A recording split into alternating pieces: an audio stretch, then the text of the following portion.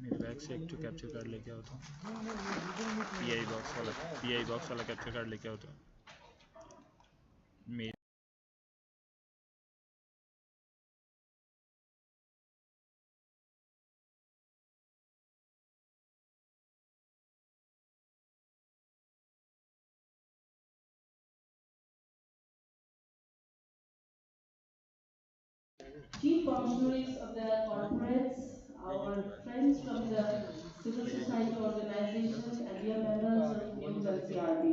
thank you for coming. As you know, the event already described investing in nature, ensuring sustainability through partnerships.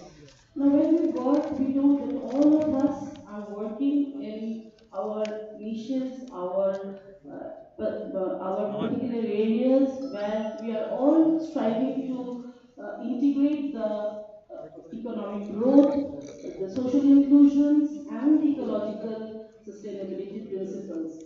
But what we find is that the crisis that we are faced, as was described by Suprajit, that the खोलने लगाने से pollution, चल waste, audio आ जाएगा the speaker biodiversity करे loss, the climate change, it's really करे distressing us. The meeting planet, का the camera future बंद नहीं करके generations, रखा our resources are depleting. जैसे Now, क्या what we have इसको भी ले लो learned फ्रेम over में the centre years that frame when centre the कर history of the human इसके भी ले civilization लेना went ahead, that in all these crises there were leaders like many who had really been बंद a भी audio key आ रहा player in transforming the course, in guiding us properly to the solutions ahead, and people have, mankind has found solutions मैंने to Google Meet that check नहीं mistake. किया है Meet का But code the दीजिए time now here is where we believe that we need collective leaderships.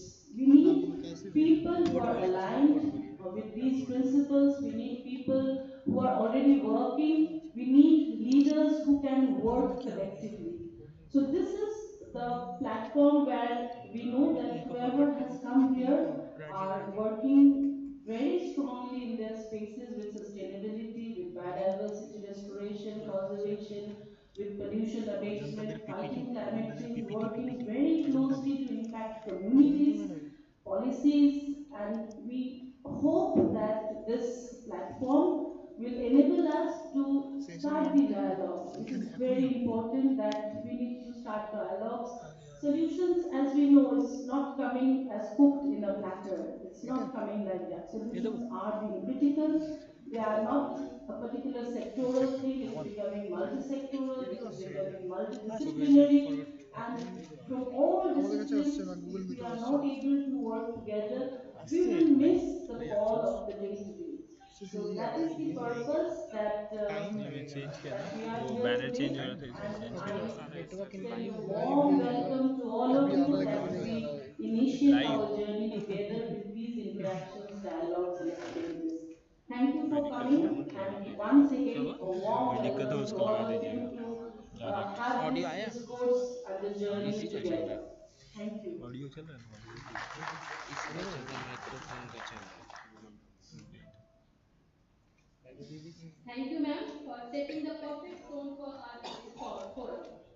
Following this, we will hear opening खोल के लगा remarks from Dr. Mira direct उसको Mishra, लगाएंगे governing body डायरेक्ट member इसको of लगाएंगे Center for Responsible ये उसको Business. Change करने With दीजिए extensive experience across India and US, she has led key social development initiatives and contributed to national standards on social accountability and good governance.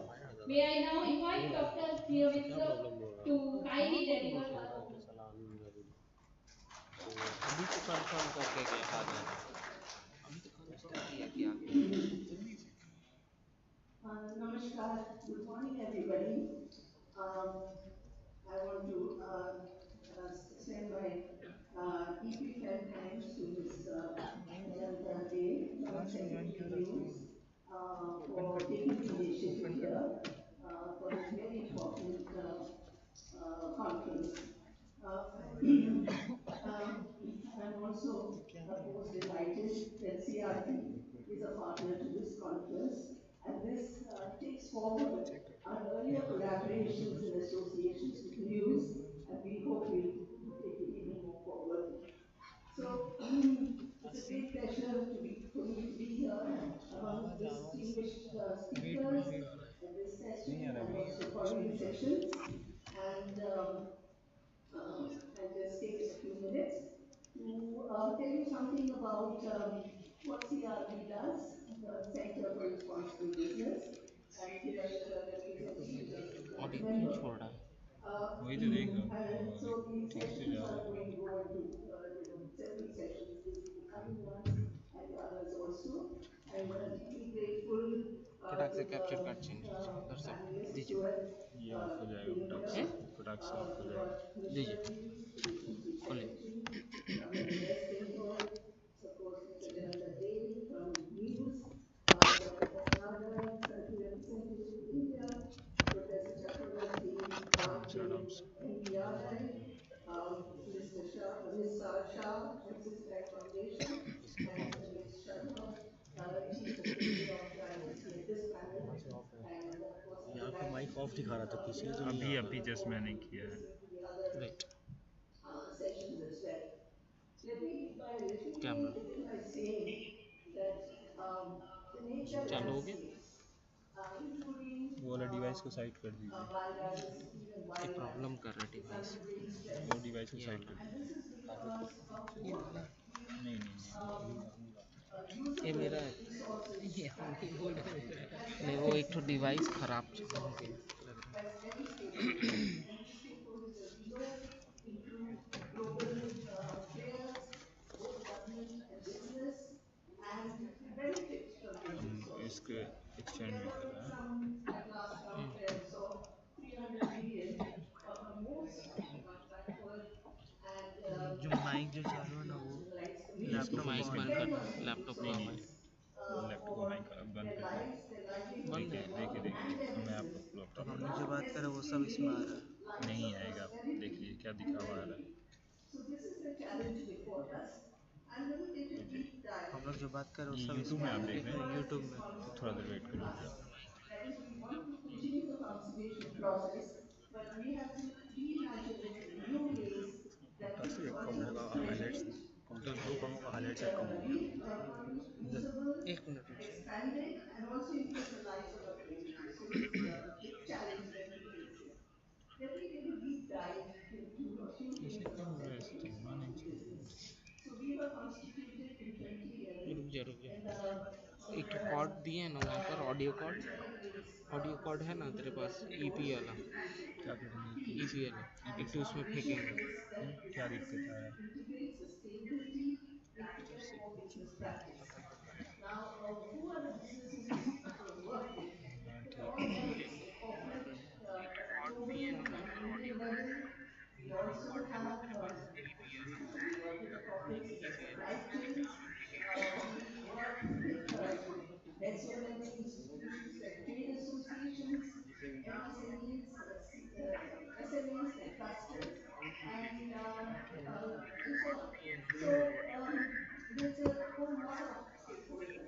And if you look at things through the SDG lens, every stakeholder is connected to other stakeholders there, and also ecosystems are connected to other ecosystems, and governance is also connected to other governments. So we cannot work in isolation. We all have to basically work together. So what is I will pick up on one of the things that CRP does. So, apart from the policy, the thematic focus of CRB, some of the thematic focus includes circularity and sustainability, supply chains, environment, and climate change.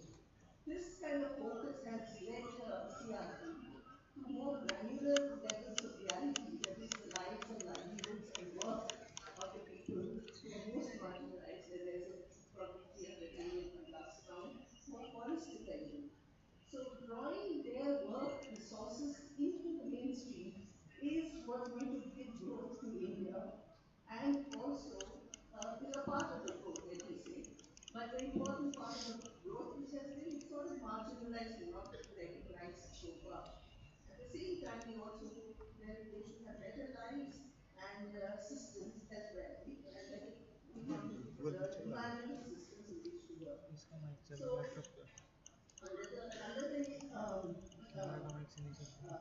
what the CRB basically does in all its work is to audio है make investable कम है कि projects. So this means that apart from हाँ ठीक है तो audio for their clients, this means that apart from action and policy research, identifying and convening diverse stakeholders, interface engaging ठीक है, with training, capacity interface building, ठीक दिख रहा है बट hand-holding, इसमें आ नहीं and रहा है। strategic advisory for interface pathways ठीक है, is the way मतलब that मेरे को they यहाँ दिखा रहा है कि यूजर work. इंटरफेस है वो। So, under preventive landscape, I'm very happy to announce here, and probably many of you already know, that CRB has a project, in a partner with News in the Indian Sundarbans.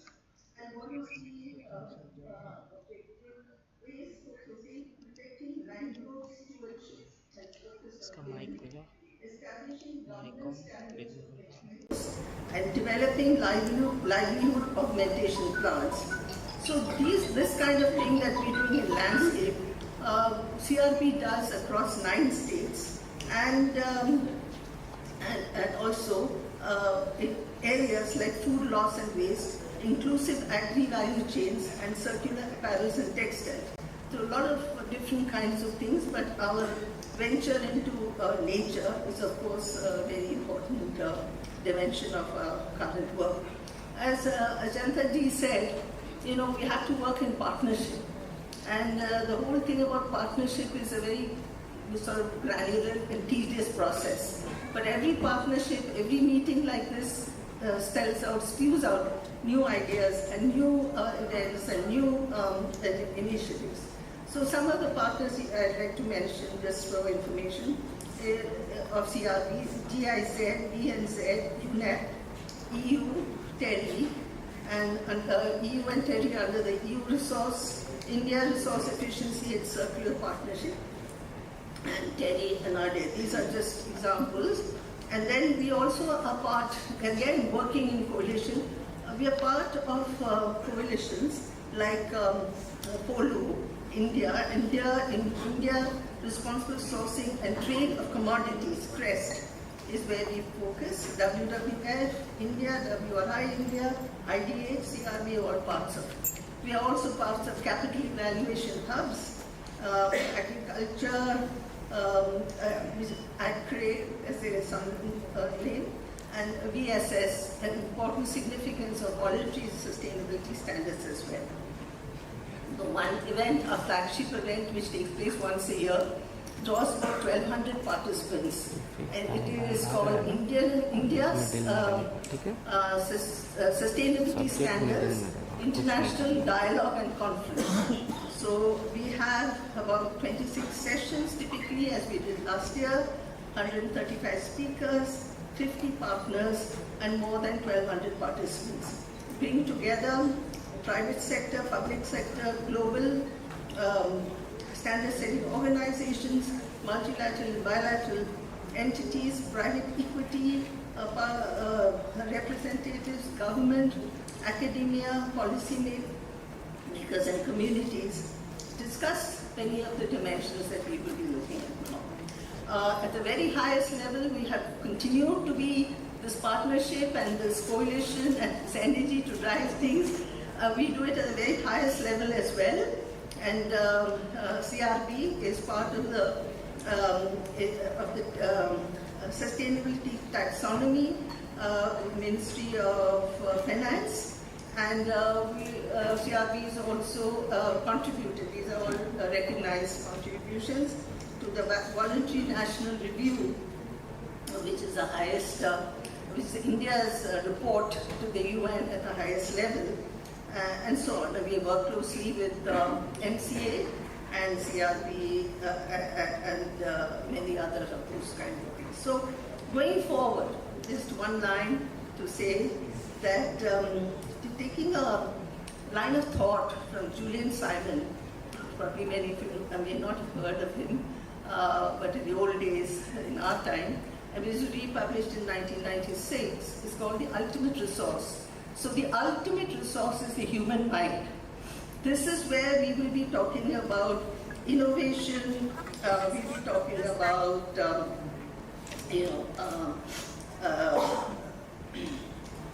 new technology, policy shift, entrepreneurs of bringing in resources, convergence, and many other things. But in the end, as I completely agree with Ajanta ji, it's leadership which matters.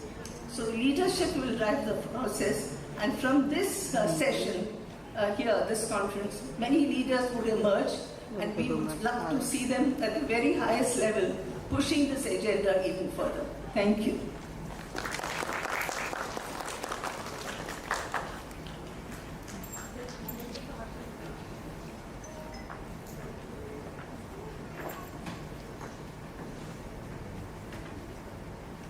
Thank you, ma'am. Now we move forward with the formal inauguration. The ceremonial watering of the Sundari plant, the icon of Sundarban, and a symbol of growth, resilience, and our shared commitment to nurturing nature and sustainable futures. So we welcome our eminent guests, Mr. Prabhat Kumar Mishra, Additional Chief Secretary of the Finance Department, Government of West Bengal, Mr. Bishwajit Rai Chaudhary, Secretary News, Mr. Shubhashish Basu, Honorable Governing Body Member, News, Dr. Pradeep Vyas, Honorable Advisory Board Member, News, Mr. Dr. Dipankar Shaha, Honorable Advisor, News, and former Chief Scientist, ICAR, Dr. Ramesh Mittal, Senior Advisor, CRB, and Mr. Rijit Sengupta, Chief Executive Officer, Center for Responsible Business, Mr. Pawan Karyan, IAS, Department of Finance, Mr. P. Kamalakant, Additional Principal Chief Conservator of Forest, West Bengal, and Ms. Ajanta De and Dr. Meera Mitra. Please, for the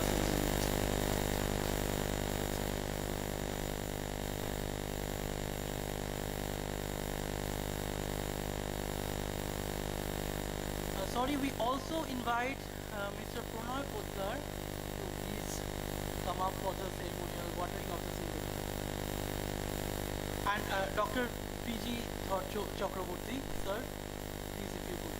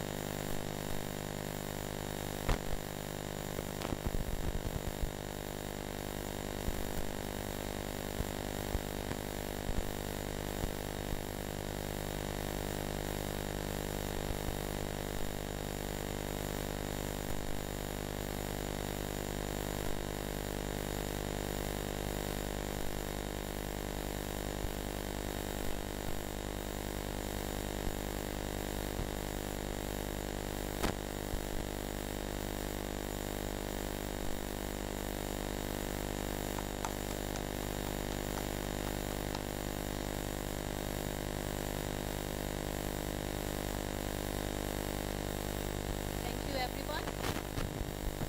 Now we are delighted to present our special address by our guest of honor, Dr. Amit Mitra. Chief guest, Dr. Amit Mitra, who joins us virtually through video message. Dr. Amit Mitra, Principal Chief Advisor to the Chief Minister of West Bengal and Finance Department, holding the esteemed rank of Cabinet Minister, is our chief guest today.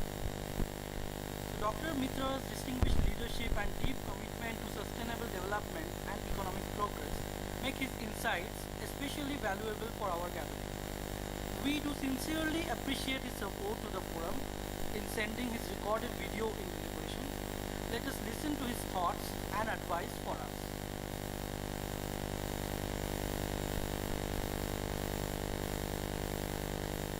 Members of this amazing conference, and it's my pleasure to be with you. Welcome to all of you, very distinguished delegates, august members of this amazing conference, and it's my pleasure to be with you. And I heard the two organizers speak before me, Nature, Environment and Wildlife Society, Ms. Ajanta De, who's an iconic figure in this, and of course from Center for Responsible Business, board member.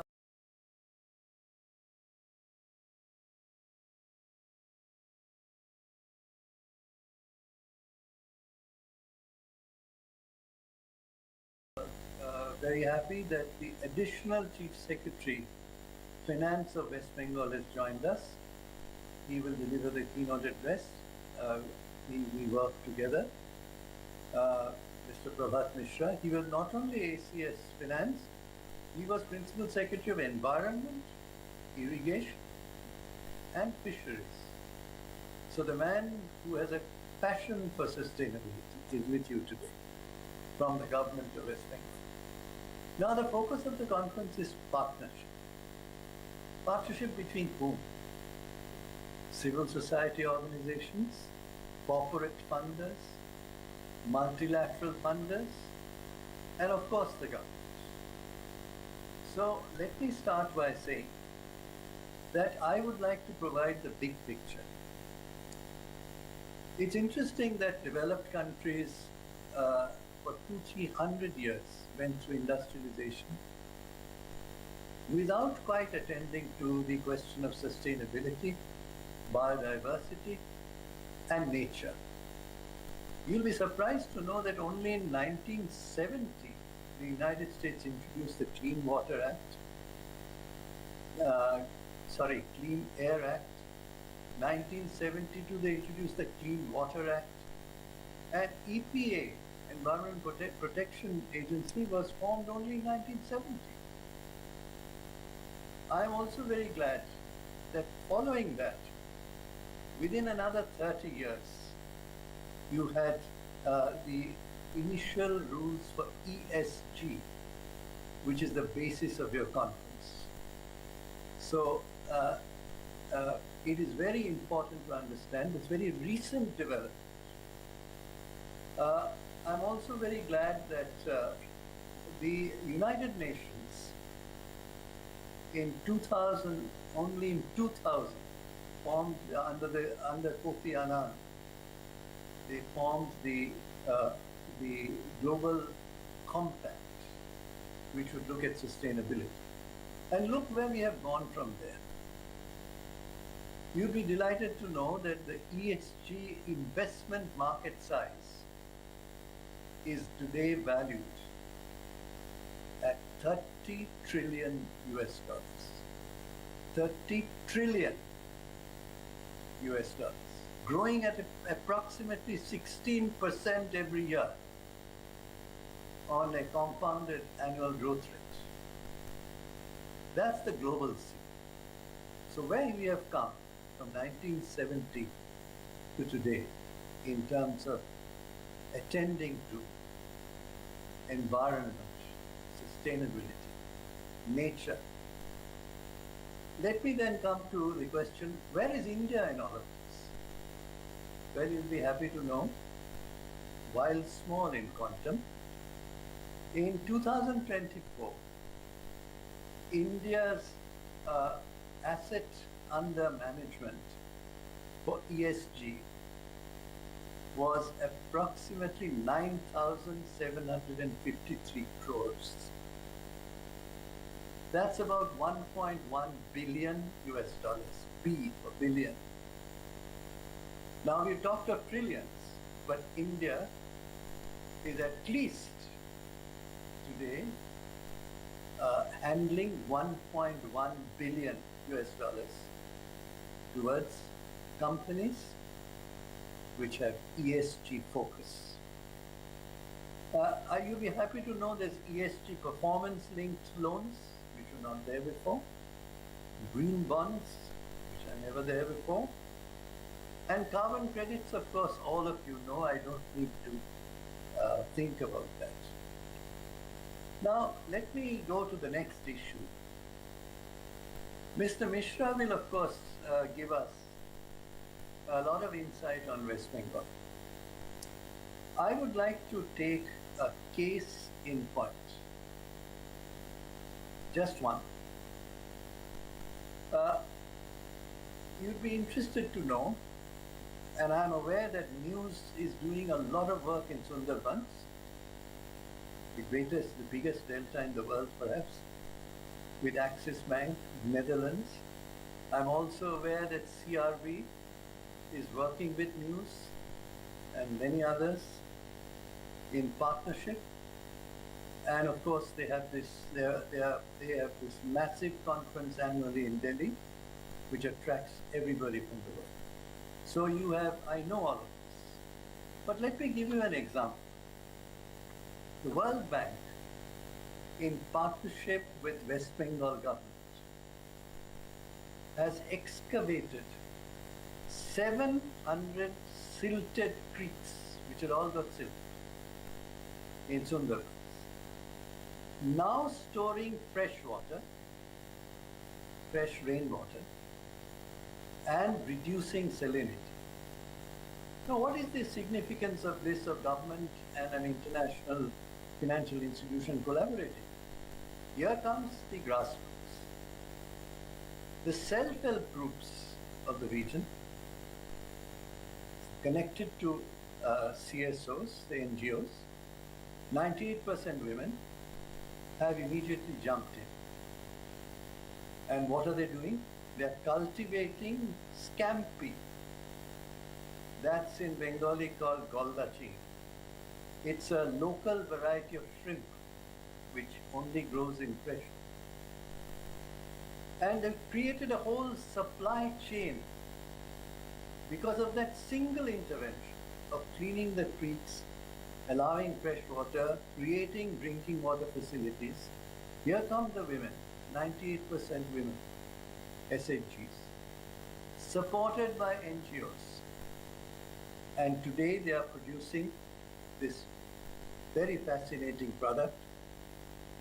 What I would appeal to you, as an example, is partnership. This is the time that corporates who are looking for ESG options, who are looking for sustainability, to come in and jump in. Join this movement. Scale this effort up and make it global. This can be exported, not only within India, but all over the world. It would have to meet sanitary and phytosanitary standards. And financial resources alone can scale this up, not only in those areas, but similar models can be implemented elsewhere. Now, you'd be interested to know that it's not only the World Bank which has helped us with this project, but ADB, JICA, AIIB, KfW from Germany, have all connected us to global best practices, along with funding at the grassroots level, which means NGOs working with the livelihood processes, income generation, and sustainable models of an amazing nature in West Bengal, which I'm sure the Additional Chief Secretary will address. Now, you may ask, what is the quantum of investment that these multilateral bodies have made in West Bengal? There's no knowledge of this. I'm happy to tell you that over the last 10 years, gross funding by these organizations I mentioned amounts to 30,000 crores investment. All of it in sustainable and natural process. Let me just stop for 1 second and ask you. Many of you have been to Germany. You've gone to the Black Forest. One topic that I did not address is biodiversity. Is there biodiversity in the Black Forest? Most of it, no. Birch trees were planted in order to draw timber, wood. It's a beautiful forest, but it's not biodiverse. But we have the opportunity with Bengal having large number of reserve forests. We have the opportunity of holding on to biodiversity, generating them, growing them in partnership with corporates, with government, and most important entity, civil society organizations. That's the real challenge. I would end by saying, yes, it's a small effort. Even the trillions that I mentioned, compared to the global investment in everything, is small. But the effort has started. Conference like this is where you meet each other.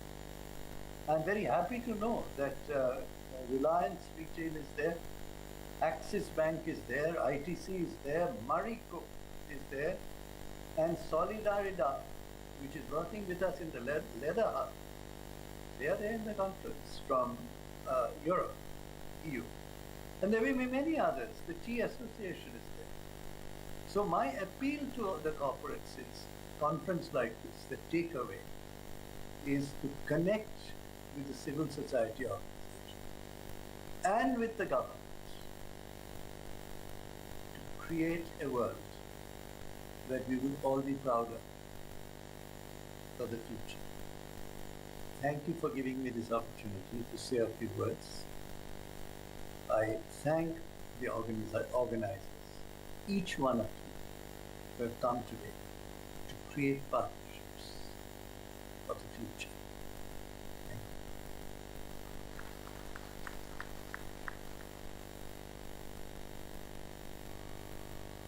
We sincerely appreciate his support to the forum and sending very informative video message. Now we move on to keynote address. We are privileged to have with us today Mr. Prabhat Mishra, IAS, Additional Chief Secretary of Finance Department, Government of West Bengal, as our guest of honor. Mr. Mishra has led impactful work in climate resilience, sustainable development, and e-governance, holding key positions at both the state and central levels. His initiative in the Sundarban and drought-prone areas of West Bengal have become strong examples of how nature-based and community-led approaches can bring lasting change. With his extensive experience, Mr. Mishra brings invaluable perspectives to today's discussion. Please join us in welcoming Mr. Prabhat Mishra to deliver the keynote address.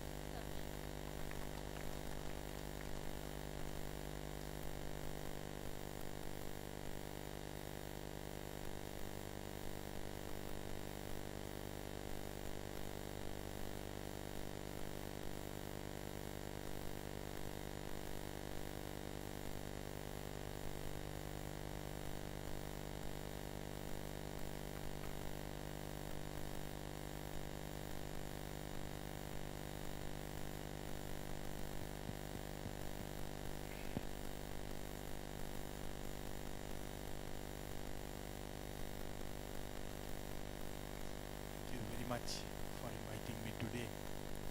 It's an excellent opportunity for all of us to join hands and start this auspicious journey. Really very grateful. Today I will run through some slides. Basically I will try to give you a synopsis of how we have been trying to have this partnership to promote sustainability in West Bengal.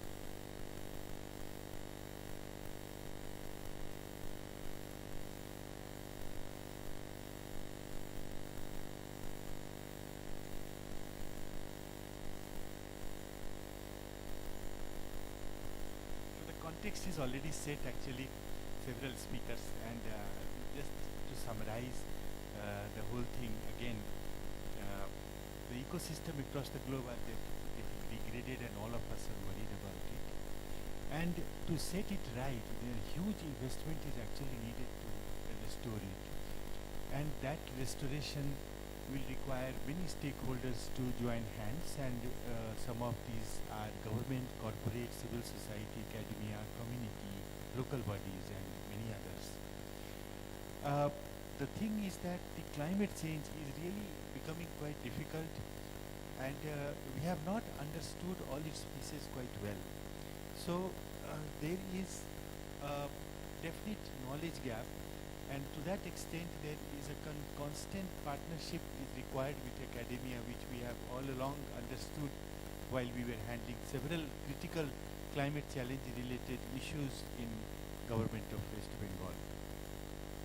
And there is of course a need for a holistic approach. If we try to just address water in isolation, if we try to address just carbon in isolation, it doesn't really work.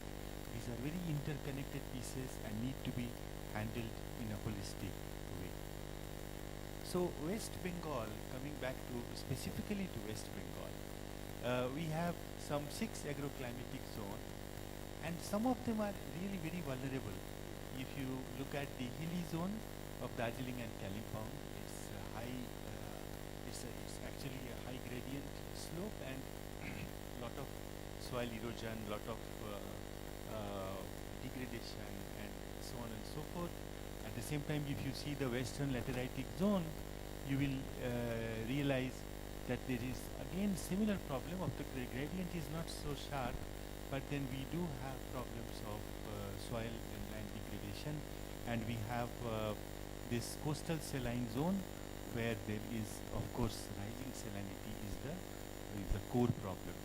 So I will pick up three of them, all three of them, and what we have done, and try to put up some models of partnerships through which we have tried to address the degradation that is happening in these 3 vulnerable agroclimatic zones, and share some of the insights.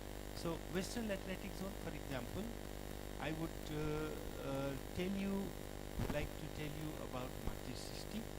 Mati Srishti in Bengali, actually if I translate it, it is actually Anurvar Matite Praner Sanchar. I mean, that is the best translation that I have ever heard about this Mati Srishti. It was described like this by our Honorable Chief Minister in one of the meetings, and I noted it down. Basically, the land is getting degraded, high surface runoff, it takes water with the surface, the soil along, and then there is a whole lot of problems. So this is a drought prone area with lot of fallow land. So the idea is to generate sustainable livelihood in Paschimachal. Paschimachal is basically the 6th lateritic district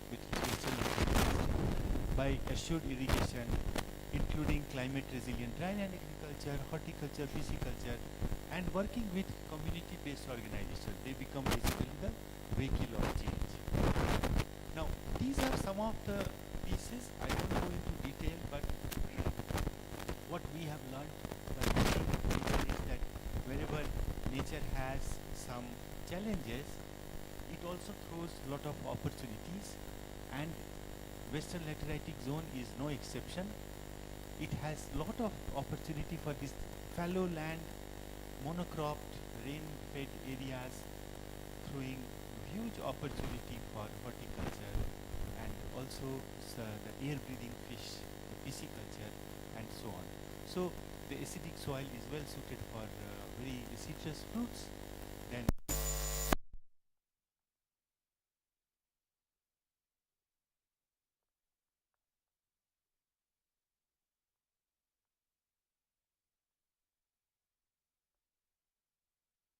so Mati Srishti on these principles was launched in 2020. Basically what happens is Mati Srishti, we pick up a chunk of land, let's say 5 acre or 10 acre, then we identify the owners of the land, and they are grouped together, registered in the Registration of Societies Act, and there is a bank account. They basically then work together. There are no contractors. All the interventions are implemented through these community-based organization. So it's a very sustainable kind of a solution. If you see these are some of the numbers. Some 42,000 acre microplan was done, and some 12,000 acre plantation has been completed. Various plant species, again, in close coordination and in consultation with community. And of course, there has been a lot of convergence of fund. World Bank fund was there, then there is a pit cutting Narega fund. The saplings are provided by departments. And in the process, there is intercropping and self-help groups, because as you know, the fruit plants, it takes around 3 to 4 years. So by that time, there can be intercropping. So self-help groups have been there. And this was one of the few, interventions which really brought hope to people during the time of COVID, where nothing was happening, and it was a very difficult time for all of us. This is the partnership, framework that you can see. There is a state level implementation committee chaired by the chief secretary. Then there is a district level implementation committee chaired by the district magistrate. And the core, the clientele is the farmers group, as I mentioned, the owners of that land. Funding from World Bank, Narega also. NGO is bridging the last mile and also brings a lot of technical inputs to the whole system. Actually, that is in governance, as you know, when we go down, then finally the last mile, it's difficult to connect. If you see, one fishery extension officer is for one block. One block population means 2.5 lakh. So one person for 2.5, it's difficult to really reach out to people and connect. So NGOs which have been working in those areas have been handpicked, and these NGOs are already connected to people. They have been working there for 10 years, 12 years, 15 years. And when we get connected to the NGOs, we immediately get connected to the entire population. So that is the, just leapfrog the whole process. And that is the value add that is brought in by NGOs. And NGOs have also brought some of the most sustainable options that they have tried over the years, what has worked, what has not worked, what has failed, what has succeeded. A lot of repository of knowledge that we get, that also we have got. And of course, there are a whole lot of technical inputs by the line departments in the government. And these are some of the finer details about the institution arrangement and the state level committee. As you can see, there are all the technical officials are actually the members. And this is how the farmers are grouped together. And this is like a pyramid structure. Like the lowest level, the farmers are the growers, and then they are clustered together. Farmers groups are formed, and fishery groups, fishery interest groups, and then finally the idea is to group them in the farmers producers organizations.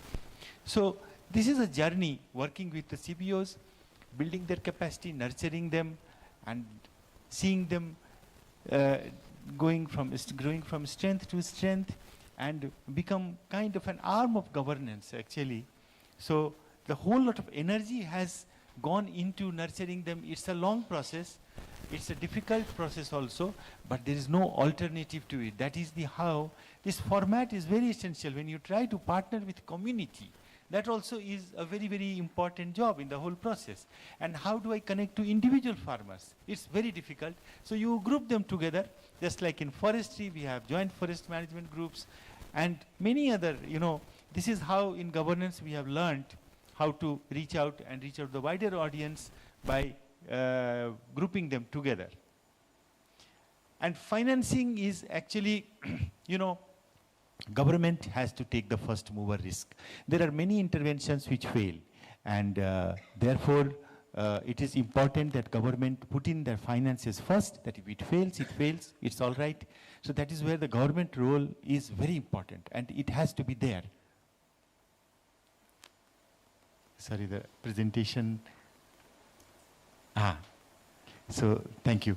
So this is how, and the idea is that you help them do it the first time, and then whatever surplus they get, or they are able to earn, that is plowed back into their field. So we move from spot to spot, site to site, and that is how, we try to reach out to a wider, with a limited resource, we reach out to wider people.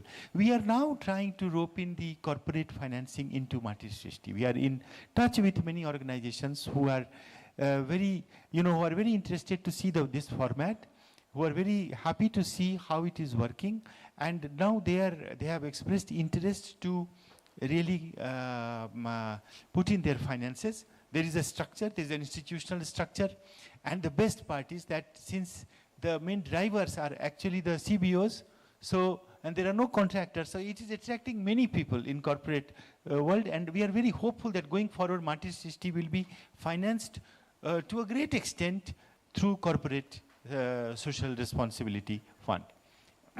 And these are some of the photographs. As you can see, there is a whole lot of intercropping going on, while there are these fruit trees in between. And the micro irrigation structure, some ponds are there, so there are some air breathing, and we could try also this freshwater giant prawns that Golda Chingri that sir was talking about. It has happened in Paschim Mednipur, in addition to Sundarbans, which sir mentioned. So this is how it works. We did a lot of this watermelon, other things, and watermelon were actually exported to Bangladesh during the Ramzan time. As you can see, very, very tasty, very, very good quality this thing.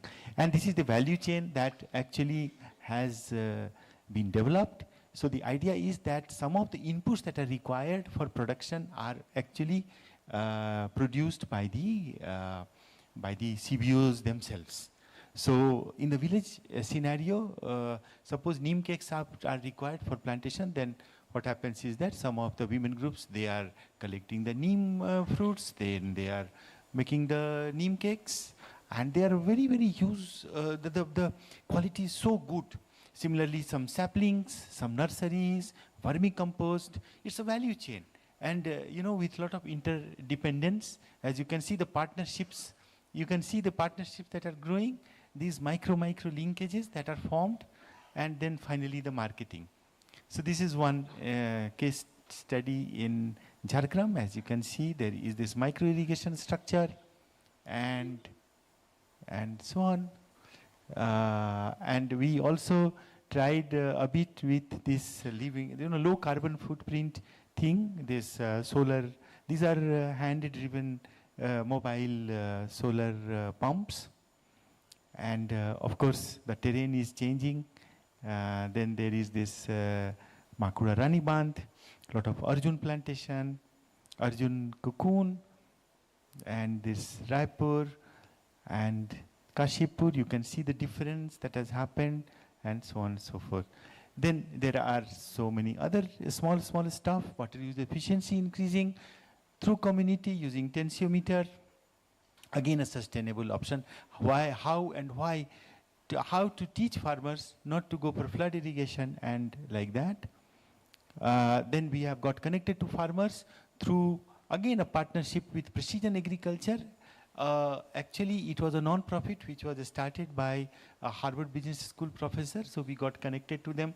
And now more than 1 lakh of farmers are actually registered under this Krishi Katha, this voice IVR-based system, where we can pass on the climate resilient messages to farmers, and they can ask questions, and within 48 hours the questions are answered.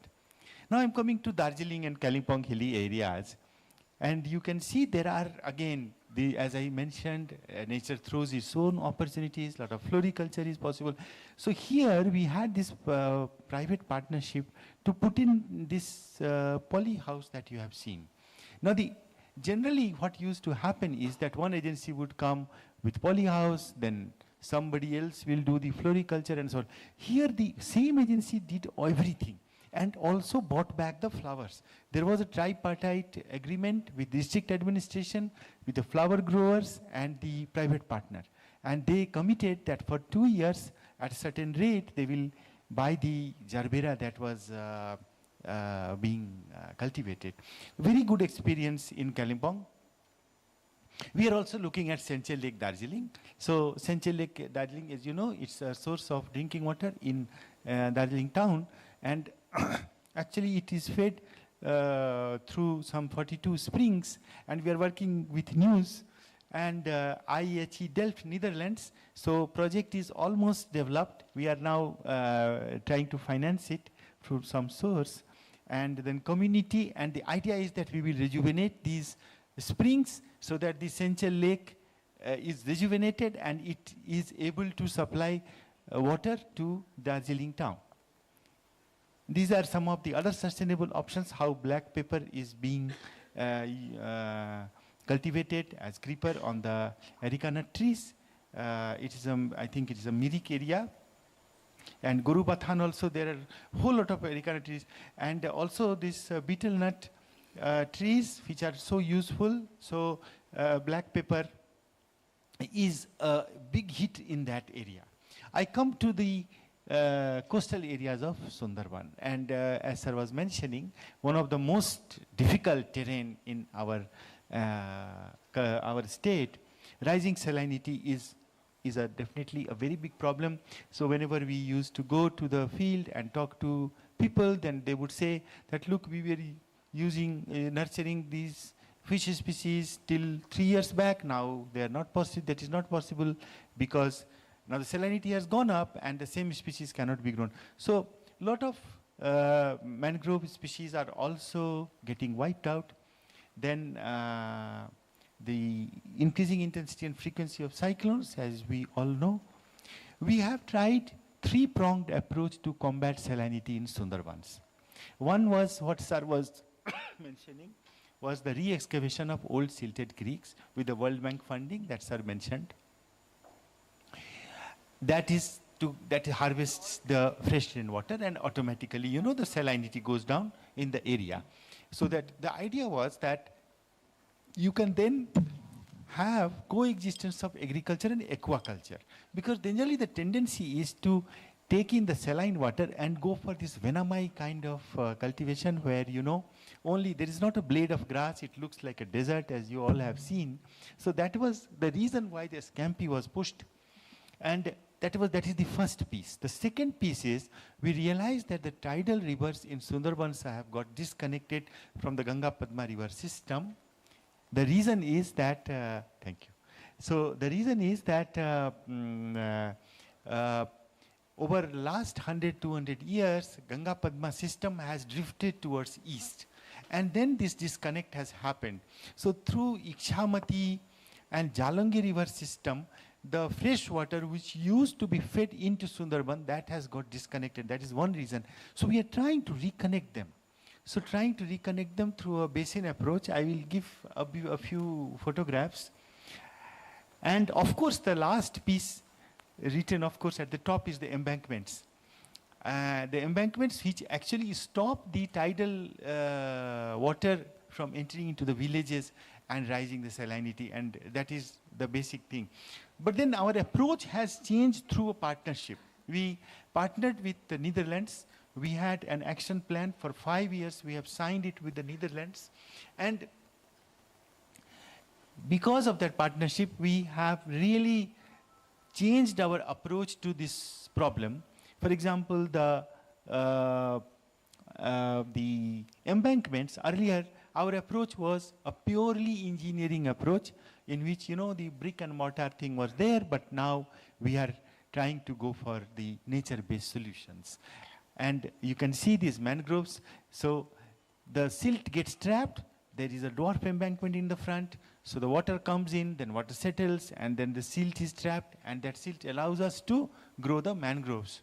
So this is a very, very important shift that has taken place about not only creating embankments, but also protecting the foreshore of the embankment. And that is how the embankments are. So this is a very major shift that has happened through this partnership, which we learned and our interactions and other these things. So you can see a very healthy mangrove plantation in front of this embankment, which in Yash cyclone, this didn't actually break, because of the presence of the mangroves. This is the Kumirmari Island. Again, you can see we are working very intensively. News is working there quite a lot. We are working together actually. So there are several creeks which we are trying to excavate. Then, you know, there are those, you know, at the fringe you can see those blue things. That is actually some ponds, and generally the practice is to go for some of these shrimp farming. So I'm sure Ajanta will present sometime. We learnt it from them actually, this integrated mangrove cum shrimp farming. So that is the plan to really drive that in. That is another sustainable option. So this is something very important. Now, if you have seen the budget that was presented this year, in February 2025, the government has presented this idea of Nodi Bandhan, which is actually a commitment of the government to adopt the sustainable solutions in water sector. It is a river basin approach, how the restoration between tributaries of the river and the river which have got disconnected, restoration linkages of rivers with wetlands. So this is a concept which has now taken deep roots in the government thinking. It's in its paradigm of development. If you see this, the Hooghly River is towards the left, and you have this Mathura Bill and several other bills which feed into this river. And finally, you know, this Mathura Bill feeds into the Ikshamati River, which feeds into Sundarban, bringing down the salinity. So Mathura Bill was in terrible stress. It was really in a very pathetic condition. So we took up this rejuvenation of Mathura Bill. It actually absorbs the storm water, discharge of the catchment area, and it has a linkage with Yamuna, which is actually getting disrupted, had got disrupted. So desiltation taken up over 2.8 square kilometer with 5 meter of depth. Around 20 million cubic feet of earth cutting will happen. Almost 50 lakh cubic feet already happened, 5 million. It's a zero cost model, and that is where again the partnership comes. We partnered with the brick owner, Brickfield, sorry, there's some spelling mistakes. So Brickfield owner associations, and they actually needed this earth material, and we had it in Mathura Bill. So it is a very good partnership in a very sustainable, in a transparent way. It is happening. It's a very good thing, and a lot of water will come. There is a fisherman group. There is now tourism piece is coming in. Some investor may come. So this whole landscape is changing. Right side, it was such a pathetic condition. Now it is getting rejuvenated. So we have done a lot of in-house GIS-based tools for inclusive planning to understand, you know, this is a watershed-based plan, how the watershed is delineated. We have developed these systems, and also developed how to identify the catchment area, command area, through satellite imageries and so on and so forth, so that, you know, when we go to community, we have the backup of these technical platforms as a very good decision support system. Now this platform, I would say this is a CSR platform which has been launched by the finance department, where corporates can partner with us. And actually these are some of the finer details. If you see, we did receive a lot of corporate social funds. It has been increasing, but now we have institutionalized it. We now want to intensively interact with corporate sector and kind of steer it towards sustainable options, nature-based solutions, and so on. So that piece, through this dialogue and through this more and more interaction, we hope to build it and strengthen it further. So these are some of my final thoughts, that the restoration of ecosystem is actually a complex thing, multiple linkages which are not always visible. That is one of the most strong reasons as to why there has to be a partnership, especially with academia, because we need to understand the problem, how it works. We cannot handle it in isolation, because it will not work. Then community has to be all along be a partner in the process, because their need needs to be addressed, and we have to put in some more instruments so that community gets incentivized in the process, like carbon credit and so on, which gives additional revenue stream to community, and they feel more incentivized to take it. Government will need to take first mover risk. That is for sure, at least when a concept is being proven. So proof of concept has to come from government. That there is no doubt about it, and that is the responsibility that government has to play, because technically correct solutions have to be brought in, and then finances have to be weaved so that we prove a concept, and then of course it can be scaled up to various sources of financing. That is perfectly fine. And then of course we also need to build an ecosystem which will facilitate participation by the corporate, so in a blended finance and so on and so forth. I am sure there are other sessions where this will be discussed in more detail. So I think this was my last slide. So thank you very much for for giving me time and giving me the session. Thank you, sir.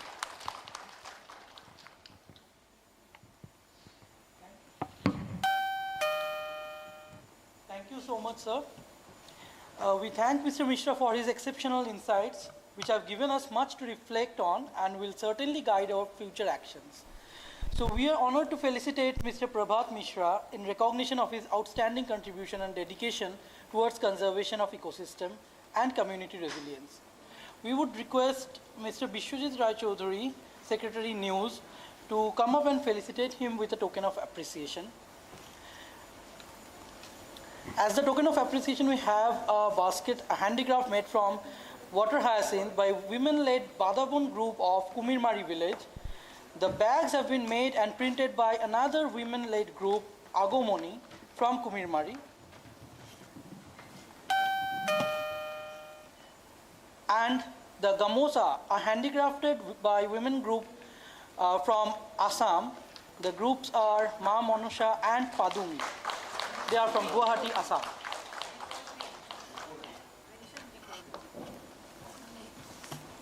So the groups are from Diporville in Assam, where we have a ongoing project going on.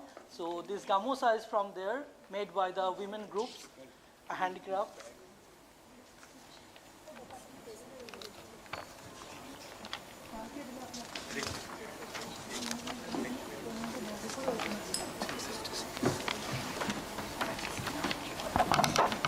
Hello.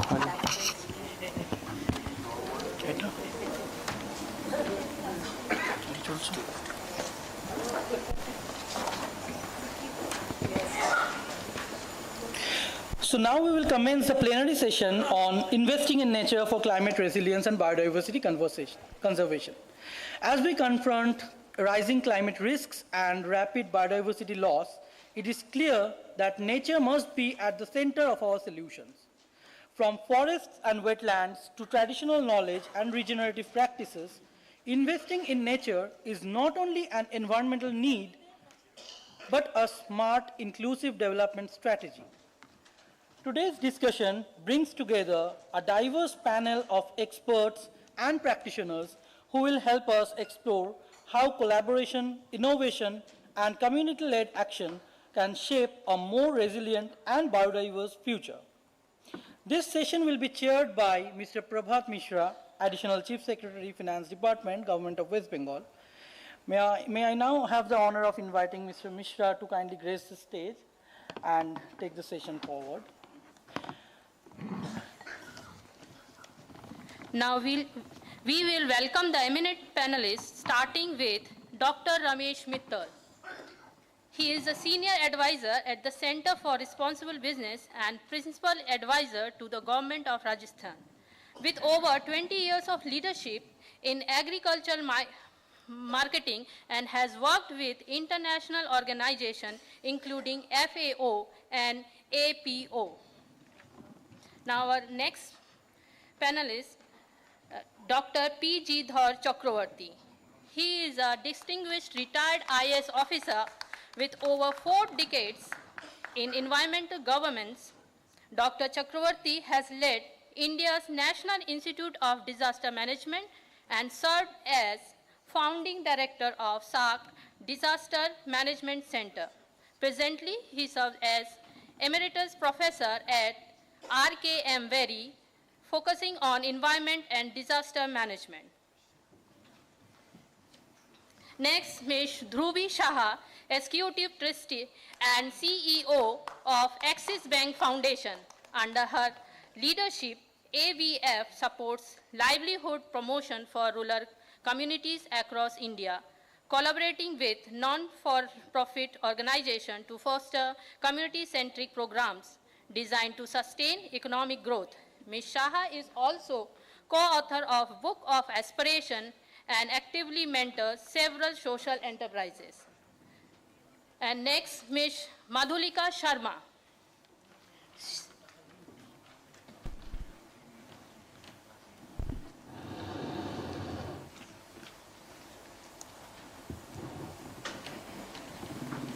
Ms. Madhulika Sharma, Chief Sustainability Officer at ITC, with over 32 years of experience, including 29 years at Tata Steel. She drives sustainability transformation across business operation, from climate action to supply chain innovation. Our next panelist is Mr. Pranay Poddar. He is the Honorary Consul of Kenya in Kolkata, an accomplished business leader. As Director of Gyaman Chemical India and President of India-Bangladesh Chamber of Commerce and Industry, he brings extensive experience in international trade and cross-border collaboration.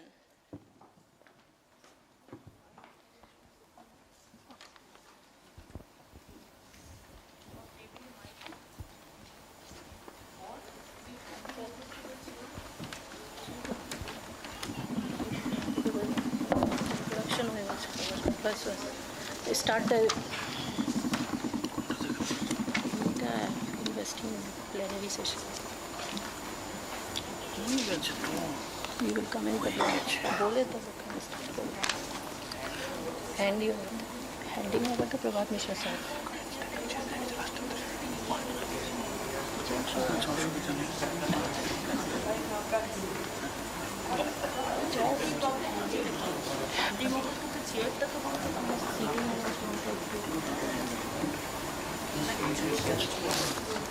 So we now hand over the mic to Mr. Prabhat Kumar Mishra to carry on the session forward. Thank you, sir. So good morning, everybody. It's really a great opportunity for all of us to put our minds together and take it forward. So basically, this panel discussion is on investing in nature, ensuring sustainability through partnerships. And we have a very, eminent set of members are here. The eminent panelists are here who would really enlighten us through their long experience. We would be looking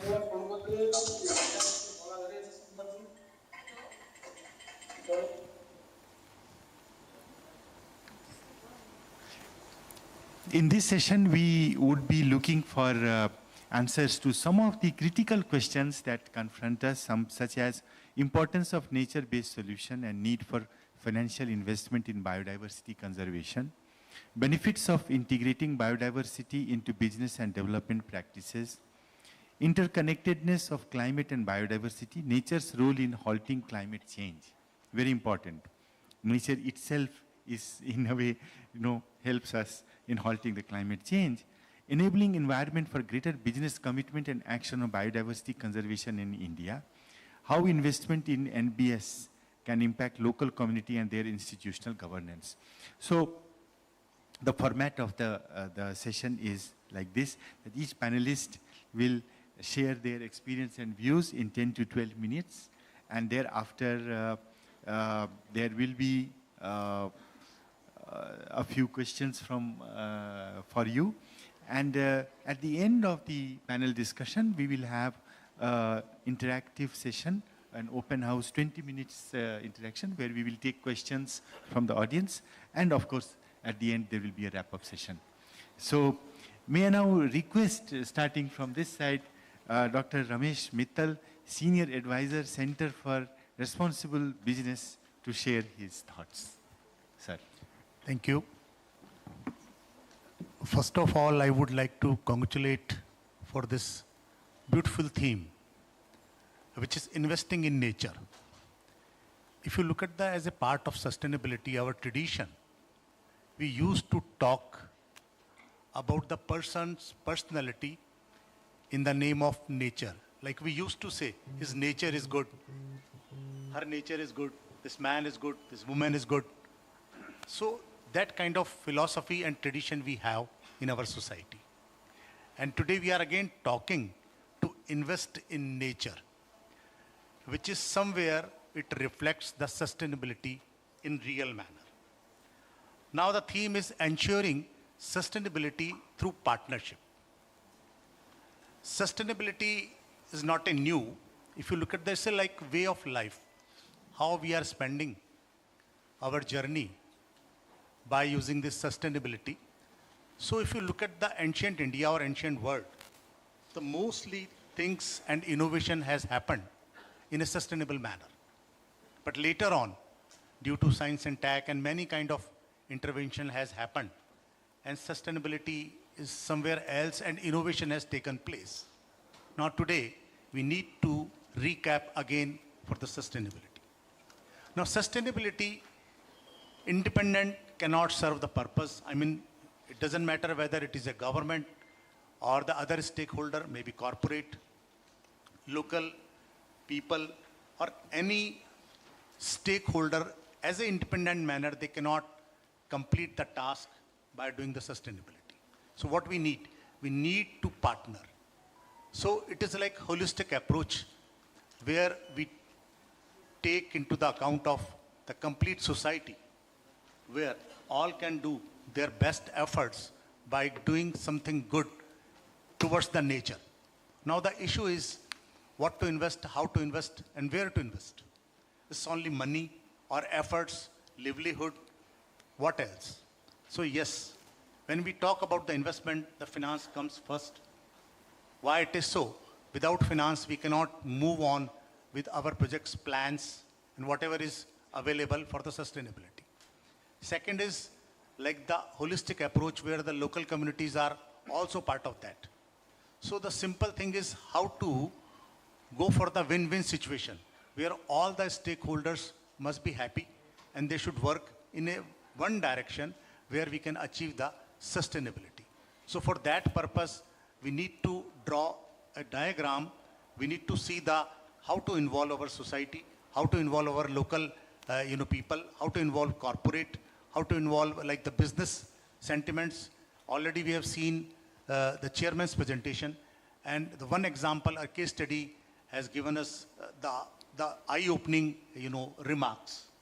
And same kind of many case studies has been done by many corporates, and even this SDG goals as well as this ESG, both are in limelight. And so I'm saying, it's like very happy moment. CB has also listed top 500 companies as a, indicate to this ESG model, how to take it forward. With these words, I would like to stop here, sir. Thank you for this giving opportunity. Okay, thank you so much, Dr. Mittal. Do you suggest some specific policy interventions from government side to scale up nature-based solutions? Right, sir. You have rightly said, and Chairman, sir, has already given in his presentation also, when you initiate something in the society, then it should come from the government side. Why it is so? The reason behind is government is the policy advocacy, policy think tank.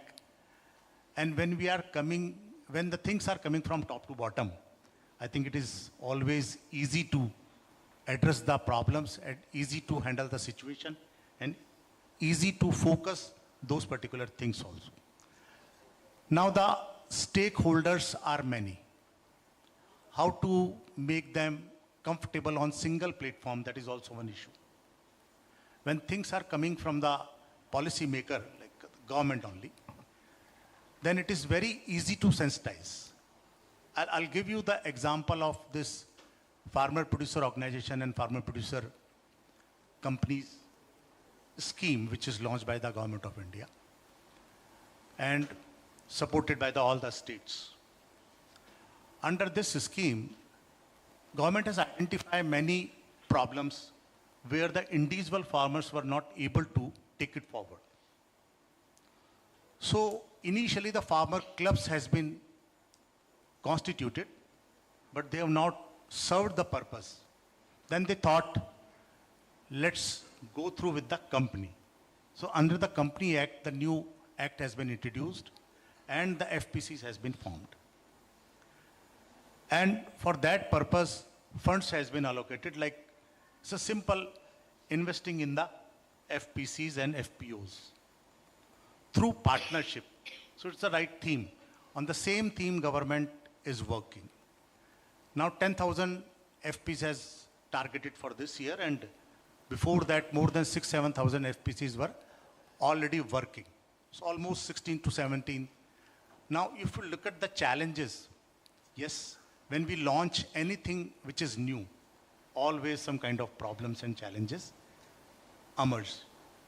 But if you look at the simultaneously, corporate has also come forward to handle this initiative. ITC, Grant Thornton, Patanjali, many more companies, even Samunati is also, they've taken place to handle this FPC concept. So if you look at the public-private partnership and many more, format, which has been initiated, but I believe it has happened because of the government has introduced the policy. Wonderful, sir. Thank you so much. And yes, government being there, then the legitimacy and it really catalyzes a lot of energy in the system. So thank you so much for sharing your thoughts. Thank you so much. Now may I move on to Professor Dr. Prabodh Chakravarti, sir. Ramakrishna Mission Vivekanand Education Research Institute, sir. Kindly share your experiences with us. So I retired from IAS about 12 years back. Last 12 years I'm mostly doing research and teaching. So I've become more like a professor. So people have forgotten me as a civil servant. And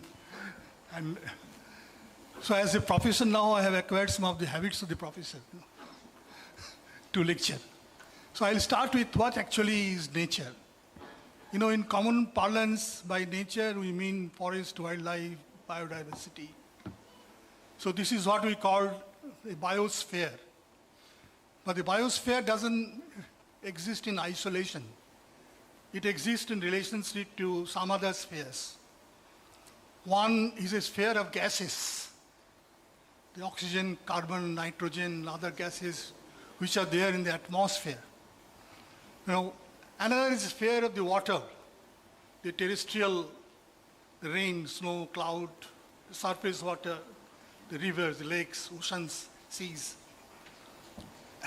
And the third is the lithosphere, the soil, the mineral, which is the solid.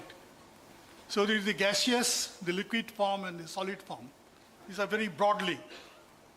And the biosphere, they interact with all the three spheres, other spheres. What we call the biotic sphere, in a symbiotic relationship with the abiotic spheres. And that's what the life grows. And in this, the entire relationship, what we call the ecosystem. The ecosystem, it provides a lot of services, free of charge. One is the life-supporting services, the oxygen, the water. We survive at that, and we have not estimated that, the value of that. It cannot be estimated. One is the services, which is, recreational service, aesthetic service, spiritual service, the nature provides. That's also immense. But the more important is the productive services of the nature. Because whatever you produce, whether agriculture or industry or services, The entire productive system is coming from the nature. We are drawing from the nature to produce. And the scientists have estimated, economists have estimated, what is the nature is contributing to the GDP, global GDP. The global GDP right now is about 110, 11 trillion dollars. USA produces the maximum 30, China 19, India, we are close to $4 billion. Next to Germany, and we will also be now another 2 years will be taking over Germany. And out of these $111 trillion of GDP, global GDP, nature contributes about 55%. About 55% of the world economy is contributed by the nature. So that is what we are producing. But what actually we are doing with the nature? We are talking of all these spheres, and from the biosphere, there is one species from the biosphere, what you call as the Homo sapiens. We, the human beings, we are also part of the biosphere. And we are different from other species because we have the intelligence, creative intelligence, we have the brain. And through our intelligence, we have exploited nature. We have exploited all these spheres of the nature. We have created a human civilization. We created a new sphere, what we call anthroposphere, the sphere of the human beings. And through our exploitation of nature, we have polluted all these spheres. We have polluted the atmosphere by the greenhouse gas emissions, etc., climate change, global warming. We have polluted the hydrosphere. We have polluted all the rivers, oceans, etc., ocean acidification, etc. We have polluted the lithosphere also, the soil, all we have with the, nitrogen, chemical fertilizers, pesticides, etc.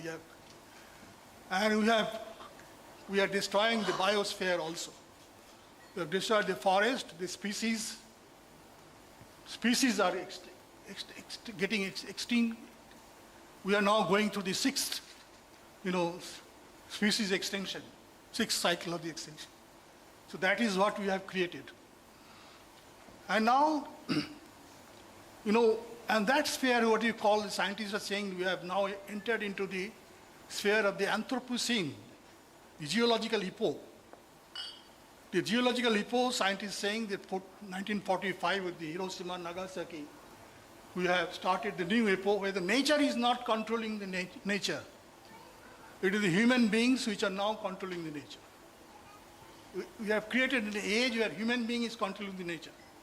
And by creating this, we have now reached a stage where the very survival of the species, nature is in danger. Climate change, you're dangerously close to 1.5 degree centigrade rise in temperature compared to the industrial age, and close to 2 degrees centigrade, another few years probably, there will be large-scale extinctions of the species. Ocean acidification taking place. There is a theory, as some of you must be knowing, how dangerously we are closing this, the global limits. Huh? Yeah. What we call the planetary boundaries. They say there are 9 planetary boundaries and there are safe limits. We have, out of the 9 boundaries, 6 boundaries we have crossed the safe limit. One boundary is climate atmospheric carbon concentration, where the safe limit is 350 particles per million, and we are now about 425 particles per million. Safe limit of the habitable land which for agriculture and grazing, safe limit is 15%, and we are now 45%. Fresh water, charge, that forestry charge there, which is about, safe limit is about 4 million cubic meter, and we have crossed that. Biosphere integrity, about 23 species per million is getting extinct every year. safe limit is about 10. And biogas chemical changes, the nitrogen and the phosphate cycle, also we have crossed that limit. And novel entities, certain dangerous chemicals like POPs, persistent organic materials, etc., which are coming into this, and these novel entities are creating this thing. Now the three spheres where we are little safe, one is the ozone layer where we have achieved some kind of success, and on the ocean acidification, because that is also taking place, but we don't have enough data on ocean and the aerosol load in the atmosphere. On aerosol load in the atmosphere and ocean acidification, we do not have adequate data, and that's why we are not able to calculate that. So that is what we have limit. So that's why, even Secretary General in a recent conference said that the Mother Earth is in ICU. The nature is in ICU, in a ventilator. But the good news is that we have been able to diagnose the disease, and solutions are still available if we act. And what is the solution? Solution is the second part is that. So I've talked about the nature and about the investment. So we must invest on the nature. And what is the investment required?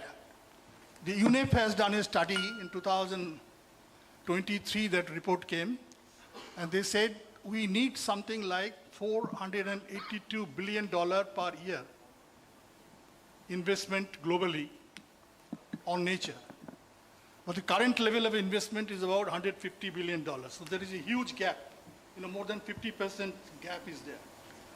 So in Indian context, we need about $13 billion annual investment per year, but we are getting investment something like $5 to $6 billion from all resources, from all sources. Now, where from the investment is coming?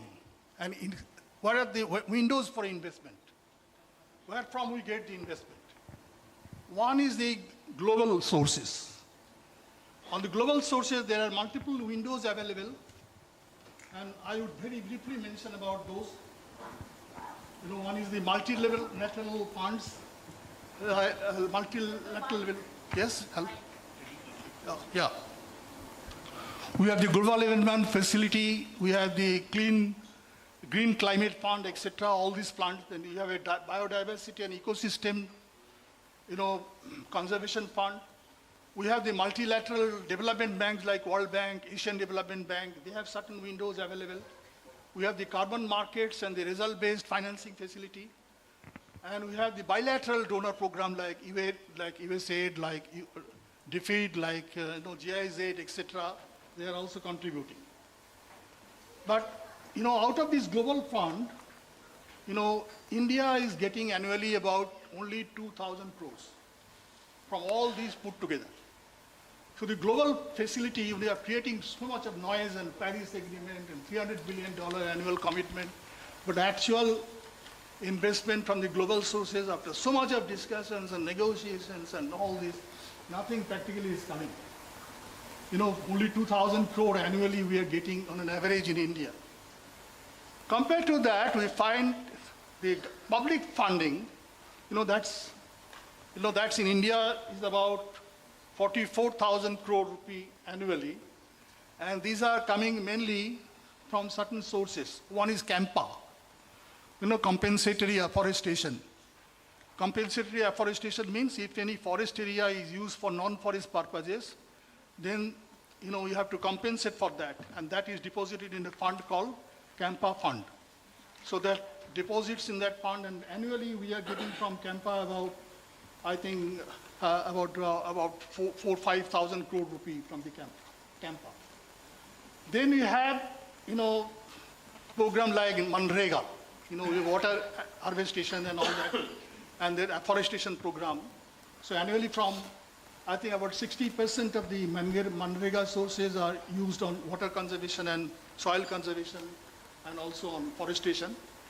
Then you have the Green India Mission, on which also not much, about I think 500 to 600 crore annually. And you have the State Forest Department for this annually, all the states put together, total investment will be 4,000 to 5,000 crore. So the public investment totally I have calculated it is about 44,000. So about 2,000 crore from global sources, 44,000 from the public sources. So that is not at all adequate. We need $13 billion annually, and hardly few thousand courses only. So actually, really, we have to look at it. The investment from the private sources, from the corporate sources, and on that there are huge possibilities, because there are direct private investment on nature. I'm not talking of forest and biodiversity only, but on nature. If you look at the water sector and the air sector, the energy sector, for example, investing on solar energy is also, I think, is a kind of an investment on nature. And on that, private sector is coming in a big way. Private investment on solar energy, renewable energy, private investment on in water sector and waste management and other sector. If you put all this together, I think cumulatively about almost 3 lakh crore investment has taken place. So annually this investment is growing. And then clean development mechanism. On the Kyoto Protocol, we created a clean development mechanism, and Indian private sector came in a big way, for clean development mechanism. And now the Kyoto window that is closed, so clean development mechanism is not possible. So, in fact, we are the global leader in CDM. Next to China, we are doing that. I got a lot of figures on that. In fact, I prepared a paper for a presentation, which I could not do it here today. Now, another sector which is coming up in a big way, that is the carbon market. Now, the carbon market scheme, Government of India have notified, they have amended the Energy Conservation Act, and that scheme has been notified by the government in 2023. And under that, a framework has been created, an institutional framework and also a financial framework for the carbon marketing. And it has been now applied in 3 sectors, and from 2026, this will be coming up in a big way. So that, I think, is an enormous opportunity for private investment, because every emission in carbon emitting industries, whether it is in the steel industry or in pharmaceutical industry or other industries, and there are about 300 different categories of industries. So the emission limits of all these industries have been done. So every industry has to limit their per unit of production, how much of carbon they can emit. That has been now being notified. So if any industry fails to put it under that limit, then industry has to, purchase the carbon. If they are able to do it, manage it within that, they will earn a credit. But if they are not, then they will have to buy the carbon from other sources. And where from the carbon credit, they will buy. They will buy it from the forestry, from agriculture and other sector. So that gets a tremendous potentiality for mangroves and other things, particularly in blue carbon in West Bengal. Blue carbon, mangrove, one single mangrove, they can sequestrate carbon 4 to 5 times than the land-based trees. And the sea grass, they can sequestrate about 10 times more than the tree. Sorry. And sea grass in India, I think that has a tremendous potentiality in the Sundarban Delta. And there are different varieties of 800 different varieties of sea grasses there. And there has not been in many research on that. There's a tremendous new area for research on that to find out where we can cultivate sea grass. Sea grass can be grown naturally, it can also be cultivated, and it can be extracted, and that can be a potential source of revenue particularly for women. Women have been trained in Odisha, Lake Chilka, now sea grass is being cultivated in a big way. That has got a huge potentiality. That's a rich source of protein. And that can get you the carbon credit, that you can sell it to the industries. Now, how this will be done? Because all these resources are not individually owned. These are common resources. Even the mangroves which are owned by the community, these are also community. So ownership status is not there. And how do we quantify how much of carbon is getting sequestered? So that analysis has to be done properly. And then how do you measure it? How do you verify it? Because you have to get a certificate for that. And the certificate mechanism also has been created under the new notification. They have created an elaborate system which is coming up. That creates a tremendous opportunity. And we in the civil society must seize this opportunity. I think there has to be some detailed discussions on that. And in the government also. Sir. Huh? Sir, and we should prepare some policy paper on that, because blue carbon, unfortunately, in the carbon credit market in India, it is anchored in the Bureau of Energy Efficiency, the Ministry of Power. And Ministry of Power now is focusing only on renewable energy, on green mobility, electric car, metro trains. On their huge investment is coming, where return from the investment also is assured. So the private sector is investing on that. Private sector is very shy on investing on forestry, on mangroves and others. So we are able to develop a system by which we can measure the carbon that is getting sequestered in a time frame, and how it can be verified, how it can be measured, how it can be quantified. So if we develop that system on which a lot of research is required, and in the next few years, I think we should focus on that. And also, project our cases before the national authorities, before there's a national level committee on that in the Ministry of Power. Yes, because, sir, environment is a kind of a marginal issue for them. So this is a huge opportunity, we must seize that. Sir, thank you so much, sir, for sharing really great ideas, sir, and in a very comprehensive way, sir. We would have listened to you for very much longer, sir, because of paucity of time, that's why. So thank you so much, sir. May I now request Ms. Dhruvi Shah from Axis Bank Foundation to share her thoughts. I think your primary focus is on financial instruments and blended finance. Or whatever you choose to. It's up to you. I mean. So how much time do I have? It's 10-12 minutes. Okay, thank you. So I represent Axis Bank Foundation, and also we are part of Axis Bank. So what we do through Axis Bank Foundation is to support rural communities improve livelihood. And when we look at livelihood, the sustainability comes from a lot of conservation-based work that happens alongside the livelihood. Just to, this whole conversation about sustainability, just want to take an example. I started working in a funding position since 2006. And first few years were trying to convince conservation organization to look at livelihood as a trigger to help communities get interested in conservation. And we had huge resistance. The next few years were spent trying to work with livelihood organizations, trying to convince them to look at conservation as a balance. So it was conservation plus, and it was livelihood plus. And I'm quite happy now that this conference is one of the space where the pluses have merged. So even if you're looking at livelihood, you have to look at conservation. If you're looking at conservation, you have to look at livelihood of people who are actually conserving or benefiting from this conservation outcomes. So it's not only investing in nature, it is also investing for nature that we need to factor in at every level of investments.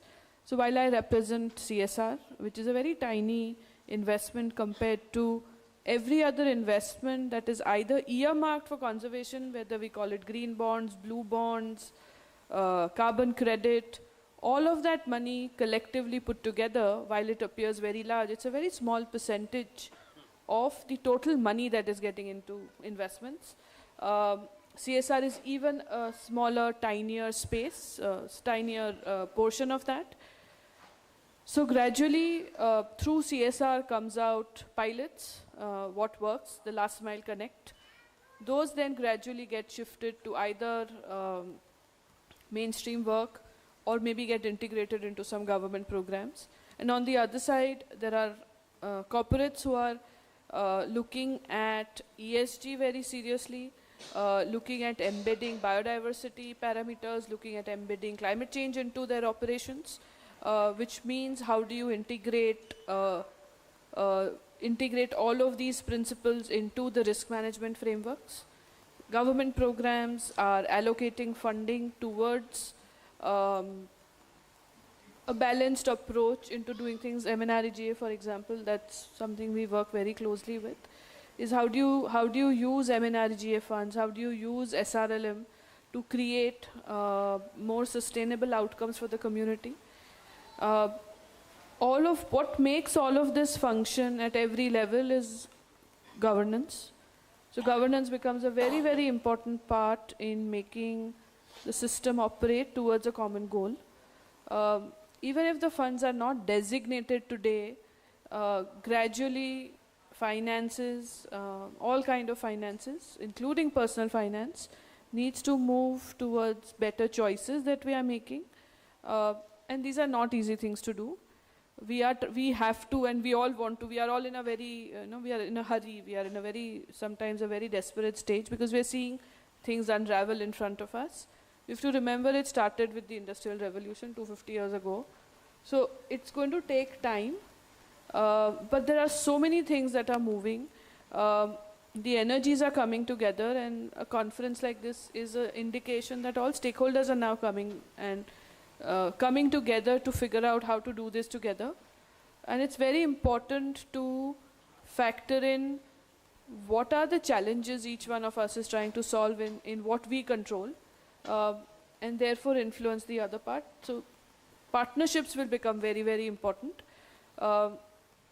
People partnership followed by funding partnerships, because it's ultimately funding in whatever form we call it. We call it philanthropic capital, we call it government funding, public funds, private funds.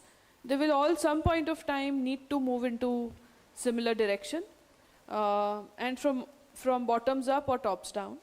There are brilliant frameworks that are coming up globally, and increasingly they will come to India. As being part of a bank, we know how seriously we are looking at embedding climate risk into every other possible framework, and it is not easy because our economic systems are designed in a certain way, right? Now, any change we do is going to impact people on the ground, right?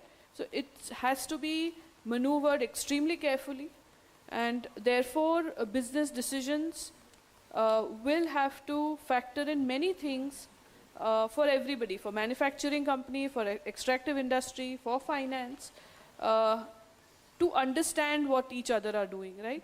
So we need to understand what those frameworks that are getting developed for financial institutions are, what does ESG mean for a company, and simultaneously look at what the community wants to have a good life and have good livelihood, because it is a matter of right also, right? So these are several things that are coming together, and where I am, I have the opportunity to look at it from both sides. And increasingly, even though we have a lot of ear on the ground, and it's very heartening to see that communities also have the same desire as we do, is to protect the natural resources. And I think that's a great opportunity for us. So I think I would end with that and maybe continue later. Very nice. Thank you, ma'am, so much for bringing a lot of insights. And would you like to elaborate a little bit more on any specific innovative financial instrument which can bridge the funding gap for nature conservation? So there are instruments that are already there. They've been spoken about. So carbon credit is one. Blended finance is one. There are payment to ecosystem services, and there are governments who are doing pilot. We are working with a pilot in Meghalaya where it's a NREGA sort of a system where if the community is protecting forests and the natural resources, how do you compensate for making those payments? So there are a lot of these pilots that are happening. There are green bonds, there are blue bonds. Something I read while trying to prepare for this is there's a debt swap for conservation, which means that if one country has given loan to another country, It is then not taking the funding back if you're able to invest in conservation. So there are a lot of things that funding can trigger, and the bottom line is intent. If our intent is aligned, then all kind of funding can move into a direction, but it is going to take a while. It's not going to happen very, very quickly because there are so many other things. There are trade-offs that are not necessarily good for people. Then there are trade-offs not necessarily good for the nature. So how do you balance these two? From, at least in terms of the dots, there are many dots that are coming up, right? You have funds, you have frameworks, you have risk, you have formal finance getting interested, which is the key fuel, whether it is in the hands of the government, whether it's in hands of private investor. It is that finance that is going to fuel the change. And it's very important to understand and therefore navigate towards the same direction. So there are many funds, but it's like carbon credit, for example, may not necessarily be able to look at biodiversity, right? Like the Black Forest example that was given, carbon credit is about planting trees, right? But it's not necessarily about biodiversity. But it's not necessarily bad also. So those things will happen. And that's where individuals, people who are driving this become a very important person of interest in this whole thing, is to drive it in a certain way. Thank you so much. A lot of very good insights. And you did touch upon this, how the climate risk can be factored in, though it is difficult, you mentioned. But then have you developed, your bank developed some framework how to factor in climate risk into the investment framework? My colleague from ESG is here. I think he's better placed to answer that question than me, but whatever I know I can answer. So banks, there are two ways in which a bank starts integrating climate risk. One is through negotiables and non-negotiables into large lending that we do. Increasingly, like I said, you have to balance it out. So there is intentional investment into energy sector. There is intentional investment into, let's say, renewable energy, electric vehicles. And gradually, based on the how the financial ecosystem is moving, banks will start taking more incremental targets. But the whole ecosystem has to move together to do this. The larger or the long-term medium goal is to integrate climate risk frameworks into most lending policies, and it will happen gradually. Abhijit, in case you want to add something to this. Yeah. And it is happening with banks in India, and it's happening in banks globally, and it's happening at a reasonably good pace, I would say. But it will not happen like change of year, or it will not happen altogether. It will take time because the industries also have to have policy support to be able to do that. Pollution, for example, right? There are so many laws on pollution, but there is no incentive to follow those laws. So it's a combination of finance, it's a combination of policy, and it's also about if there are laws, what are the repercussions when people don't follow the laws. So these are three things that determine or will determine the sustainability of financial decisions. Because if as a bank, as a financial institution, somebody has taken a decision on pollution and your industry is not following through it, it is not a good financial decision.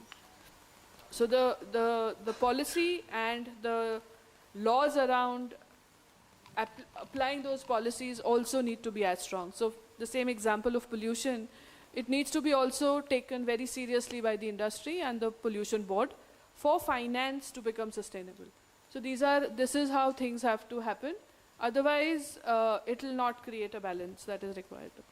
I hope I've been, not sure if I've been clear. No, very nice. Yeah.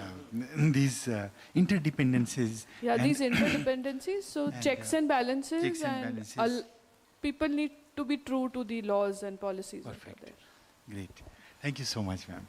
Now, we are moving on, and now the next panelist is Mr. Pranay Podarji, Honorable Consul General of Kenya. So, Pranay ji, now we would like to listen to your experiences about these issues. Thank you, sir. Honorable guests, distinguished partners, and ladies and gentlemen. Let me start with a very lighter note. As when so-called Professor Chakravarti, an IAS officer, a very learned man, was sitting, giving his speech, he was telling us, giving us data about the ocean, acidic oceans, and stuff like that. And I could see the faces out here. They were just thinking, will it be safe for us to go home? I was just going to request Prabhat sir, please keep some oxygen cylinders for us. But no, he was very right. There's always a silver lining. And we have to start, with a baby step, as Kenya has done. So I'm going to, as Prabhat sir has already given an elaborate, visual on how West Bengal has done, programs to justify and, So we in Kenya has taken baby step, though we are not as advanced as India. But I will tell you how Kenya has done it. So Kenya has emerged as a regional leader in ecosystem restoration through flagship initiative like the 10% National Tree Coverage Program, landscape restoration commitment under the AFR 100 framework. We are working to restore about 5 million hectares of degradable land by 2030. Our vision is not only to heal the land, but to secure livelihood, biodiversity, water resource for generations to come. Kenya is also pioneering circular economy models across key sectors, from waste management to agriculture and energy. The ban on single-use plastics, which is a big problem these days, now celebrate globally, was a bold step. But more importantly, we are scaling local initiatives to turn waste into wealth. Startups and social enterprises in Kenya are transforming organic waste into clean energy, turning ocean plastics into furniture and building entire homes from recycled materials. The government is actively fostering a regulatory environment and encouraging the initiative backed by public-private partnership that link green entrepreneurship and job creation. We cannot talk about sustainability change without speaking of inclusions. Civil society of Kenya plays a pivotal role, not just as a watchdog, but as a driver of grassroots innovation, education, and accountability. Women and youth are not victims of climate change. They are architects of solutions. Through targeted programs like Youth Climate Innovation Challenge and Women in Green Economy Initiative, we are providing resources, mentorship, and access to finance to scale these ideas. Across counties, women cooperative are restoring to forest while generating income. Youth-led groups are leading tree planting drives, cleanup campaigns, and climate education in school. These actions prove that climate justice and social equity go hand in hand. We have carefully designed a cooperative system where the coffee growers are the cultivators and as well as the processors. The government of Kenya has given machines and technology on a very subsidized rate so that the farmers don't depend on business houses for processing. This system has yielded more profit and interest in the farmers. Now, the partnership opportunity which Kenya wants to get for this climate change program. None of these progress would be possible without the partnership. Kenya invites global and regional stakeholders, government, development agency, private sectors, and academia to join us. As Prabhat sir was telling that we have to have corporate people putting in funds. So Kenya government has given an initiative where there will be no tax.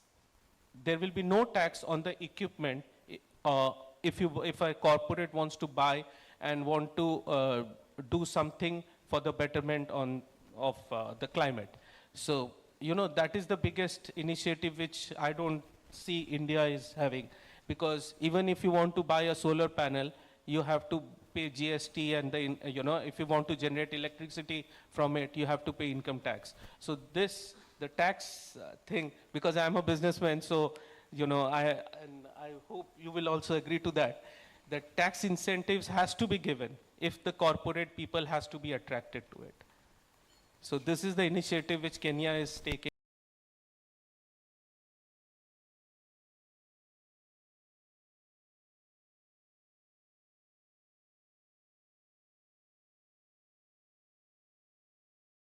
Do you think possibilities of partnership of Kenyan side with West Bengal per se? Sir, as you are aware and we have discussed about it, the last BGBS, we had the honor of meeting the Honorable Chief Minister. My ambassador was also here. And the Honorable Chief Minister was very keen to do exchange program on coffee plantation. So coffee plantation and other, aspects of tea, good quality tea producing. These are the two aspects we can have in exchange program. I came to know at that time while discussing with the Honorable Ambassador that I think cut flowers are Yes, exported to the Netherlands auction houses. Yeah. And it was such a remarkable thing to know. And all this is managed by the Kenyan farmers cooperatives. Yes, sir. That cooperative system is really doing a very strong cooperative system. That partnerships, it has really been facilitated by that platform, and it's really very, very encouraging. So thank you so much, Pranayji, for sharing your thoughts. Thank you for inviting me, sir. Thank you. Thank you so much. And now, I don't know the name. Ms. Madhulika Sharma from ITC, kindly share your views about all these issues, and in particular, if possible, some business integration and supply chain sustainability. Thank you for inviting me to this very, important forum in today's time. We have heard about how nature is very, very important for all of us, human beings, others, because it provides us with the essential ecosystems which is required for our existence, whether it is clean air or water. But I think nature is an equally important, for a managed, better, good nature is an equally important aspect for businesses. Because businesses have both dependencies as well as they also create impact. So I think nature is also, and people have started realizing that nature and biodiversity management is very material to businesses. So whether apart from, even we as human beings, but we also consume a lot of products apart from the air and water. I think starting from your morning tea to the fruits or the breakfast that you get served, it is all coming from nature. And most of it is now being channeled, I think, through some business or other. And that is where ITC actually comes as one of the largest packaged food producer, as well as a large play in our agri-commodity. We also have huge dependencies on nature. We also, through our operations, also create impacts on the nature. However, unlike some of the hard-to-abate sectors like a steel sector or a mining sector or a power sector, our impacts on nature, like whether it's air pollution or water consumption, I think they may not be so significant. So, I think long time back, even before sustainability or ESG became as codified as it is now, I think ITC as an organization, we understood that there's a nexus for a sustainable management of business. There's a close nexus between water, nature, and the business. I think climate nexus came maybe 10 years or 5-6 years ago, but this was very well understood by my precedents in the organization, and that is why ITC has been one of the pioneering, I think, organizations working with stakeholders in its upstream, which is largely farmers, in sustainable management of ecosystems. Now, whether it is a water conservation or whether it is on the sustainable practices in agriculture, I think, or even creation of large biodiversity spots, so that kind of creates it's a co-benefit of having a good management of ecosystem. So that's I think, so whether and then on top of it, having a technology as an enabler. So you would have all heard about eChopal, how it actually created a means of communication when computers were unheard of even in households, and that is where that our legacy lies. Now, having said that, I think how does our now with current realization of the impact of climate and how nature is important and water, I think that has that cognizance that there are huge interdependencies, linkages, and co-benefits that can be created. Our current sustainability strategy, cognizes for all of it, and that is how we have now kind of our initiatives ensure that we are working on all these three realms of land, fresh water, as well as atmosphere. And how do we create, impacts and how do we create impacts which are, sustainable, or how do we reduce, how do we manage our dependencies in a much more sustainable way? So that's the crux of our strategy, in terms of understanding our impacts, dependencies, risks, and opportunities. And our, the whole, even the climate mitigation, we have adopted the TCFD framework to assess our climate risks and opportunities, and looking at it, we have understood that nature could actually be a huge mitigation of our climate risks, whether it is in physical risk or physical risk could be in terms of supply chain risk, or it could also be in terms of mitigating some of the drought or the flood risk. So that's the significance that we give to nature, biodiversity.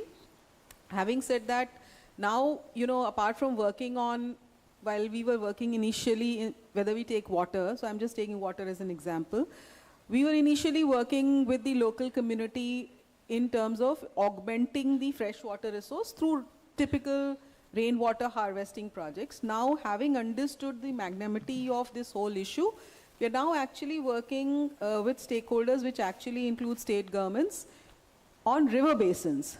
And these river basins are largely where we have either, big catchment areas of agri-sourcing, or we have big operation sites. So we have, now till date, we have worked on 5 river basins, and very happy to share that 4 of these river basins have turned water positive.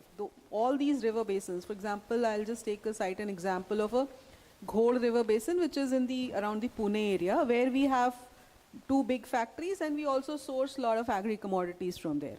And the insight that we have got at is it is not about only the supply side management, which is creating or augmenting your fresh water through typical, traditional rainwater harvesting, but it is actually working with your on-ground stakeholders, which is largely community, farmers, and also governments, in managing the whole demand side, where, how do you use less water? So whether it is in your factory, but also I think that area is largely a sugarcane belt where there's a lot of water usage. So we have worked, and within 5 years, we have actually, from a negative water table, it has actually become positive, and that was the first river basin project that we took.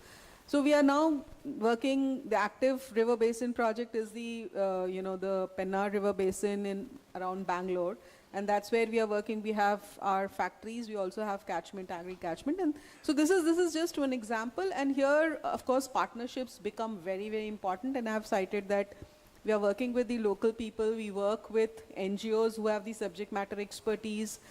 We work a lot with government. We are able to scale it up because it's not only our CSR money, but we are also able to leverage a lot of government funding schemes, which is there. And that is why our, programs are so scalable. They become, we are able to replicate it in large river basins at a, 5-6 year interval of time. And then we have also adopted the Alliance for Water Stewardship. It's a gold standard, globally known. And we also did, how do we prioritize? Because we work across country. We have some 140 operating sites across the country. So obviously you can't work on everything, so because everyone has a limited resource. But then we also used our own internal water stress risk framework, and we have identified 9 water stress sites, and that is what we went for the Alliance for Water Stewardship. These were also the sites around which we have done river basin level, worked with community, and very happy to share that all these 9 sites are platinum certified, and we are one of the highest, number of platinum certified Alliance for Water Stewardship sites globally.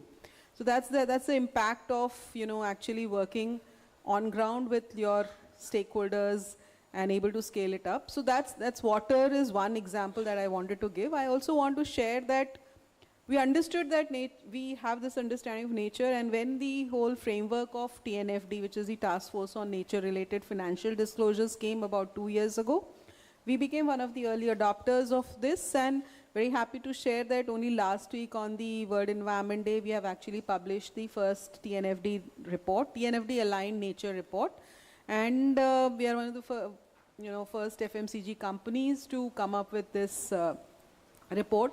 Now, how did TNFD kind of help us is, while we were doing water, we understood what we have to do, we have prioritized, but on other biodiversity management projects, it was largely happening based on a stakeholder consultation if the community felt there needs to be done. But now what we have been able through this TNFD framework, which has got a LEAP approach, which is locate, evaluate, assess, and prepare, we have kind of prioritized where do we need to work, whether it's on own sites or even in our upstream agri-catchment areas. And then we have now created a very structured biodiversity management program as a road ahead.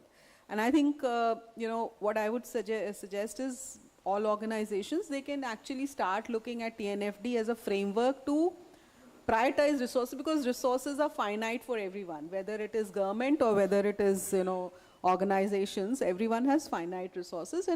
But it helps you in prioritizing where, it requires to be, I think, you just need a work to be done. I think I'll suggest that you can look at that as a framework. It's a good framework to prioritize your and create a very structured roadmap ahead. On coming on, I think because the session is also about investing and financing, so while I have a limited knowledge, but I'll just say that I think while we have been able to leverage a lot of funding which is there from government, but I think as data mentioned earlier by earlier speakers, I think climate and nature actually need a lot of financing, and there's a lot of incentivization, which is also said.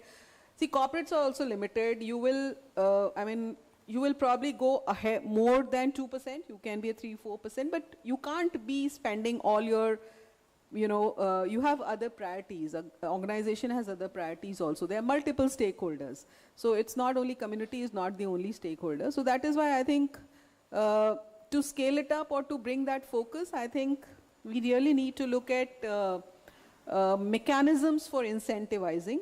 Now there was, while I think even the global funds, whether it's green bond or even financing which is happening now, it's largely limited to energy sector, because I think there the KPIs are very well defined.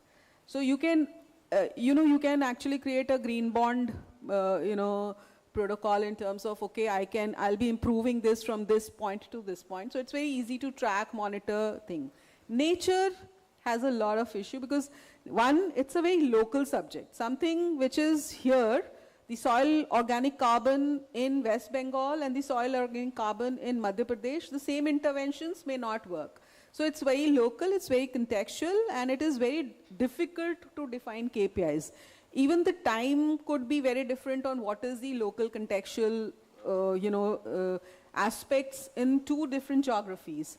And hence, I think that's the difficulty, that's the challenge. Government has come up with a, while there have been voluntary carbon markets, for last 2 decades, but it's largely focused on forestry programs, where again it is a bit more easier to calculate what is the sequestered carbon. But then since, ITC has a huge connect in terms of agriculture, when it comes to agriculture, even asking, your farmers to start adopting some regenerative practices, they feel that yield will be impacted, productivity will be impacted. How do you create that conversion to ensure that it is much more sustainable? Because it's also very important. Soil is a very often forgotten but a very important constituent of nature, which regulates a lot of other ecosystem services, including hydrological, services. And I think that's where India needs to, because we are still an agrarian society, we really need to think on how do we incentivize models which work for India. Voluntary carbon markets, they have been there. We have not been successful in actually converting it because one, the whole process of MRV, which is monitoring review process, it takes about 2-3 years. Who bears the cost of that?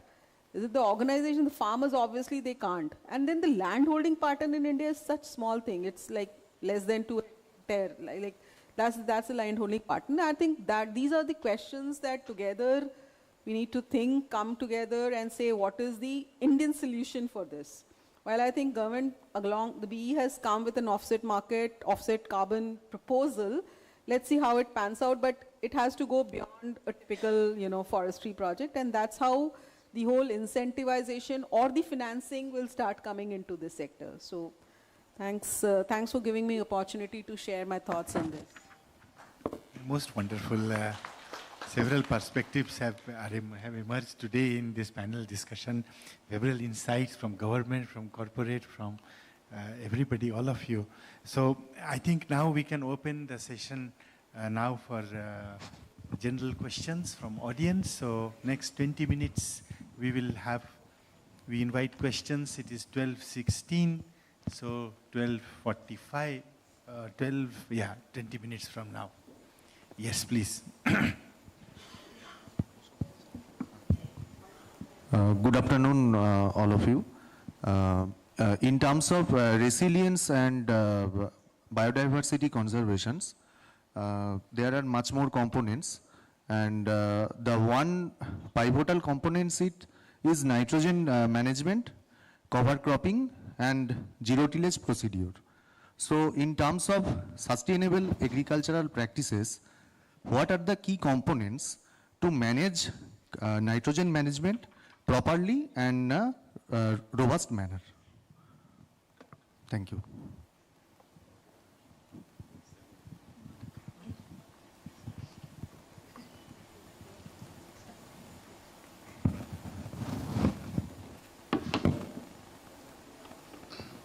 So I'm not an agricultural scientist, but I'll try to answer your question. Soil is the most critical factor. So you have to, the farmers, without examining the nature of the soil, they apply fertilizers in a very blind way. So I think we must see that what is the deficiency of, soil in a particular area, and it has to be very, very localized, as has been pointed out. So in each farmer's field. So the soil health card and etc., that is a good beginning. So where we know that what actually is the deficiency and accordingly apply. So the chemical fertilizer, it has its bad impact on the soil over a long period of time. We find that at a certain level, production will increase, and below that, it will be diminishing returns on that. So that's why now more focus is on organic farming and nature farming. I think nature farming, over a short period of time, the return will be very, very less. But nature will have a regenerative capacity in the soil. And here, not only the nutrients in the soil, but also the microbes in the soil.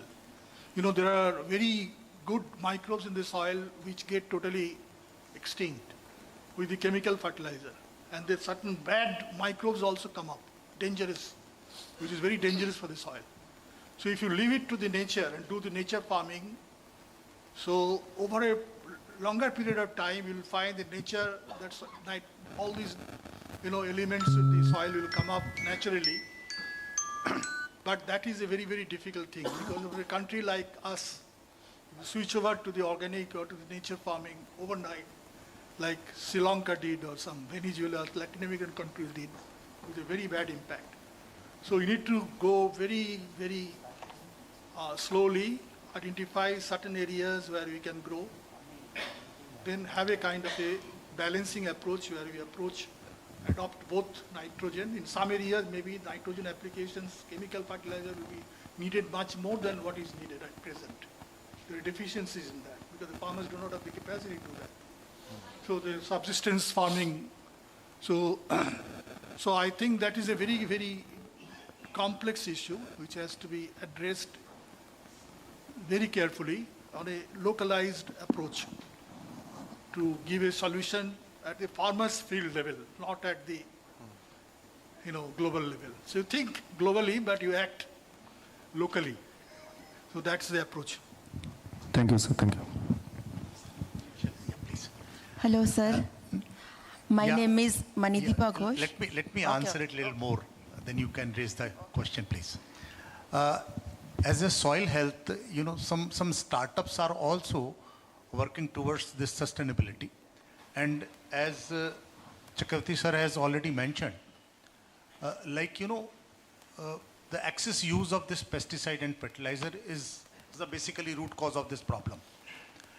And the organic farming, natural farming, zero-based budgeting farming, regenerative farming, these are the solutions which are applied on geographical basis basically.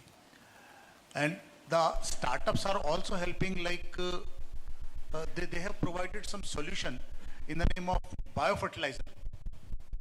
So, but again, it will take time. It's not like, today you are using that particular formula or remedy and after 1 or 2 years it is usable. So, you have to spend a lot of time for that and patience is also required. But it is always better to, we should not damage the soil. That is always better for the sustainability. That's all from my side. Thank you. Hello, I would sir. just like to add to what sir, both of them have said. We tried a little bit in this domain and tried to bring in vermicompost. But then our experience and also the neem cakes for the plantation that I was showing. And the difficulty is also in the supply chain. The quality of neem cake that we got it I think from Dehradun or somewhere. Usually the procurement happens and but then the quality was not good. And the neem cakes which were actually produced by women groups in Raipur in Bankura district, it was such a good neem cake. 1 kg was equivalent to 2 kg of the neem cake that we got from this thing.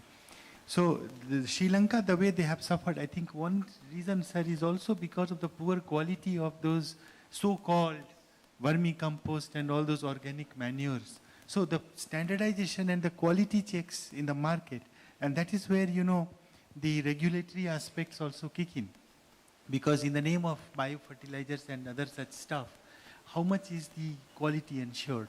And where farmers, like in natural farming also, again the supply chain we were struggling. We have tried it in many parts in West Bengal, but the difficulty is that these Godrabya and Jeevdrabya, these products, so these products, there is not a very good supply chain. It's of course a chicken and egg problem. Farmers don't demand, and so there is no supply chain.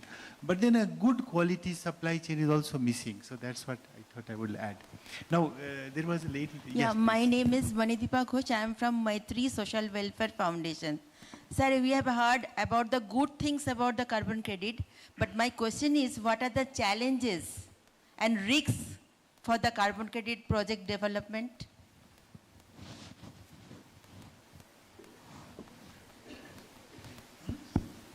I can try, yeah. Tell me, ma'am. So carbon trading, you're talking about the voluntary carbon markets or the compliance carbon Voluntary carbon. So I think I tried to say that point, that in voluntary carbon market, the biggest challenge is on, the whole monitoring process which is there. It's quite tedious. The other challenge for India is also that, there's a lot of calculation. There are a lot of assumptions in how much either it is the improvement in soil organic carbon or how much is the sequestration, right? So India, I think we are trying to do a project on our 2 important agri-commodities, which is wheat and rice. But what we found is that most of the emission factors, there are no, actual on-ground emission factor available for these commodities in India. Most of it is, we had to derive or depend on publicly available data, which is largely from Europe or US, right? So, but doing this kind of a emission factor, again, as I said, I think I made a point, nature is very local. You know, something that is a wheat growing in a, or a soil in a West Bengal thing and a soil in Madhya Pradesh, it may be very different soil organic carbon, even if your agri practices remain same and the crop remains same. So I think that's a very big, I don't think the farmers can solve it. I don't think even corporates like us, while we have undertaken a study now, we are going to undertake a study in terms of determining this emission factor for 2 big catchment areas for these 2, crops. But then this really needs to be broad-based across the whole country. And that's where I said, I think we need our own standards. We need scientists, we need organizations like us, we need the people who are subject matter experts, we need the soil labs, etc. Everyone need to come together and create those standards. I think this is the biggest challenge for a voluntary carbon market not really taking off in India, especially in an agri kind of thing. There are uptakes on, you see something happening on the social farm forestry kind of a project, but not exactly on these kind of agri. And then you have to keep reviewing, and monitoring. So you have to, these projects are, the life could be 10 years. So will you every time go on the field and check? So that's a huge cost. Yes. I think technology needs to come there, where how can you use GIS-based tools to actually see what is the actual, data on the ground. So I think this has become successful in Europe or US. I mean, you see a lot of agri, projects being taken up, because there the land holding is humongous. I mean, they can actually geofence the whole land. Farmers are much more, richer. They can invest in it. They also get, the other side is, I think, there's no linkage in who pays for it. So as a consumer, will you pay more if I say, your atta is 5 rupees more expensive, but coming from a totally regenerative, organic-based farming, and maybe not as a consumer, because it's a very price-sensitive market. Maybe if you're doing things, why is it happening for steel? Because the steel, automakers are buying, and they also have their net zero goals. They are ready to pay you 2,000 rupees per ton more. So I also have a steel background, so I can give this example, but it's very difficult to do it in a B2C market. So I think these are the challenges which we need to, everyone understands the challenge, but I think everyone needs to come together to say what is the most practical, feasible, scalable solution, which is also sustainable, will work, for another 10, 20 years. I think that's the biggest. Looking at the overall scenario, you'll find that the public funding or budgetary support for investment in nature has its limit. So it is very limited, it will remain limited, demand is very large. So if you have to bridge the gap, then this carbon trading, is the option. Now there are a lot of challenges, but we must overcome the challenges. So immediately from an individual farmer's field to calculate the carbon, the soil or carbon sequestration, it will be very difficult, problematic for small marginal farmers. But we have also large holding farmers, commercial farming. Even commercial plantation is an option. I have seen in Denmark, for example, you go there, you see that some areas in Denmark, they do plantation commercially for 10 years, 15 years, and they do it commercially, and then they cut it, and they grow agriculture there. On a rotational basis, they do it. The entire forestry in Denmark is a kind of a commercial plantation. The commercial plantation as a concept, if you do it, people can grow tree and sell tree, and they get the credit for that. So when there are large-scale farming, large-scale community assets, large-scale mangroves like that, where it will be easier to handle. But this process for measuring it, for quantifying it, for verifying it, for certifying it, that is very difficult, and that is emerging. But I tell you from the CDM, on the Kyoto Protocol, the clean development mechanism that India became the second largest after China in clean development. And a lot of voluntary process and emission certificates, etc., were generated. And we are trading it globally. We are trading carbon globally. So there is a huge demand for carbon trading from the European markets and other markets. I know it for certain, that some of the British collaborators with us, there was an who invited in that international conference, Devojyoti. He's an Indian, now he's a British citizen, and he works in university, Oxford.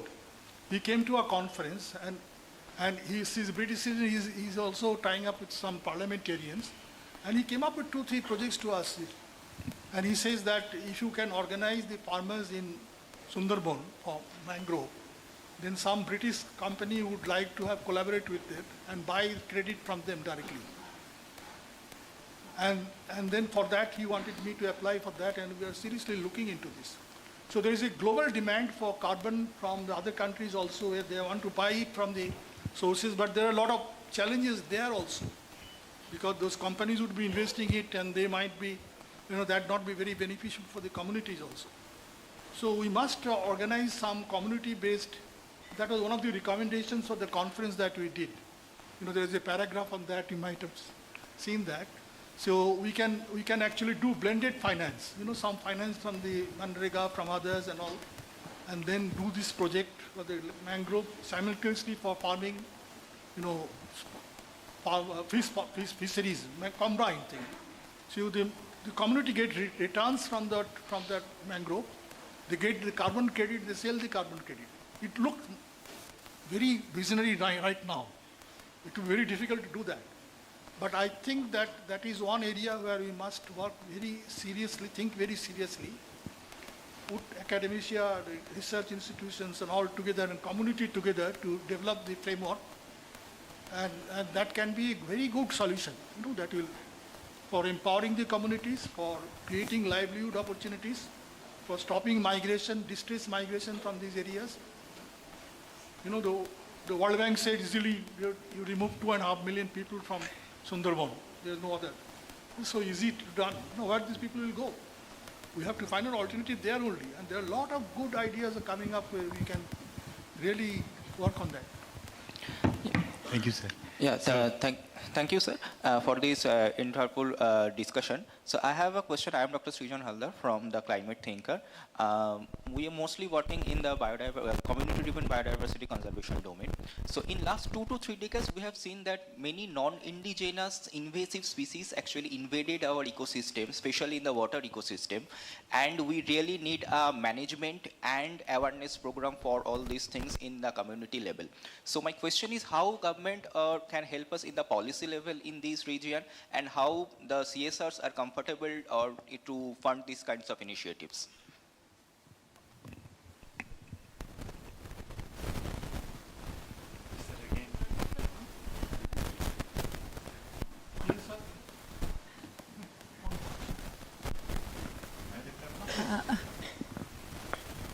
So CSR, every company looks at projects differently. So it's very difficult to say here that will they be interested or not. So you have to find a interested donor to help you with any initiative, not just this one. But yeah, so it's, I mean, I can't say a yes or a no right here. Yeah. There was another part. Can I have one last question maybe? Okay. Can I? Sir, please. Good afternoon. I am Dr. Pradeep Vyas. My question is specifically to Mr. Pranay Prodar, Honorable Consul General of Kenya. Ecotourism has been recognized as one of the important tools to provide livelihood and in developing climate resilience and biodiversity conservation. There are absolutely successful models in Kenya and as well as in India. But the problem is that, which is same in India as well as Kenya, is that some of the parks, like for example in Kenya, you go to Masai Mara or to Amboseli, and in India if you go to Ranthambore or Corbett, the maximum share of ecotourism to take place, and there are lesser known national parks or wildlife sanctuaries or forest areas. For example, if I say in Kenya, Simba Hills National Park or Aberdare National Park or similar other areas, they have lesser quantum of ecotourism. And in India, I think not many people have heard the name of Marat Longri or Pani Ding or Nora Dehi. So this is absolutely, they are not at optimum level. So on one side, this is over-exploitation, and on the other side is deprivation of livelihood to the local communities, thus not achieving the goal of climate resilience and biodiversity conservation through one of the tool of ecotourism. My now question comes in two parts. One is, do we have any successful models in Kenya in which these lesser known national parks has been popularized for ecotourism purpose? Second part is, how much is the replicability in Indian context? And does corporate fits in any way? That's my question. Thank you for your question, sir. Sir, we have to understand the logic. The thing is that Masai Mara, the connectivity is very good. You go to Nairobi, you have chartered flights, you have small flights, and the connectivity is very good. And it is very popular destination. So people go there. But the lesser known parks, which you have said rightly, doesn't have good connectivity. So again, as I said, the government has to incentivize the corporate to build up hotels, to build roads, infrastructure. There are many destinations in India where you don't, like from Calcutta, to be very honest with you, we don't have any international flights to Europe. So either we have to go to Delhi, Bombay, and then, or to Dubai, and then we have to fly. So the connectivity is the best thing. We have to have the connectivity. The government has to come up with the proposal where they are going to give land on a less price so that they can make hotels. The tax incentives again, and Prabhat sir is going to kill me again and again. I'm always telling about tax and tax, so he's going to kill me when I go, get down from the dais. So again, basically the corporate will look after the profits. And corporates are the ones who are responsible for the development of any place. The government can do little bit, but it is only like we are sitting in this hotel, it is made by a corporate. So the roads were built by the government, but again the development of this hotel has been done by a corporate. So same, Thank you. Thank you, sir. Just a final question. I think that is the last question. Yeah, okay. Very quickly. Thank you. It's a very direct question. That's the distinguished dais and the audience. We can agree that in today's world, we do have money to make things. We do have leaderships also in different domains. But in case of India, I am an academic and I am also an NGO person. So I do travel throughout India and also globally. Is our education system at all oriented for action sort of education or action research? Because most of our academics or our students, they work in silos. They never work with the real life problems. So when it comes to implementing, be it corporates or be it somewhere, they may be having good ideas, but like they are less staffed with people of sustainability professionals.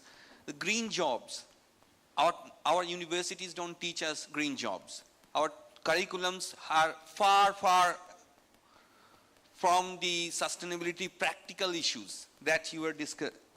Yes. So there is a disjunct between sustainability practice and the curriculum of our state as well as our country. What is your take as a dais from different sectors of the community? What can we do for mobilizing the young people to take up new generation of jobs and to propel this sort of green economy and the sustainability forward? Thank you. Sir, can I respond to this? So in paucity of time, we have this session, I think in 3.2, mainstreaming climate and women and youth in climate action. So I would request you just keep your question on. Don't take it, I'm not taking it away, but put it for that session so that, yes, it's a very important question. How do we gear up youth? Sir, just to... Now I think we can wrap up. Hey, thank you so much, and the panelists, really a great, very enriching discussion, and thank you so much. We have learned a lot, and all of you have really brought in a lot of learning to the table, a lot of answers to the questions, and also have brought in a lot of questions. So many of these questions perhaps could be solved using partnerships and working together. As we have realized, sitting on government side, sitting on corporate side, there is a need for more partnership and more collaboration. So thank you very much. Thank you. Our sincere thanks to all panelists and Mishra sir.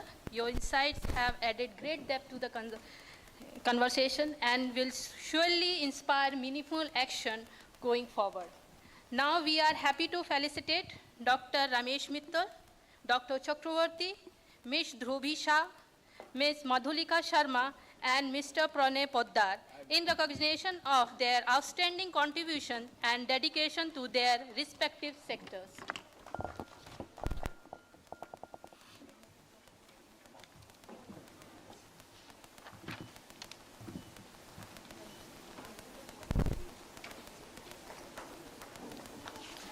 Dr. Ramesh Mittal.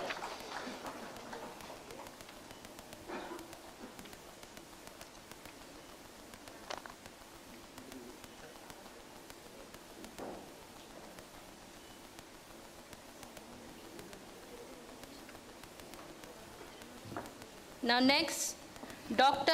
Chakravarti.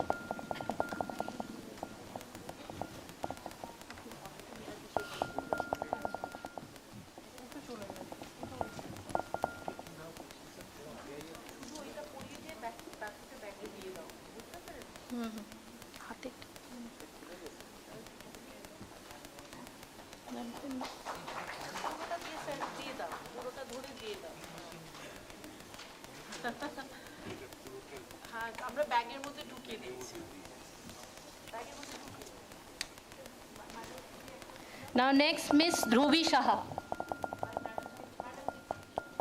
by Dr. Meera Mitra.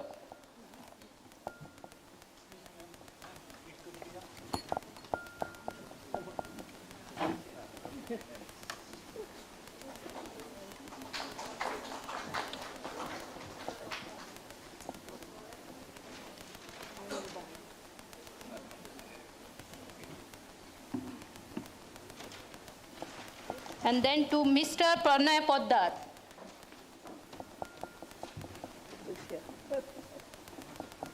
Thank you.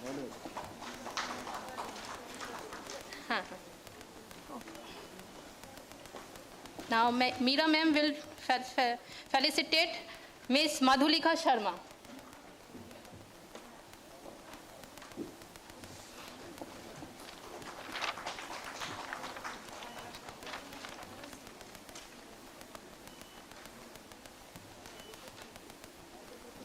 Yeah.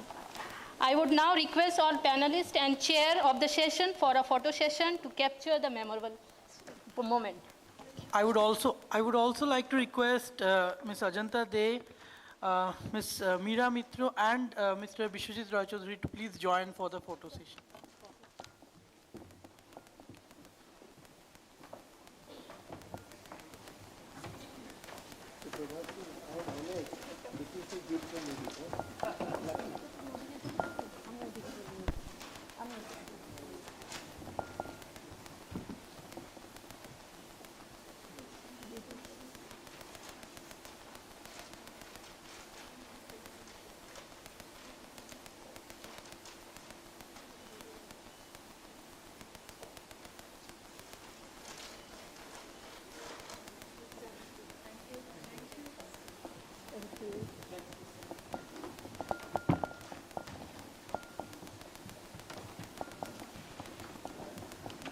We now take this opportunity to unveil the discussion paper titled Role of Business in Biodiversity Conservation in India.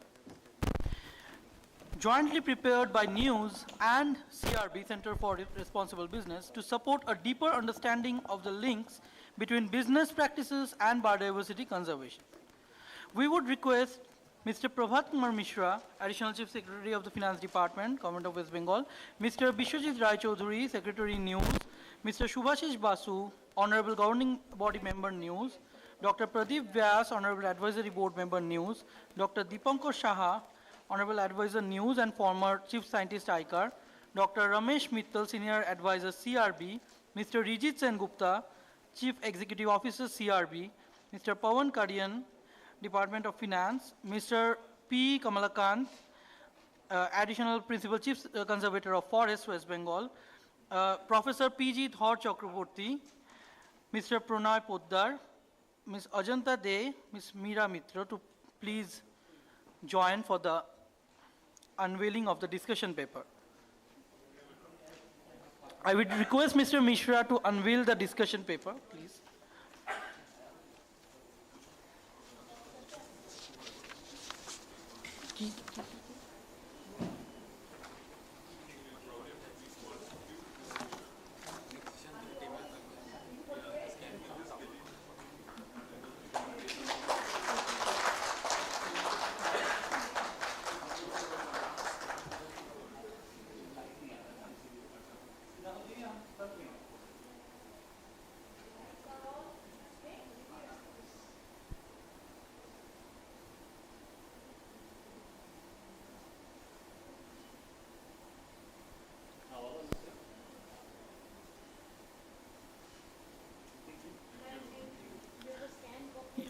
We also have a scanned QR code for the discussion paper, which will be shared in the second session post-lunch.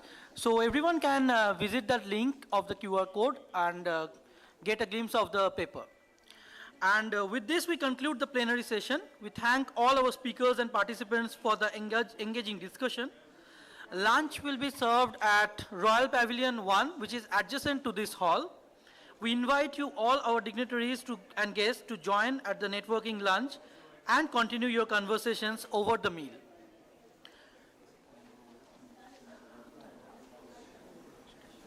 I would also like to announce that post-lunch, there will be 3 breakout sessions.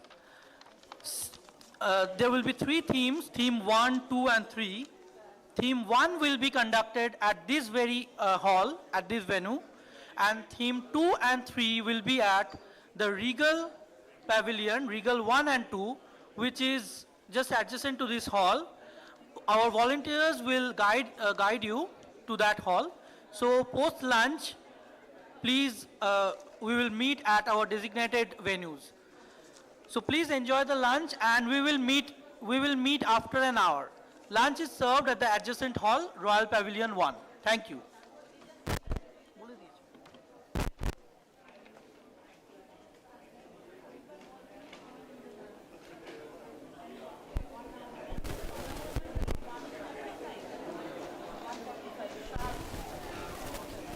I request.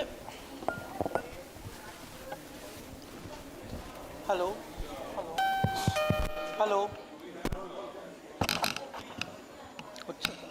I request everyone to please join for the lunch, and at sharp 1:45 we will again resume the session.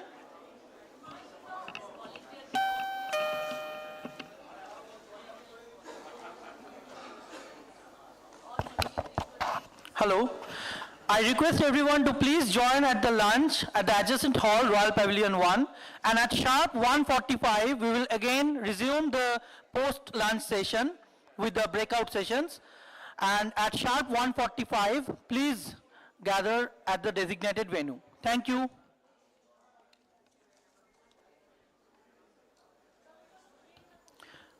I request the volunteers to please guide the guests to the lunch area.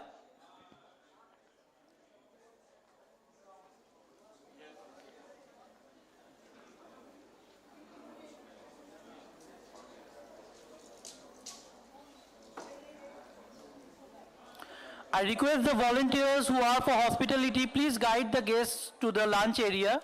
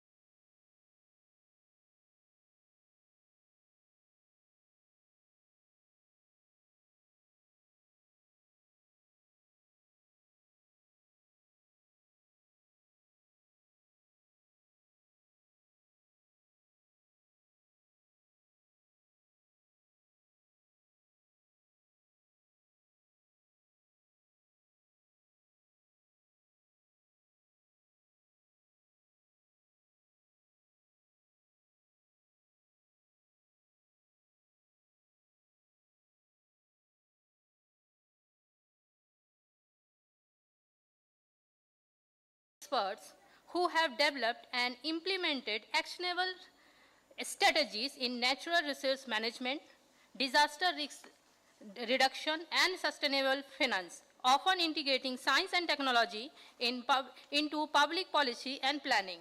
This session will explore how blending funds from multiple sources can catalyze large-scale restoration efforts while supporting sustainable development goals. We look forward to insightful exchanges that spark collaboration, innovation, and impact. We are honored to have Professor Dr. Prabodh Chakraborty, Professor Emeritus in Environment and Disaster Management in RKM Very, as the chair for this session. May I now please invite Professor Chakraborty to kindly come on the dais and steer us through the session. We are delighted to welcome our esteemed speakers for this breakout session as well. Firstly, Mr. Abhijit Agarwal, who leads Axis Bank Sustainability and CSR initiatives, driving ESG strategy and community impact. Previously holding leadership roles at Yes Bank and ESSER Group, he serves on national committees including the CII Climate Change Council and the FICCI ESG Task Force. Followed by Mr. Hani Karun, a microeconomic and public policy specialist with over 17 years of experience in multilateral organizations and think tanks.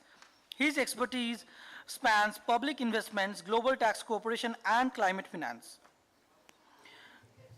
Also, we invite Dr. Sanjay Nag, a distinguished expert in spatial data analytics with over 30 years of experience. He specializes in applying geoinformatic tools for natural resource management, disaster risk reduction, and environmental sustainability, contributing significantly to integrating spatial technologies into government planning. And last but not the least, Mr. P. Kamalakant, Additional Principal Chief Conservator of Forests, West Bengal. He is an Indian Forest Service officer with 25 years of experience in forestry, wildlife, and public administration. We now hand over this session to Dr. Chakraborty to lead us through today's discussion. Over to you, sir. So in the plenary session, we discussed about different windows.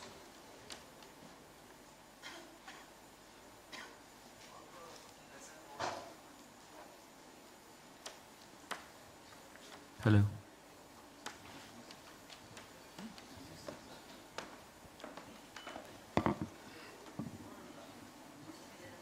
So we found that there are a lot of funding opportunities available from various sources, from the global sources, regional sources, from the national government, from the state government, and also from the corporate sector. So the blended finance means that how we can combine these different sources. Some of the projects can be funded partly by one source, partly by another source, partly through mobilization, through community resources, etc. So there are a lot of opportunities available because the funding may not come from one source only. So we have to combine very innovatively, very creatively, different funding opportunities to make the project viable. That is what the blended finance is all about. Some amount could be grant, some amount could be credit on a very easy term, some could be even loan which can be repaid back on a longer term basis to returns from the projects. So we can think of different kinds of alternatives. So for exploring these possibilities, we have a very distinguished panel. So basically in this panel, we would be exploring 5 questions. The first, that do nature-based solutions exist? You know, that is a scientific question. We discussed that in the plenary also.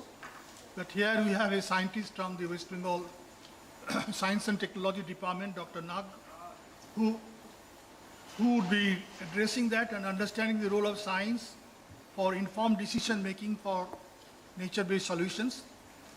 Then understanding the financial instruments available for conservation of nature. The third issue we'll be discussing is the financial gaps in public and private investment for nature-based solutions. Then opportunities and challenges to mobilize financial resources for nature-based solutions. And finally, what are the different strategic ways to combine different types of funding from government, philanthropies, private sector organizations, etc. So, without wasting any further time, so I would hand it over to the panelists. So basically, we have planned it like this, that each panelist will have 12 minutes, that we will divide it in 2 rounds. In the first round, you'll get 8 minutes for presentation, his basic presentation, whatever he wants to say on that. In the second round, we'll have a kind of a panel discussion, where I'll moderate the discussion, but panelists will ask questions among themselves to develop some kind of a consensus on these 5 questions that we are addressing. That's 4 minutes for each panelist. And then finally, there will be about 20 minutes left to the audience. So the audience will be free to ask questions, and the panelists will be responding to those questions. So this is the format we will be following, and I hope it will be acceptable. So may I request, I will not go by the order by which it has been mentioned. So I will request Dr. Nag. No?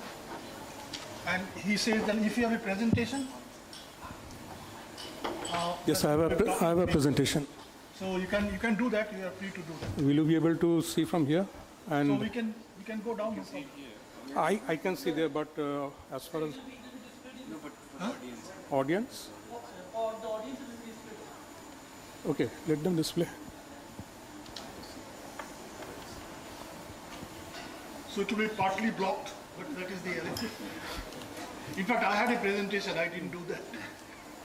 Actually, my work is if I don't present. Otherwise, we can move there. We can move there. We can move this till the presentation is on. We can move these. Just shift the chair.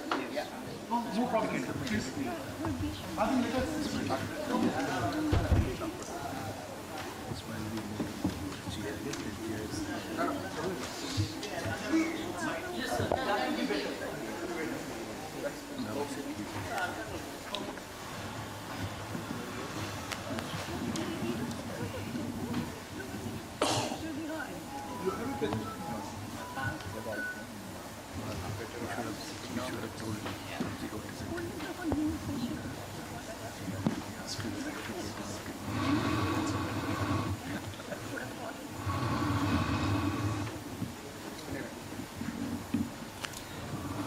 Chairman Professor Chakraborty, distinguished panelists, guests, and ladies and gentlemen, this session is primarily about finance, I understand that, but I'll intervene with a little bit of science into this.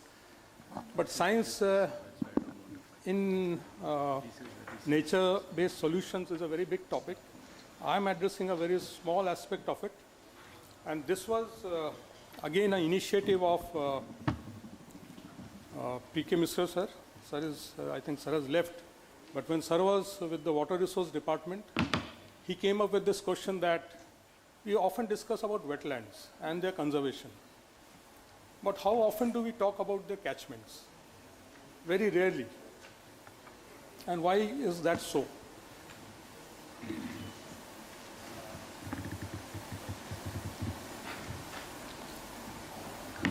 Because the biggest issue is, as I said in my topic, that it is about defining these wetlands, defining the boundaries of these wetlands. So sir gave us this, whether we could model these catchments.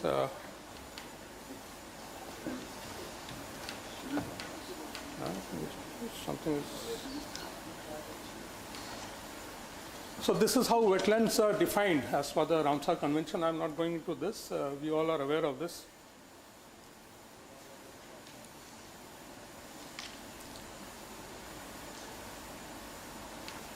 So as far as the Government of India guidelines, wetland guidelines of 2017, I think there's some problem. Okay, but this has to come.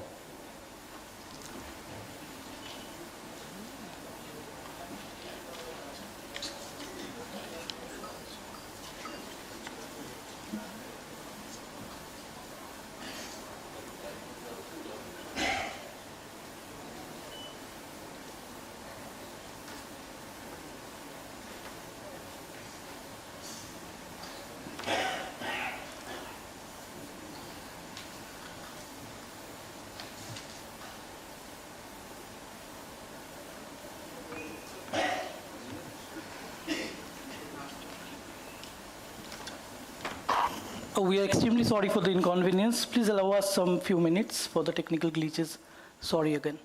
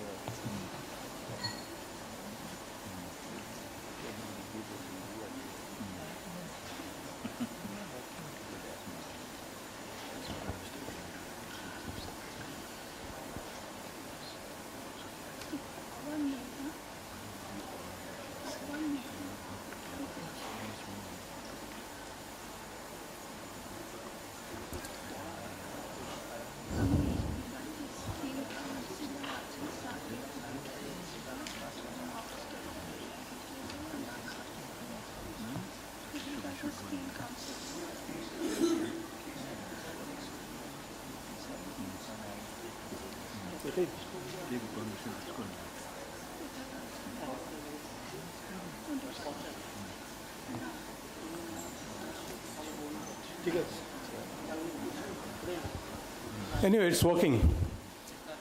So guidelines under wetland rules 2017, these are Government of India guidelines. There are a number of items in that guidelines. I've just picked up randomly 3. So one is delineating wetlands and their zone of influence. The second says developing a list of activities to be regulated and permitted. And the last one is integrated management plans. Now, issue is how do you do all this without putting some boundaries to the wetlands and their catchments?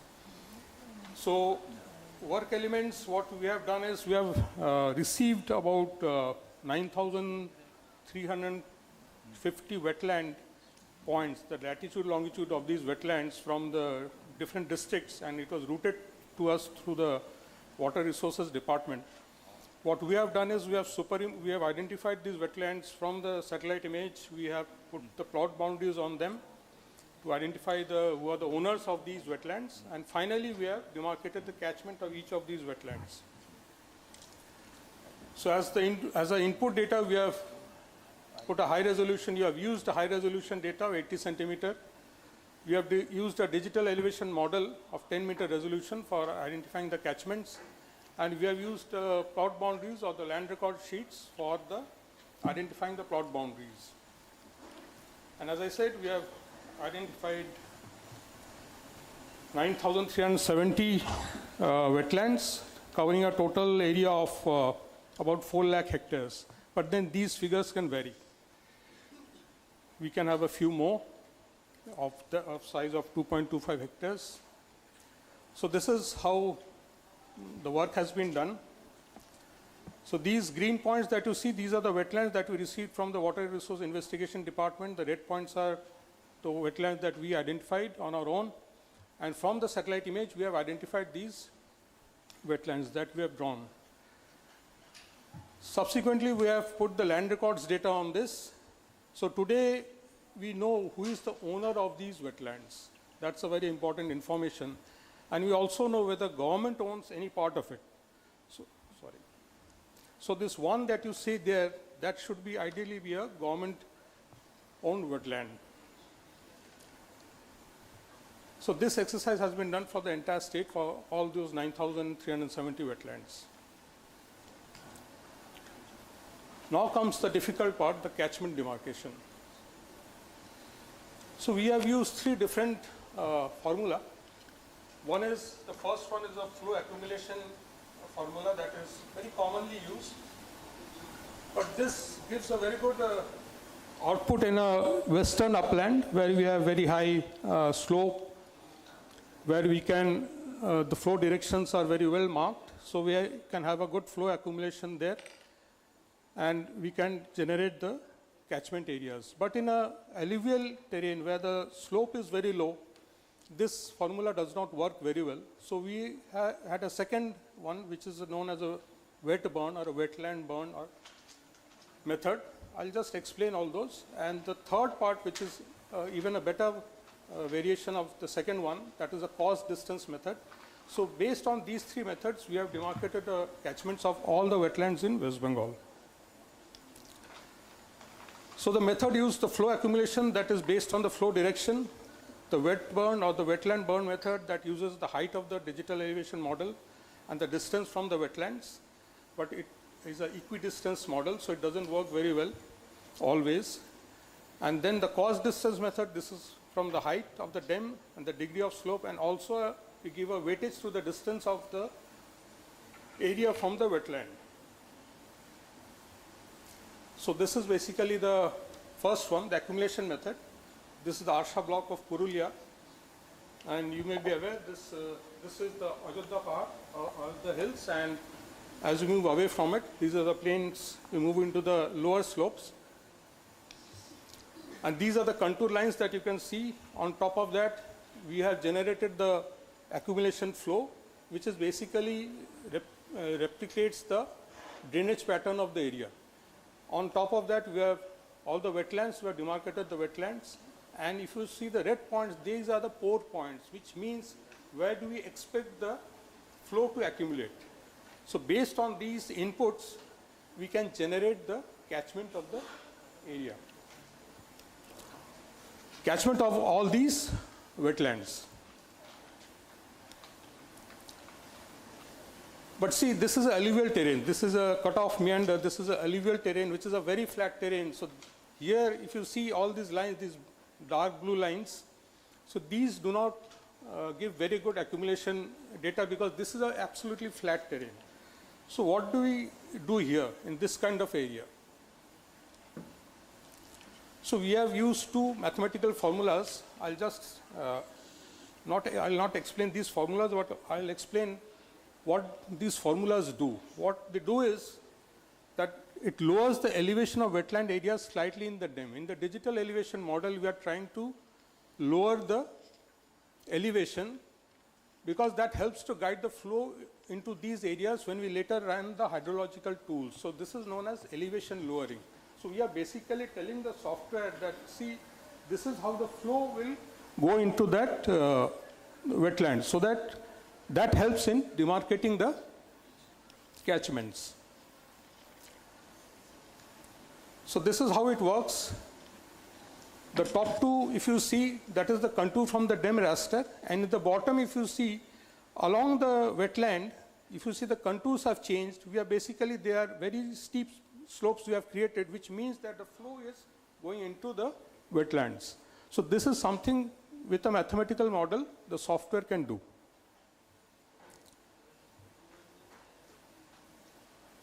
So these, and then based on that, we can draw the catchments. Again, this is an automated method which the software allows us to do. I'll skip this. And the third method is, because even the second method creates certain problems. So third method is that we use a cost distance method, that we calculate the slope from the dam. We create a cost surface. What the cost surface does is, steeper slopes will have lower cost in this model and flatter areas become higher cost, which essentially means that it is easier for the water movement on steep slopes. And from that we calculate the cost distance, which is a higher cost distance, means that steep areas which are close to wetlands will have low cost. That means it is easier for the water to flow into the wetlands from those areas.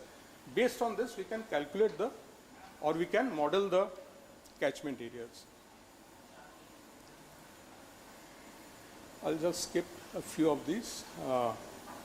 Now, in the field also, you can visualize this. This is a field photo, and in the lower portion, close up, if you can see, that this is, if you can see the water divide at the back end of the photograph, and this is on the image, this is how it will look like. The blue lines, the light blue lines are basically the accumulation flow, and the pink line is the catchment which is following the water divide in the area. So basically it again, from the field also, this corresponds with the field data, the catchment that we have drawn using the software.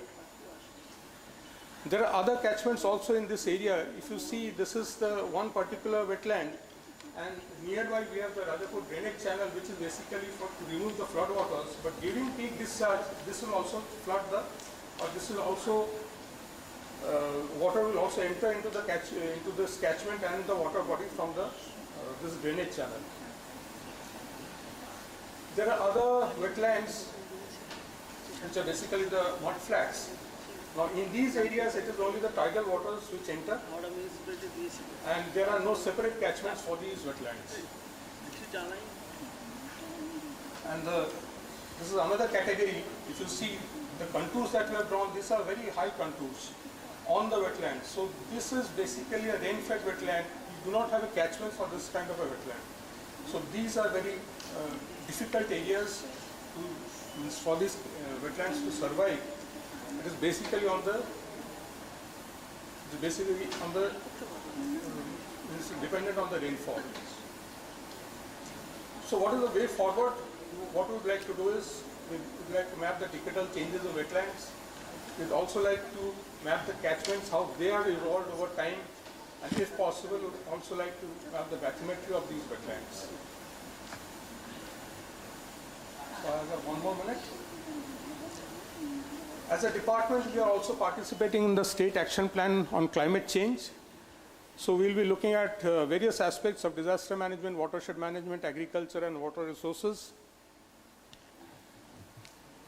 And lastly, since this is about financing, this entire session is about finance, so I'd like to mention that our department also provides research grants to national and state institutions, university colleges. Out of the various themes, disciplines that we fund, one is on environment, ecology, and climate change. The maximum support that we give is about 30 lakhs for a 3-year period. So that's my presentation. Thank you. Thank you, all of you. Thank you. So we'll come to the next round after the first round is over. So may I request Abhijit? So shall we move to the original plan?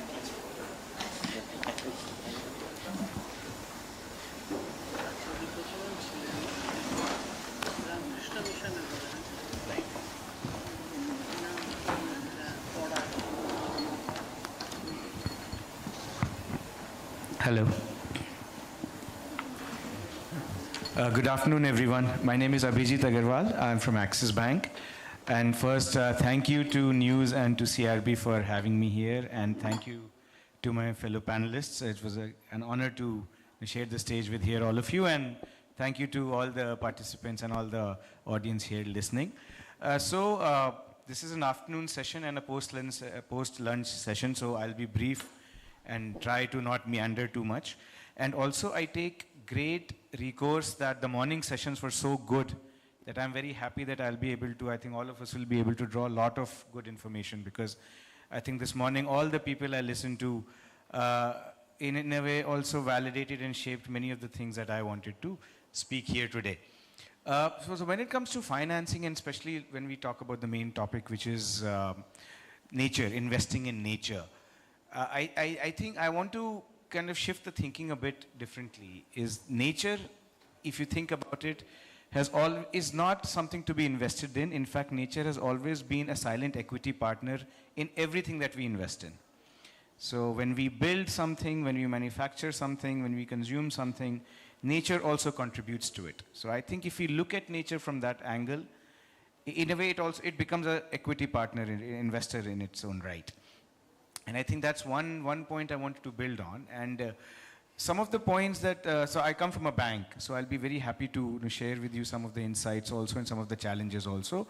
And also some of the kind of perceptions I see build, especially around financial institutions and the need to have private finance, the need to have financing and lending more capital movement towards investing in nature, so to speak.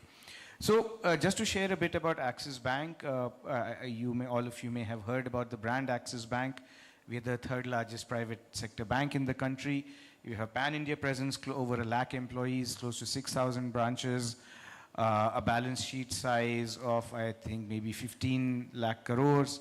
So it's a fairly large bank, and obviously we lend in each and every angle sector of the economy. And I think that's where one of the largest also our obligations are, that as an Indian bank, we are here for India and we are here to invest in India's growth. And that also sometimes that becomes a point of discussion when we come about conservation and everything. Number two is, as a financial institution, so we are committed to, again, the priorities of the country. So if India has a net zero goal, if India has commitments to the SDGs, if India has commitments to the Paris Agreement, as an Indian bank, we want to contribute to it and we want to participate in whichever way we can. And the third piece is that we are a regulated entity. We are a financial institution, and I think this was alluded to earlier also, is that ultimately we work with public money. So we are custodians of public finance, and it becomes a fiduciary responsibility for any financial institution to invest it, keeping the risk metrics in place and ensuring that the stakeholders get the best return. It is like how in personal finance, when we all make our SIPs and all, we take care of many things when we invest in the stock market. It's pretty much what a financial institution has to do with public money. To make sure that all the risk guardrails are there, make sure all the return guardrails are there, and that is how investments are made. And in fact, coming back to the investing in finance, that's also one of the challenges which all stakeholders are trying to overcome. How to make such projects, how to make this sector, to call it a sector, even make more financeable and more bankable. Right? So, for the last, in 2020, in 21, Axis Bank became the first Indian bank, and I think it's still the only Indian bank to have a ESG committee at the board level. And the reason I want to highlight that is that for the first time, the bank took such a large strategic call to really place ESG at the forefront of the organizational thinking and strategy. So having a committee at the board level, and our MD and CEO is a member of this committee, it became extremely important for us and really, really very valuable, because it allowed us to really break down the silos within the organization in terms of what we were doing, whether it was on the finance, whether it was risk management, whether it was human capital, whether it was operations. All of it could be discussed at the highest level at the board level, and really we could ask and answer some of the tough questions, discuss some of the challenges we face, and really take one concerted step forward together. And also, in my role, I'm a convener of that committee, in the sense that I am the link between that committee and the rest of the bank. So my role, very important role, is to work with the rest of the bank, whether it's my chief risk officer, whether it's my head of coverage, whether any stakeholder. It's my job to make sure that we all work together. So the committee also plays an extremely important role.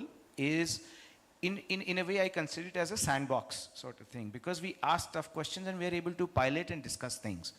So what I can tell you fairly confidently, and it has a very strong bearing in the topic for conversation today, is that it has really allowed us to get our hands dirty on many aspects, on things which may work, on things which may not work. And the reason I highlight that is also because that's one of the challenges that this space faces, is how to make it more bankable, how to make money of it, how to make it a commercial enterprise. I think one of the bridges that generally this conversation tries to bridge is, we have to save nature, we have to protect nature, and we also have to naturally move as a capitalist society. So how do you make that bridge?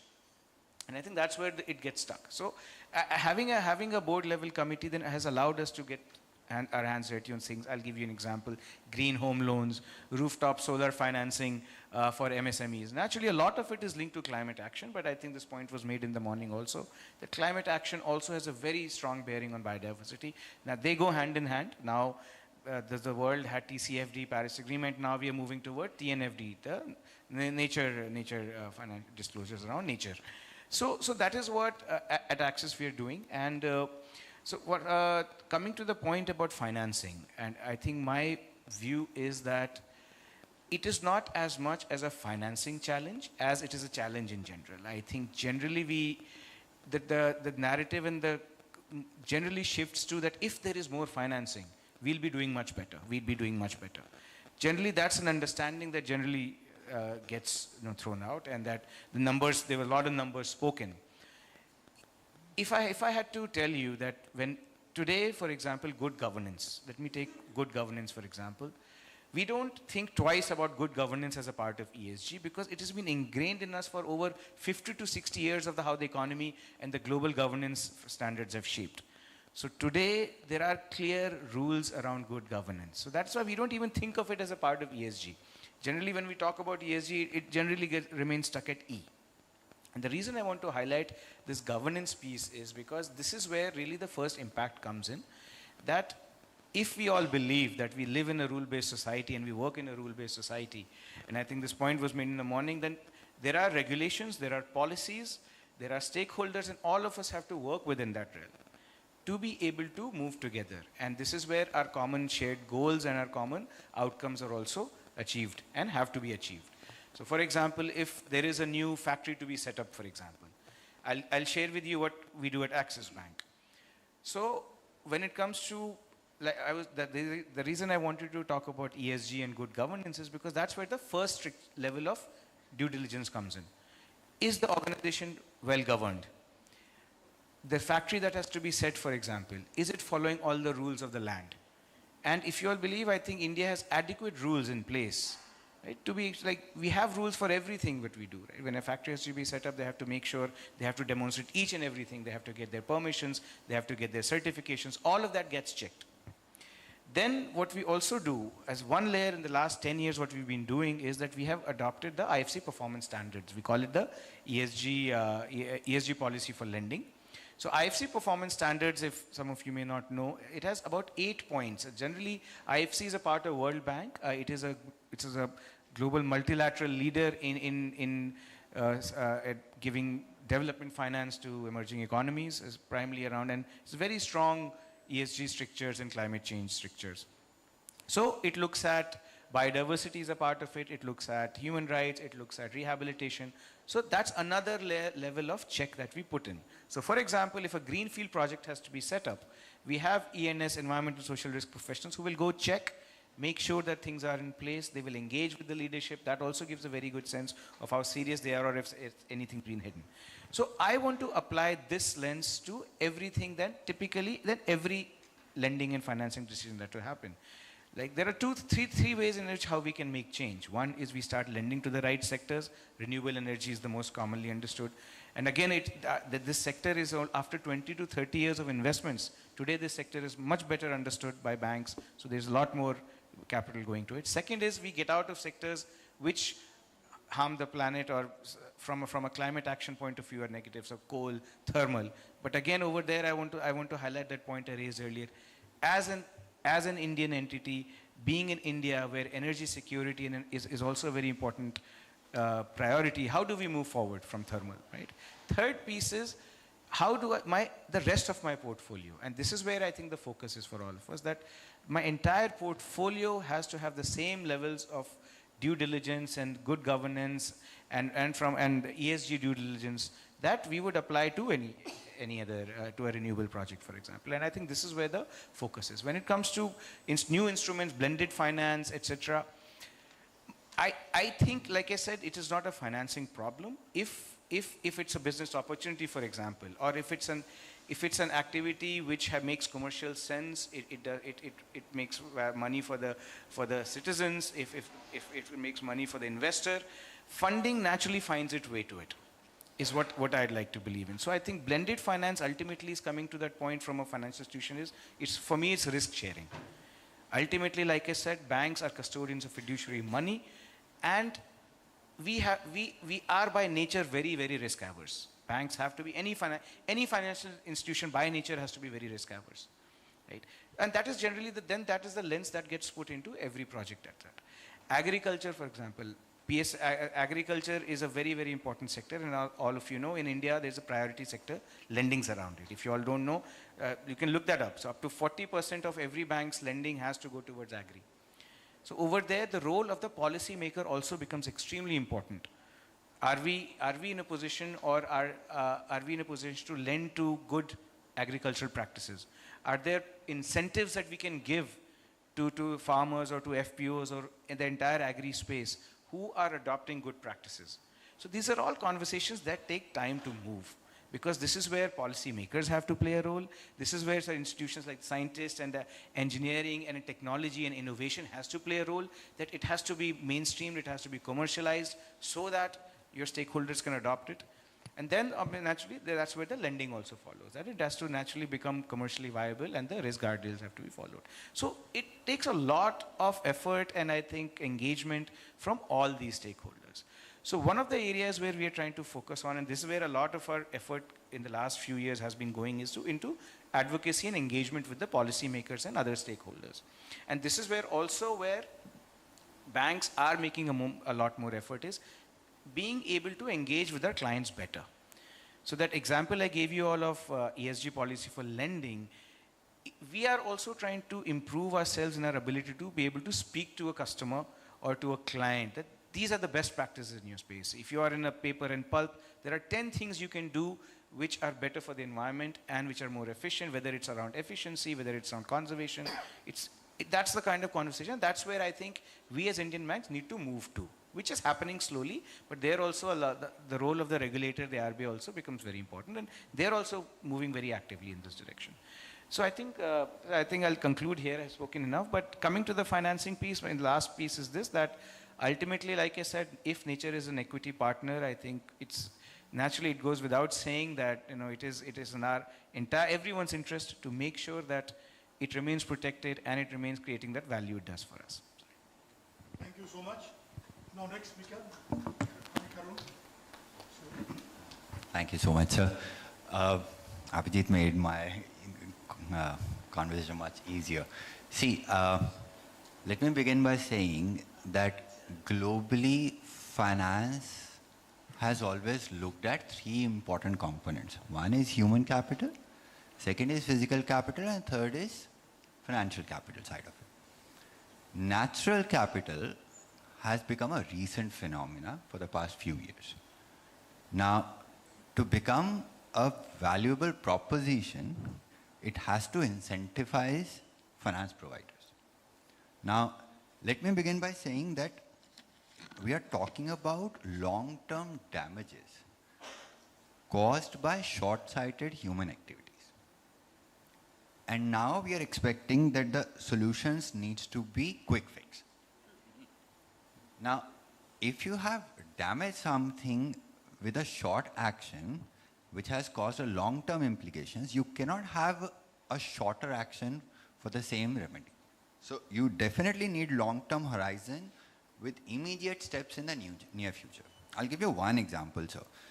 Now, do we account natural capital in any way of estimating any of our models, including GDP estimation, for example, in an economy, right? So when we are talking about finance, we need to accept that there are certain limits of finance also, be it public finance, be it private finance.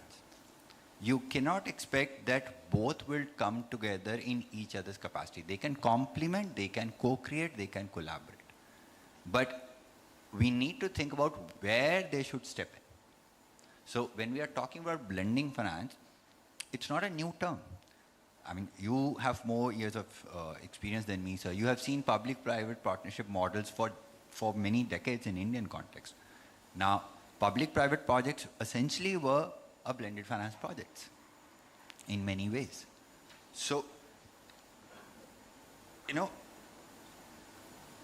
where does public finance come in? Public finance is a limited resource. It's a budgetary allocation. So as you said in the morning, it can come at initial stages as a seed capital.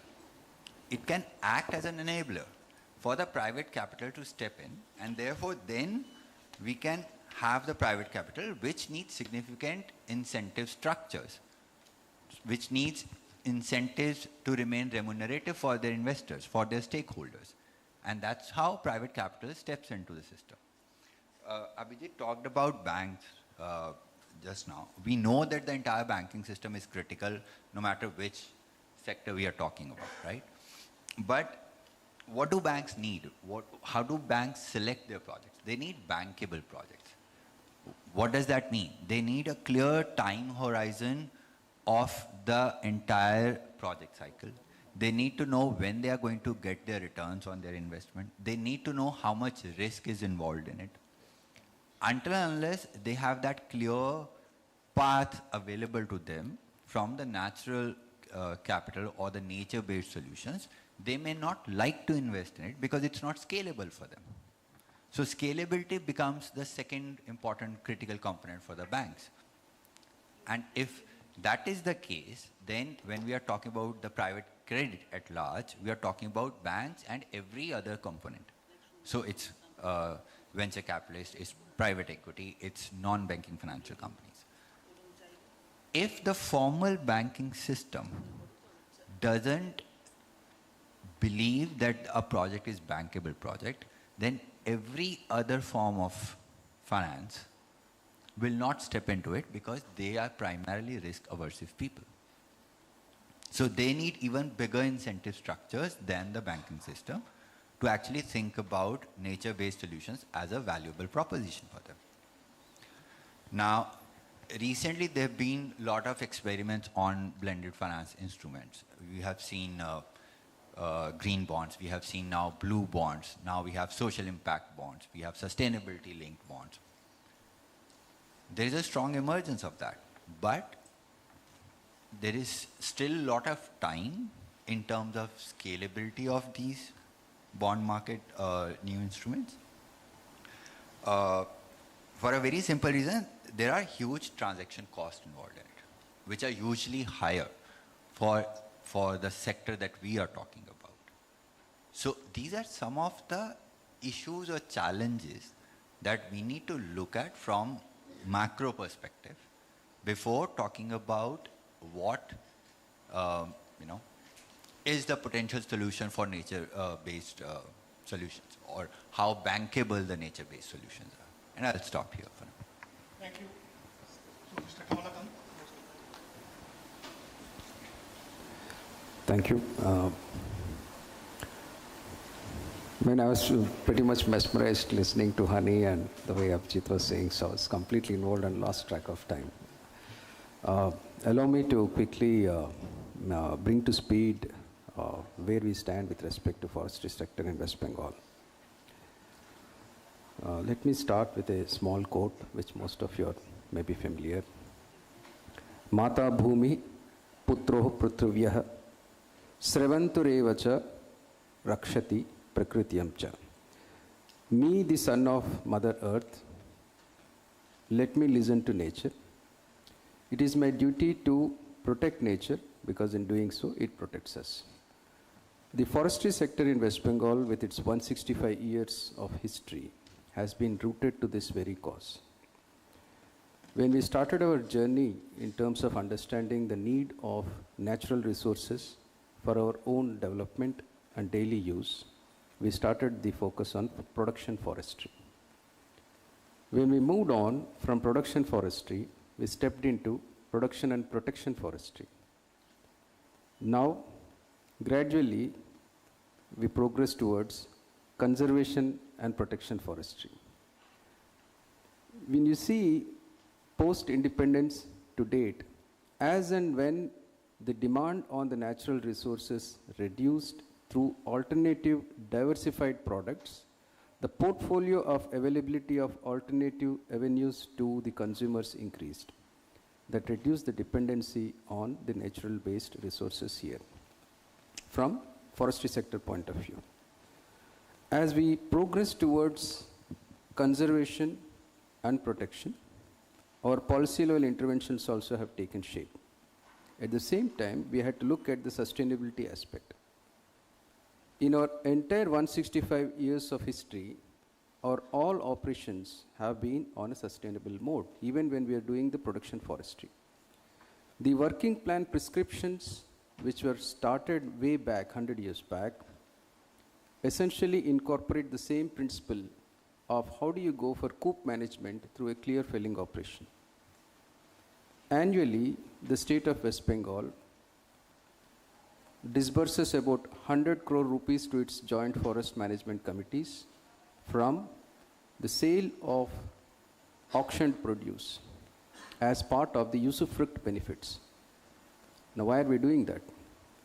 Because in the course of our exercise, when we initiated the joint forest management movement and recognition of the forest-dependent communities as the primary stakeholders in conservation, we also brought in the aspect of sharing the benefits. That is where the 25% concept we brought in. As rightly pointed out by the speakers in the plenary inaugurated session, the most vulnerable communities and also poor communities are those who are completely dependent on forest. There has been several initiatives for livelihood enhancements. So the role of these communities which are dependent on the forest is very critical in protection of the forests in Bengal. Between 1981 to 1996, we initiated the World Bank Forestry projects, which benefited over 3 million people. Now, this was a unique project because we stepped outside the domain of forest land and ventured into what we call the agroforestry model, the social forestry model, and the community forestry model. This gave an impetus to increasing the green cover in the state. See, there is a complete cycle of raising a tree, felling a tree, selling the tree, converting it to timber and other products of firewood, furniture, etc. Right? As we progressed, so did the laws. Essentially, in the 1986, the Environmental Protection Act came in. 1980, the Forest Conservation Act came in. Where are the industries, where are the corporate financing or any other models stepping in here at this point of time? No, this was purely through the internal rotation of the budgetary grant which Hani was just mentioning. If we are to let ourselves finance our own operations, then we are on sound ground. We can do so by ourselves. But the revenues have to go to the state, and then there's a mechanism to bring it back for utilization. As we progress today, we have changed the nomenclature of the acts, but the principle and spirit remain the same. Coming back, if 100 crores is what I could distribute to joint forest management committees, which in effect are around the order of about 5 lakh people spread across the state. It's very small. It appears big, but it's small. It's like raindrops falling on the earth. Okay, it's a one-time thing, an annual exercise. But when you look from the climate change perspective and sustainable use, it is now an established fact based on the studies in Caltech that if I've converted the standing tree into furniture, I have made a permanent sequestration of carbon. That was not so the concept when they were saying about only standing trees, going by the avoidance principle. Either you go into the avoidance principle or the removal principle when it comes to the climate financing. That way, our own mechanism of exercise is very well suited into a cycle of a sustainable utilization of natural resources.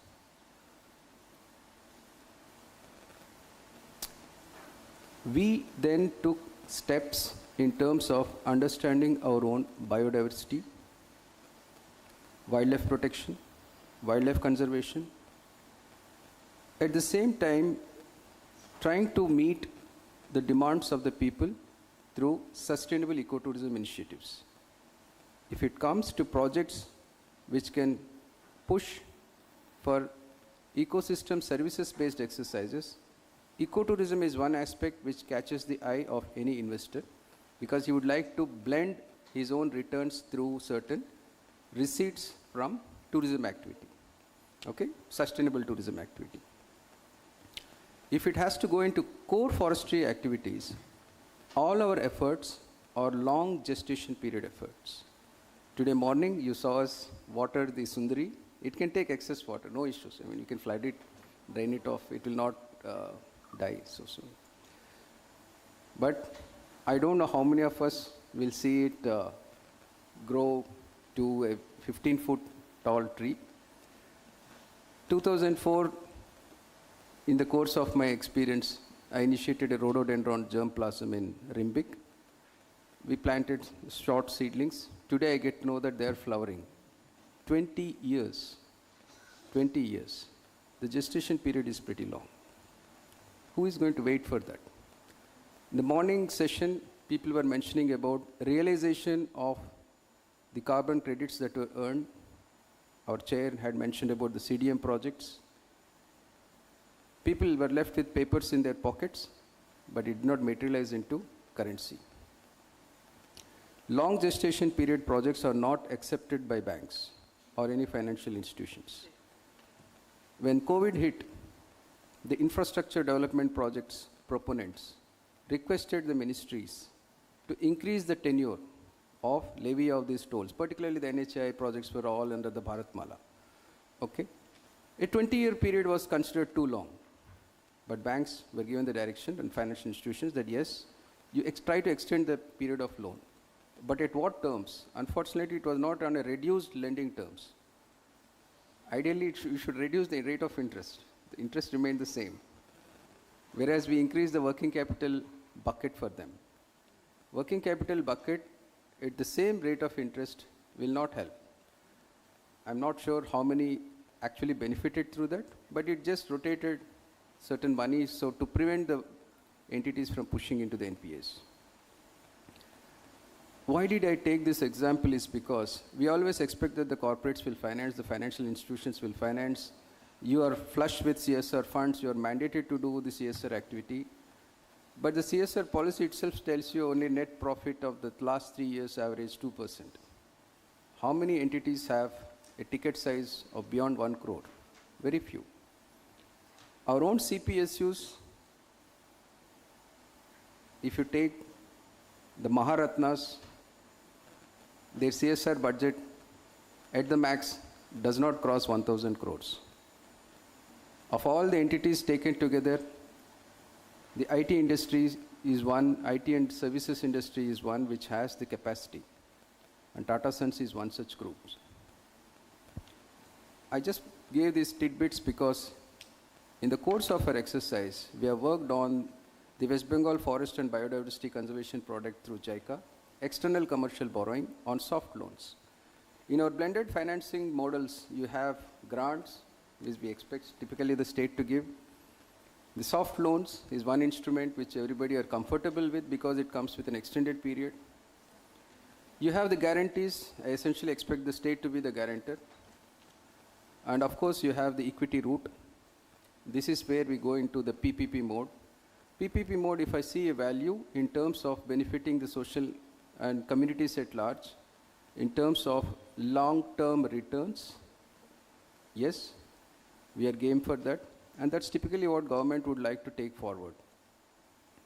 In the days to come, it is not just the CSR initiatives. There have been several CSR initiatives from banks, from financial institutions, from corporate bodies. If you take just in Kolkata itself, in our zoo, we have adoption program. We have certain waste disposable schemes. In Sundarbans, we have Tatas participating in conservation efforts. So there are multiple such exercises which are coupled through active non-governmental organizations. I emphasize this role because today when I sit here, thanks to the initiative taken by News and Nature and CRB, without the role of these NGOs, our efforts would bear minimal results. All of us are working towards one direction, but we are talking about a global challenge. 60% of the Sundarbans mangroves is on the Bangladesh side. So it becomes imperative that we work together. That's why we had formed the joint working group. Under today's conditions, how comfortable are we with working with them? Are they reciprocating the efforts that we are doing here today? Is the financial institution which is coming forward to invest in conservation efforts and sustainability projects here getting the equivalent reciprocation that side, on the other side of the border? So these are challenges which needs to be addressed, because otherwise the problem would at best be looked into from a small microscope rather than from the proper looking glass. I'm not asking it to be magnified. So gentlemen, I rest my case here. We have recently closed the discussions with AFD, the French bank, National Bank, for a project of 1,000 crores in biodiversity conservation. We are also taking the initiatives for corridor development in North Bengal, because human-animal conflict is a significant challenge which we face. Our rhino population, thanks to the efforts of conservation done by our own staff and the support of the local communities, has increased from 80 to 350. So unfortunately, there have been deaths because now the rhinos need more space. You know, just as we in this hall, if we bubble up, grow in size, we need more space. Even animals need space. At one time where we can take pride in our conservation efforts, it also poses a challenge. So maybe it's time we donate to somebody. If blended finance opportunities come forward in terms of enabling that to happen, we have already requested states like UP where they have abundant space in Dudhwa National Park, maybe they should take 15 or 16 rhinos from us, let the population grow. Otherwise, within our state, if we translocate from one area to other areas, we are just shifting the problem. You know, we are creating a new avenue. So that is where, in the morning, when they were mentioning about the invasive species, you know, if a species has gone extinct at one place, I wouldn't even recommend reintroduction of that species, because is the environment same today as it was when it was alive? So these are questions which we need to address before we reintroduce any species in different locations. We should look at a compatible environment, because for an animal, the habitat plays a very key role. I'm coupling with the marine ecosystem services. We are talking about the carbon sequestration through marine blue space. This is another area of study which is happening. So my colleague had made a presentation on the wetland. It took me 3 months to prepare a project on River Valley, Teesta River Valley project way back in 2005. And now with the technology at hand, it just takes about 2 to 3 weeks. So we have advanced in technology. So our efforts of utilization of AI, which countries like Nepal are using as geokrishi, and internationally there are also some features like Atmos and others. So maybe the technological support and intervention coupled with the policy interventions can enable private participation and also co-opted partnerships in working towards our common goal. Thank you very much. Thank you. So we had the first round of discussion. Our first speaker and last speaker, they mainly represented the nature side. Second and third speaker on the investment side. So my job here will be connecting the dot. So I'll be asking the question focused more on the theme of the session. Okay. So now, Dr. Nag, now you said there are about 9,370 wetlands you have identified. And you said that many of these are rain-fed wetlands, which have a problem. And we all know that out of all these, there are only 2 wetlands which are Ramsar sites, no? It's Kolkata and then Sundarban. So my question is that how many of these are rain-fed wetlands, and how many of the wetlands in West Bengal these are close to the Ramsar lanes? The first question. And second question is that you know, and how do you connect your research, your work on the application of GIS with the nature-based solutions? How relevant is your work, scientific work on NBS? So firstly, I would like to mention, this is audible? Yeah. Firstly, I would like to mention regarding the numbers. If you see, Department of Space had in 2017-18, they had brought out an atlas where the numbers were around, number of wetlands was 12,900 and some such figure was there. So these figures are variable. That's what I mentioned. That depends on how you look at it. Like you have number of wetlands in the sense that you have aquaculture. So they are also classified as wetlands. Now, if you club them together, they will have only one single catchment. So all these water bodies together. So in terms of catchment, maybe you can club them into one, whereas the fisheries department says that in West Bengal there are around 18 lakhs to 19 lakhs water bodies. So these figures are widely varying points. So depending on what you're looking at. So accordingly the data varies. Regarding, your second question, we as a science and technology department, and apart from that, we are also the geoinformatics, the remote sensing cell in our department. So we are working with the remote sensing data, the GIS data, and as Sir mentioned, nowadays AI and ML, these are technologies that are incorporated in this. And government is giving us a lot of data, financial support to generate this data, because whatever nature-based solutions that we are discussing or we are talking about, that everything is based on data. So this basic data sets, we as a department, we are generating, we are a service department, we generate data for other departments so that the government can use these data sets. And those days are now gone where it's only about numerical data. Now it's also about spatial data. Whether you can convert those numerical data into a spatial format that gives more meaning to that data. So that is how we are addressing. So fine, you are creating the database for more action-oriented programs on nature-based solutions. Because we have worked in the Himalayas, Okay. we are working in the Sundarban area. Okay, we got the point. Thank you. So, and you are also contributing to research by giving grants to the universities, etc. So, Vijit, you made a very interesting remark. You said nature is an equity partner. Yes. And every equity partner earns the dividend. Yes. So, how are you paying a dividend to the nature? We can pay our dividend to nature by following the laws of the land in everything we do. I think, like you said, I think, sir, the challenge comes is we try to find solutions for. Have you ever been able to quantify what is the dividend which can be? So I'll take the example of risk management. Risk management. The very reason why we apply those levers is so that if we are lending to corporates or in manufacturing space, for example, they are not polluting the rivers or they are not illegally chopping down forests. This is why that one additional layer of compliance becomes very, very important. And I think this is one way in which it can be measured. Other, I think, is information sharing, and this is where that you also referred to, is information asymmetry is huge, and especially when it comes to conservation and in the space of nature. I'll give you an example, say compliances. We have to do our own level of due diligence to check whether an entity is compliant or not. Now imagine if all that information was there in the public domain.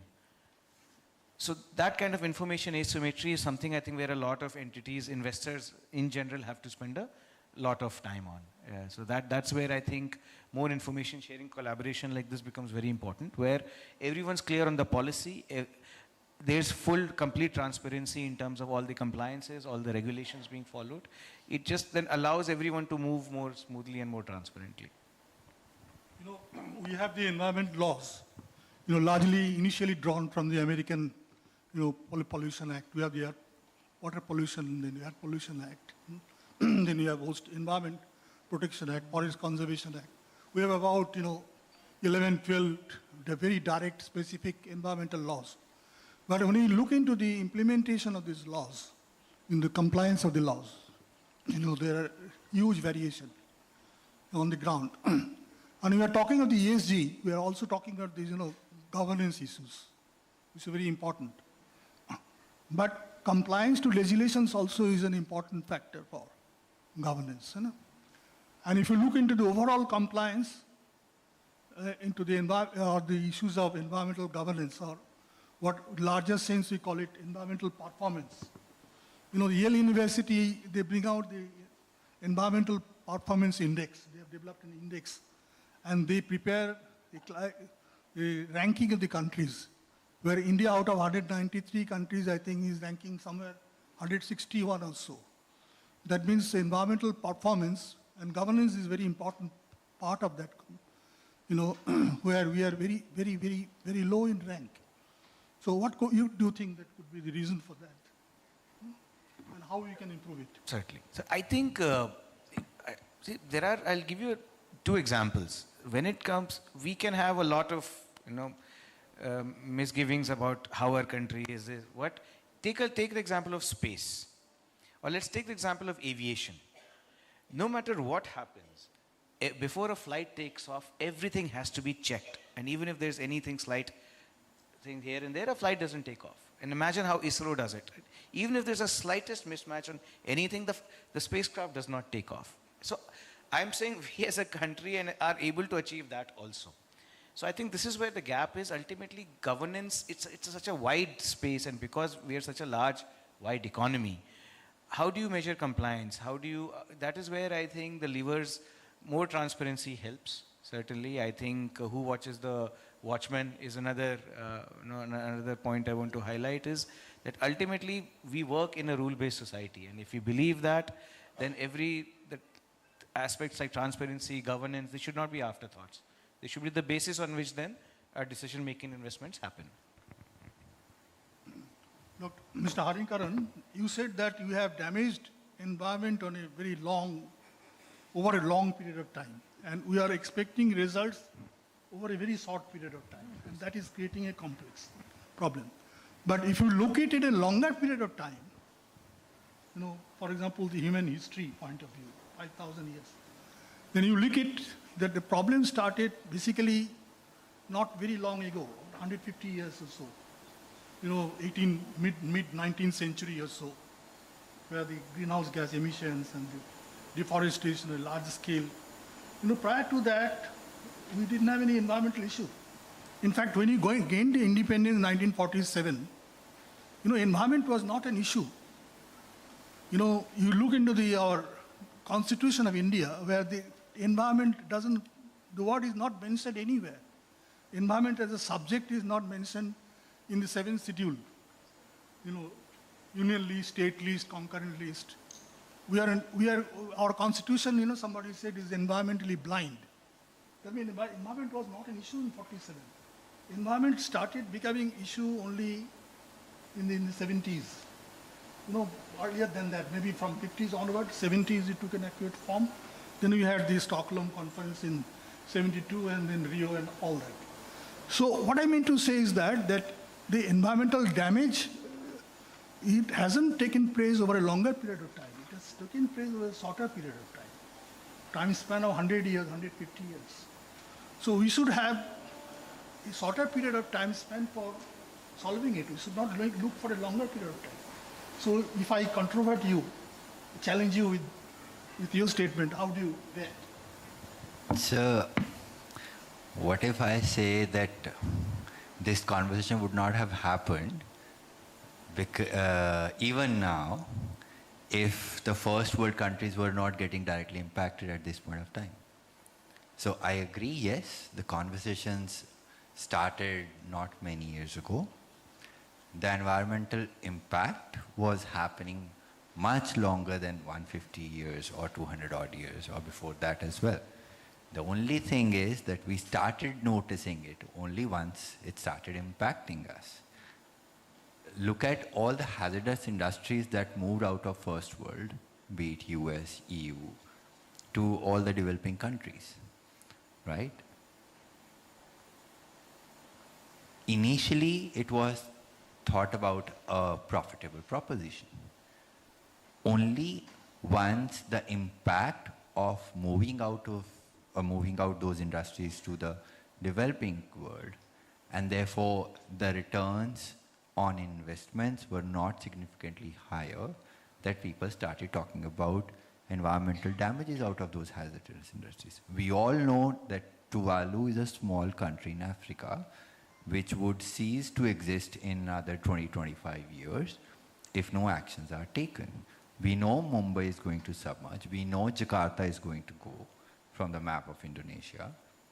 Point is recognition of the fact, sir, that we have done certain damage and now we have to find solutions to it.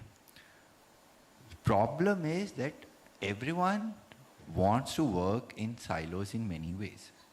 So we think that the role of regulator or the policymaker is to design the policy. We think the role of the financier is to finance it.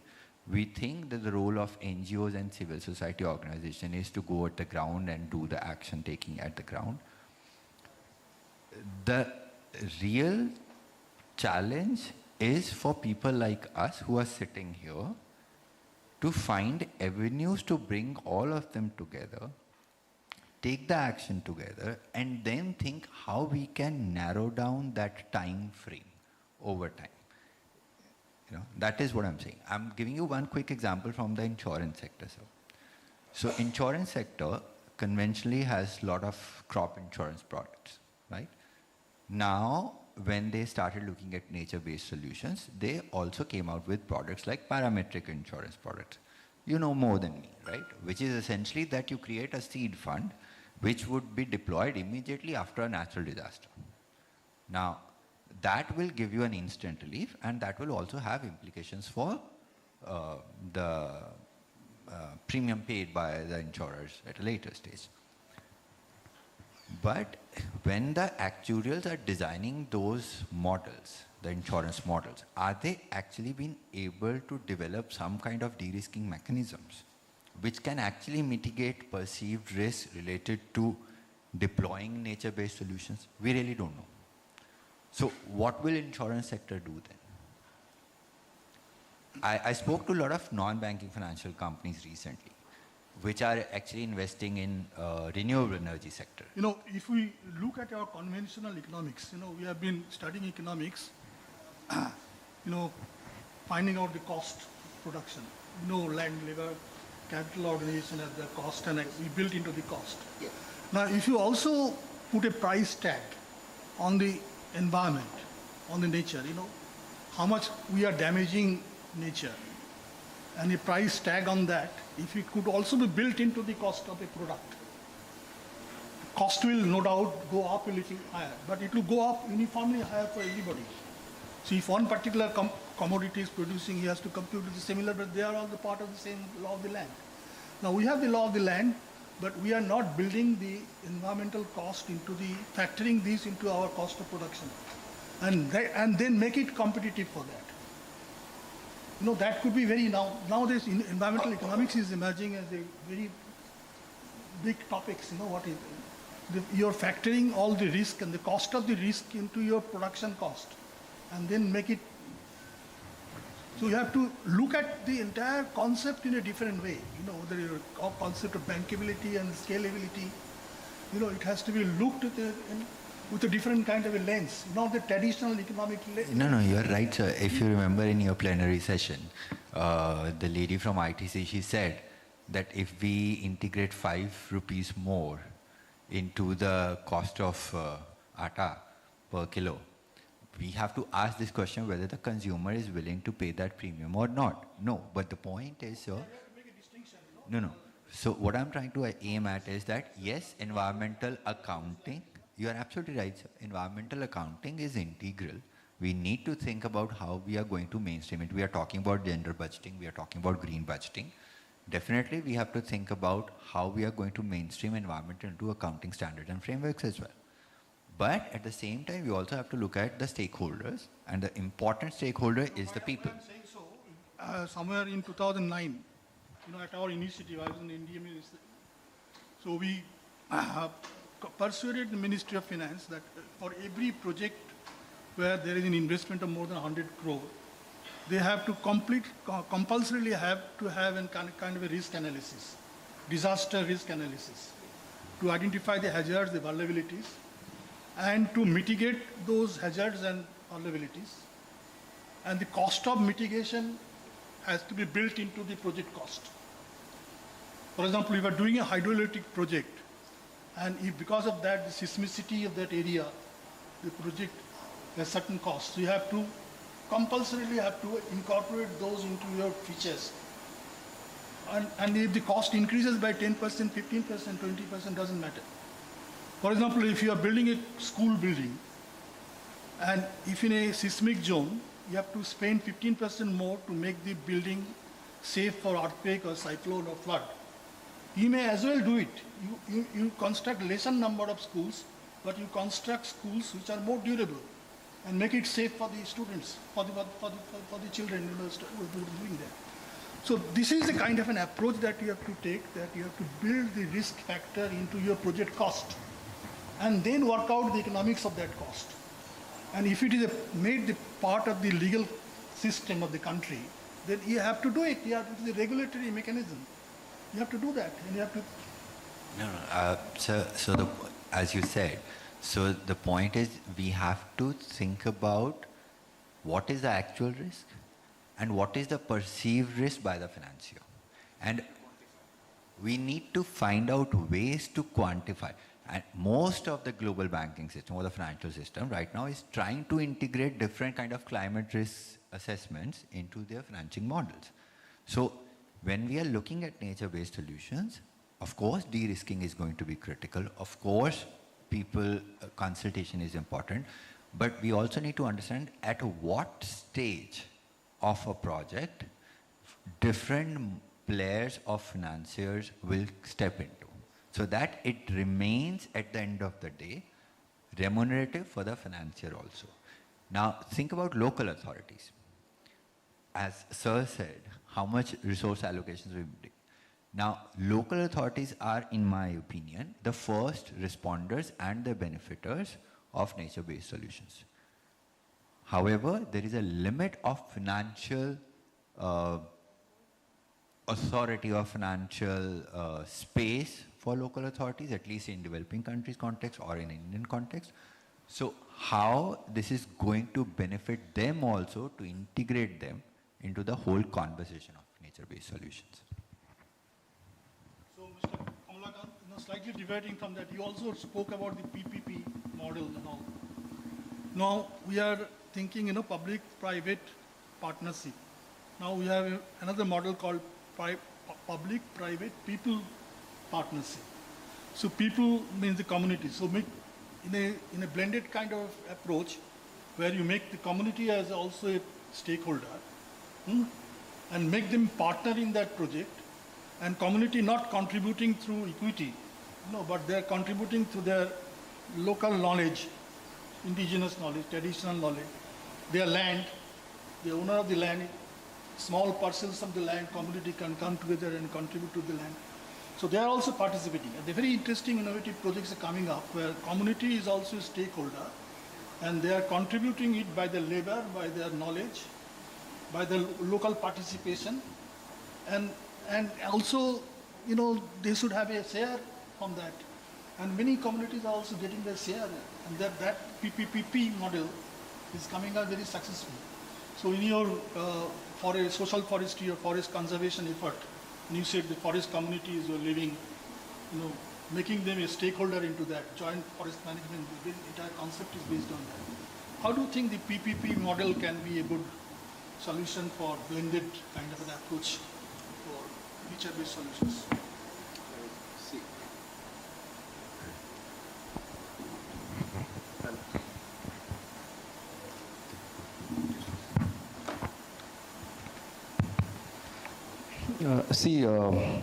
We are actually having the systems in place.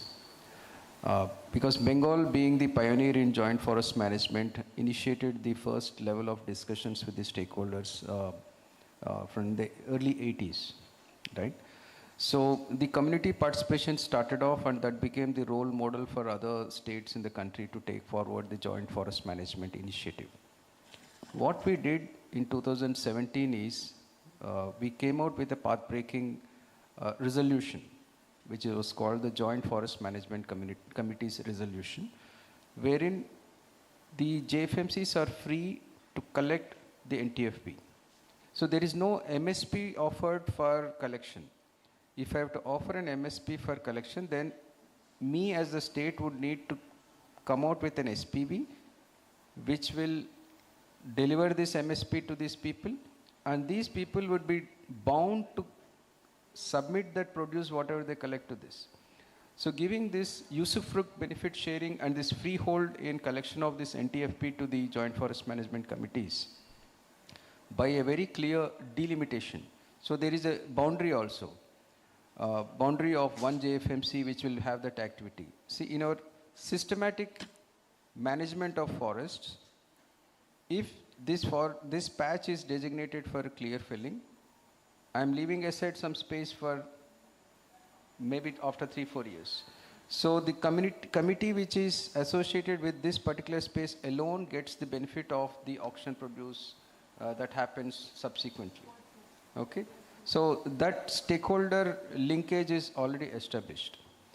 Going forward, if these joint forest management committees are to be registered as societies in the model of a CBOs, community-based organizations, then the next level would be, it's just a onboarding, pushing the fund flow like the DBT model. We have the forest development agencies. We have across the country also this model of a state forest development agency, then the FDAs, etc. is in place.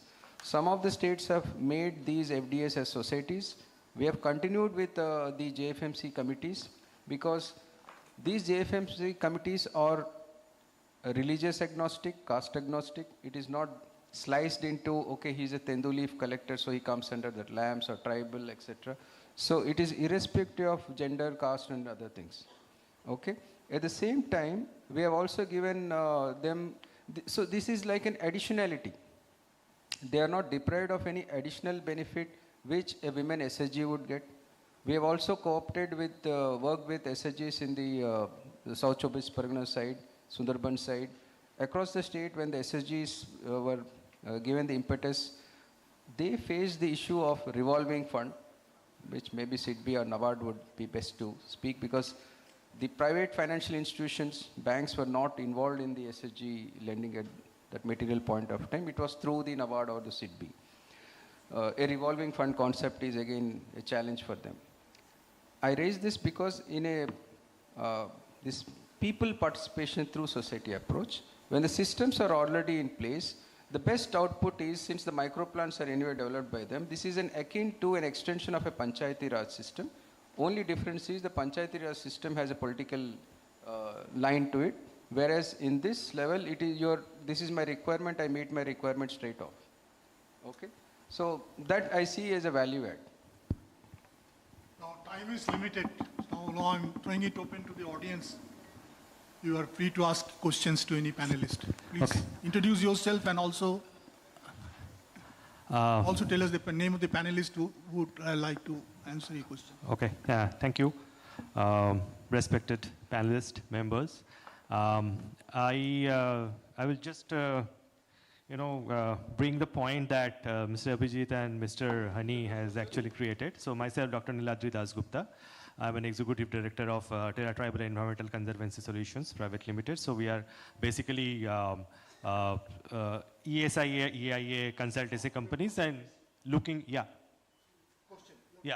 into biodiversity and environmental sector. So what we actually come across, so when there is a project funded by ADB or World Bank, so they strictly follow the IFC JN6 standards, and client is also like, I will say in Hindi, isko bahut achhe se dekhna hai, because we have to answer ADB or the World Bank specialists, whoever is appointed for that project, the ADB mission or World Bank mission or whatever.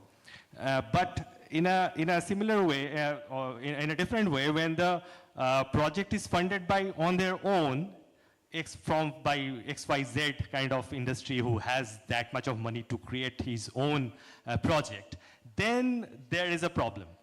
Then 2 din survey kariye and give us a management plan and all. So that's my take on that. So how we will manage that in a policy level interventions where we reduce that harmful flow of money into those kind of projects which actually go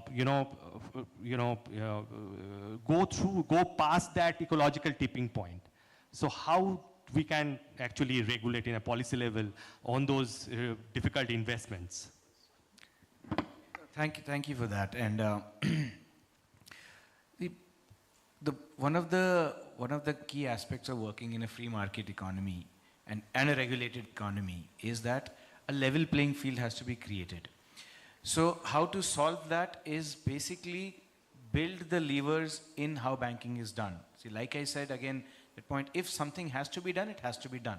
Like Sir Professor was saying, if building codes exist, they have to be followed, right? Now, the challenge, and this is where I said, I think a lot of investors spend a lot more time in due diligence, is because a lot of those levers which should be there ideally are not there. Right? The reason why, again, referring to what Ikani was saying, why ADB and all, one, it's their mandate, institutional mandate, and second is they actually are willing to put that much more money into ensuring that it happens. Because see, honestly, there's a cost to being good. It's unfortunate, but it's true. There's a cost to being good, and ultimately, if the economics don't fit well, this is where things lose out. Because this is where, again, a level playing field comes, is that if one bank A says, I will need ABC extra from you, then they're welcome to go to another bank. And this usually ends up happening. And especially for the large players, they're able to leverage, and they're able to play each other out. And it ultimately comes down to that. Just have one more thing. So that means when there is like internal funding, sort of, or government funding, sort of. So do we need to have a kind of new policy or a revision of the notification, EIA notification 2006, because it's too old now, I think. Yeah, it came out in 2006, and the Ministry Tour came in 2009. Which actually tells about how to, cite your industries or, do your EIA sort of process.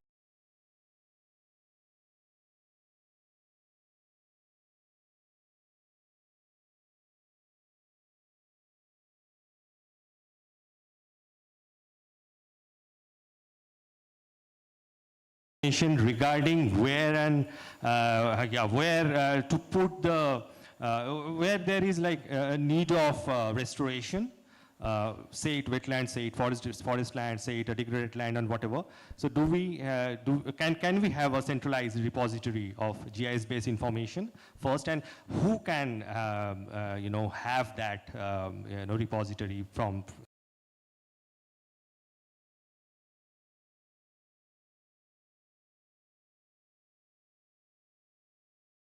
Months, where every kind of spatial data you will be able to access. The Land Records Department is also coming up with a portal of their own. These portals will also be connected. Various other departments have their own spatial portals which you can access, and they will be connected, and you will be able to access various kinds of data sets. I think even the Forest Department has a portal of its own. So those kinds of spatial data sets you will be able to access. And we will give access to the public also.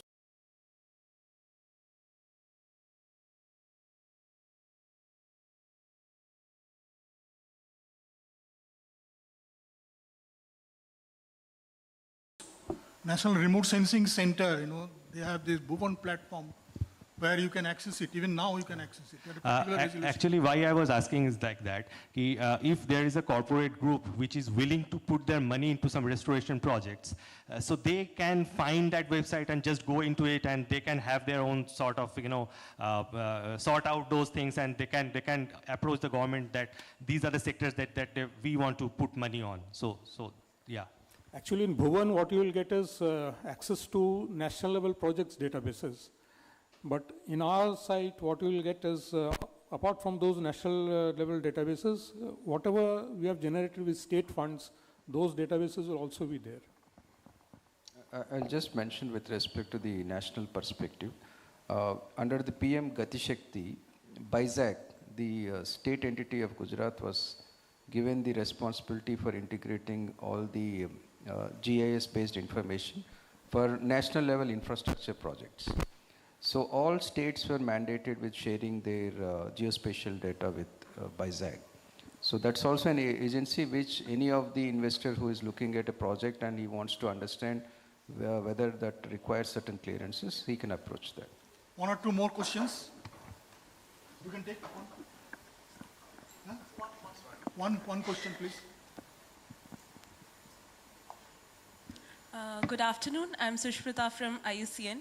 I'm the business and biodiversity person there. My question is to the financial institution here. Could you please share if Axis Bank has been able to channelize private capital into nature-based solution project as per se, and to understand how that fit into the nature-based solution criteria and not just nature conservation as a whole. I'm asking if financial institutions are looking at nature conservation actions separately and nature-based solutions separately, and what are the due diligence components that goes into looking at nature-based solution projects that are being financed? Ma'am, is nature-based solution, is it a viable project, commercial project in itself? I don't know if what the view of IUCN is, but ultimately it comes down to that. Again, the point that was made is lending commercial activity is ultimately commercial activity where returns are expected. Yes. It could be anything.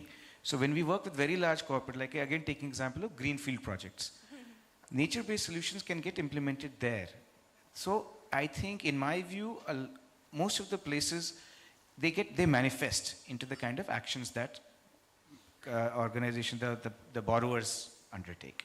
Agri space, for example, there may be a lot of nature-based solutions which are being adopted by many of the entities we work with, whether it's the retail farmer, whether it's FPOs, which we may not be able to capture right now.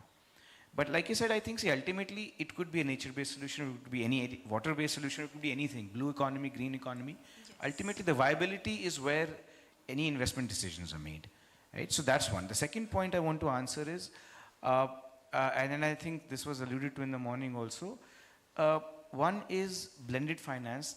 I mentioned about risk sharing, but the blended finance also works really well in the PPP model, which was here referred to. And say, for example, a NABARD, a commercial bank like ours, and say a government entity coming together to do something. These are very good platforms really to pilot things and experiment things, and also to share risks. So I think more of this happens, the better. So I know NABARD and SIDBI have plenty of such blended finance risk sharing programs. Many of the multilaterals have them. So I think these are great platforms to really drive many of these solutions so that they can be commercialized, so that they can have they can be assessed properly, and then they can be scaled. Again, what Karan Bhani was saying, right? Scalability is also very important. So that's one. The last piece, sir, is CSR also has become a very good platform. But again, like I said, very few entities have large CSR grants, and ultimately the choice becomes whether to put it into healthcare or to education or to nature.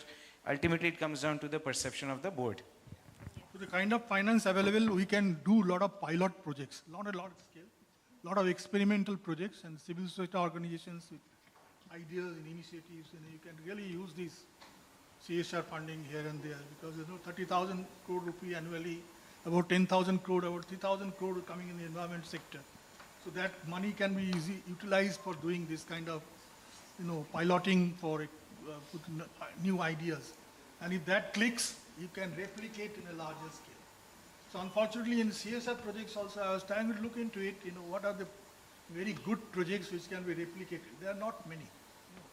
So that is also another issue. So all the good practices have to be documented, and then we can replicate these on a larger scale. So with that, we close it here. The topic is very vast, enormous, time is very limited. So we just made a beginning, and I hope that the debate, the discussion will continue. Thank you. Thank you so much.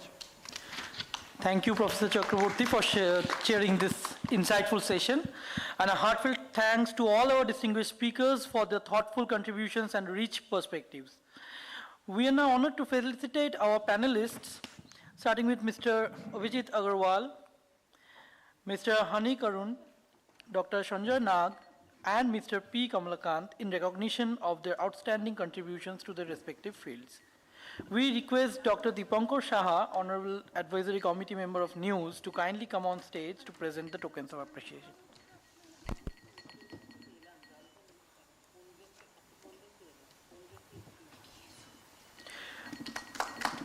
We would also like to request the panel to please be on the dais for a group photograph to commemorate this session.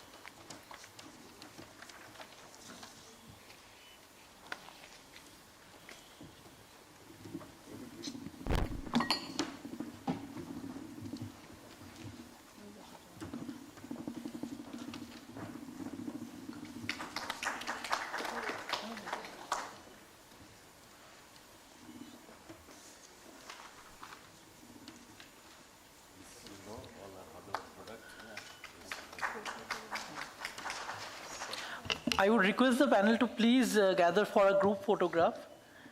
Sir, Dr. Shah also please join with the panel for the group photograph, please.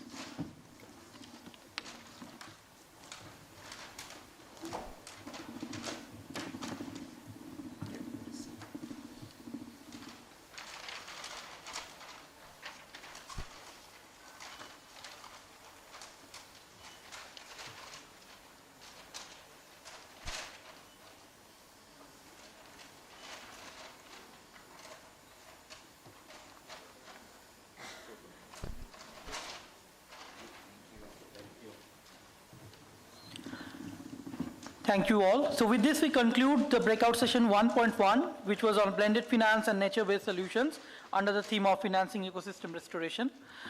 So please join us for tea outside the hall. We will have a short tea break of 10 minutes. We will again join for the second part, that is 1.2, session 1.2, sharp at 3:40.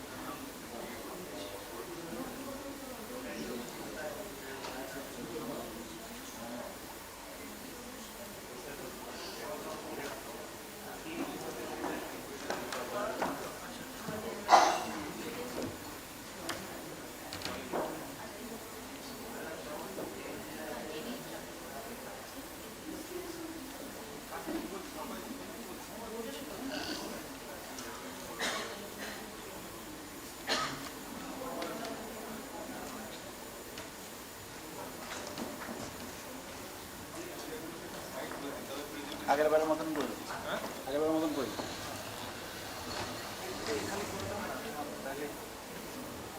যারা যারা আসছে না তাদেরটা side করে।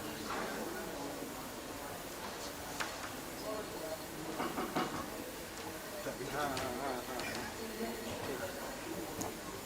না কিন্তু sequence আছে। না না এটা করো না, কোনো অসুবিধা নেই। তো দীপেন্দ্র বেশ করো না, ওটাই এটা আমার নাই।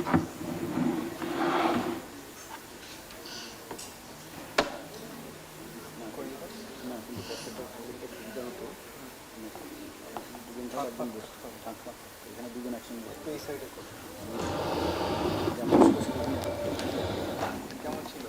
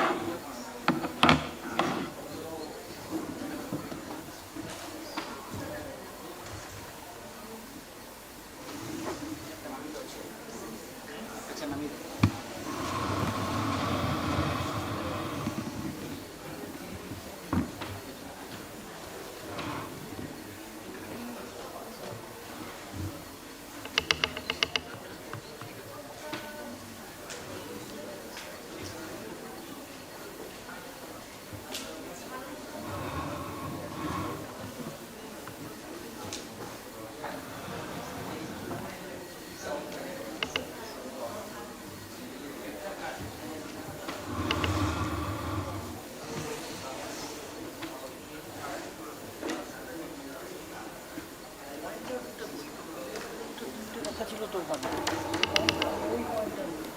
আমার কাছে পয়েন্টটা দাও।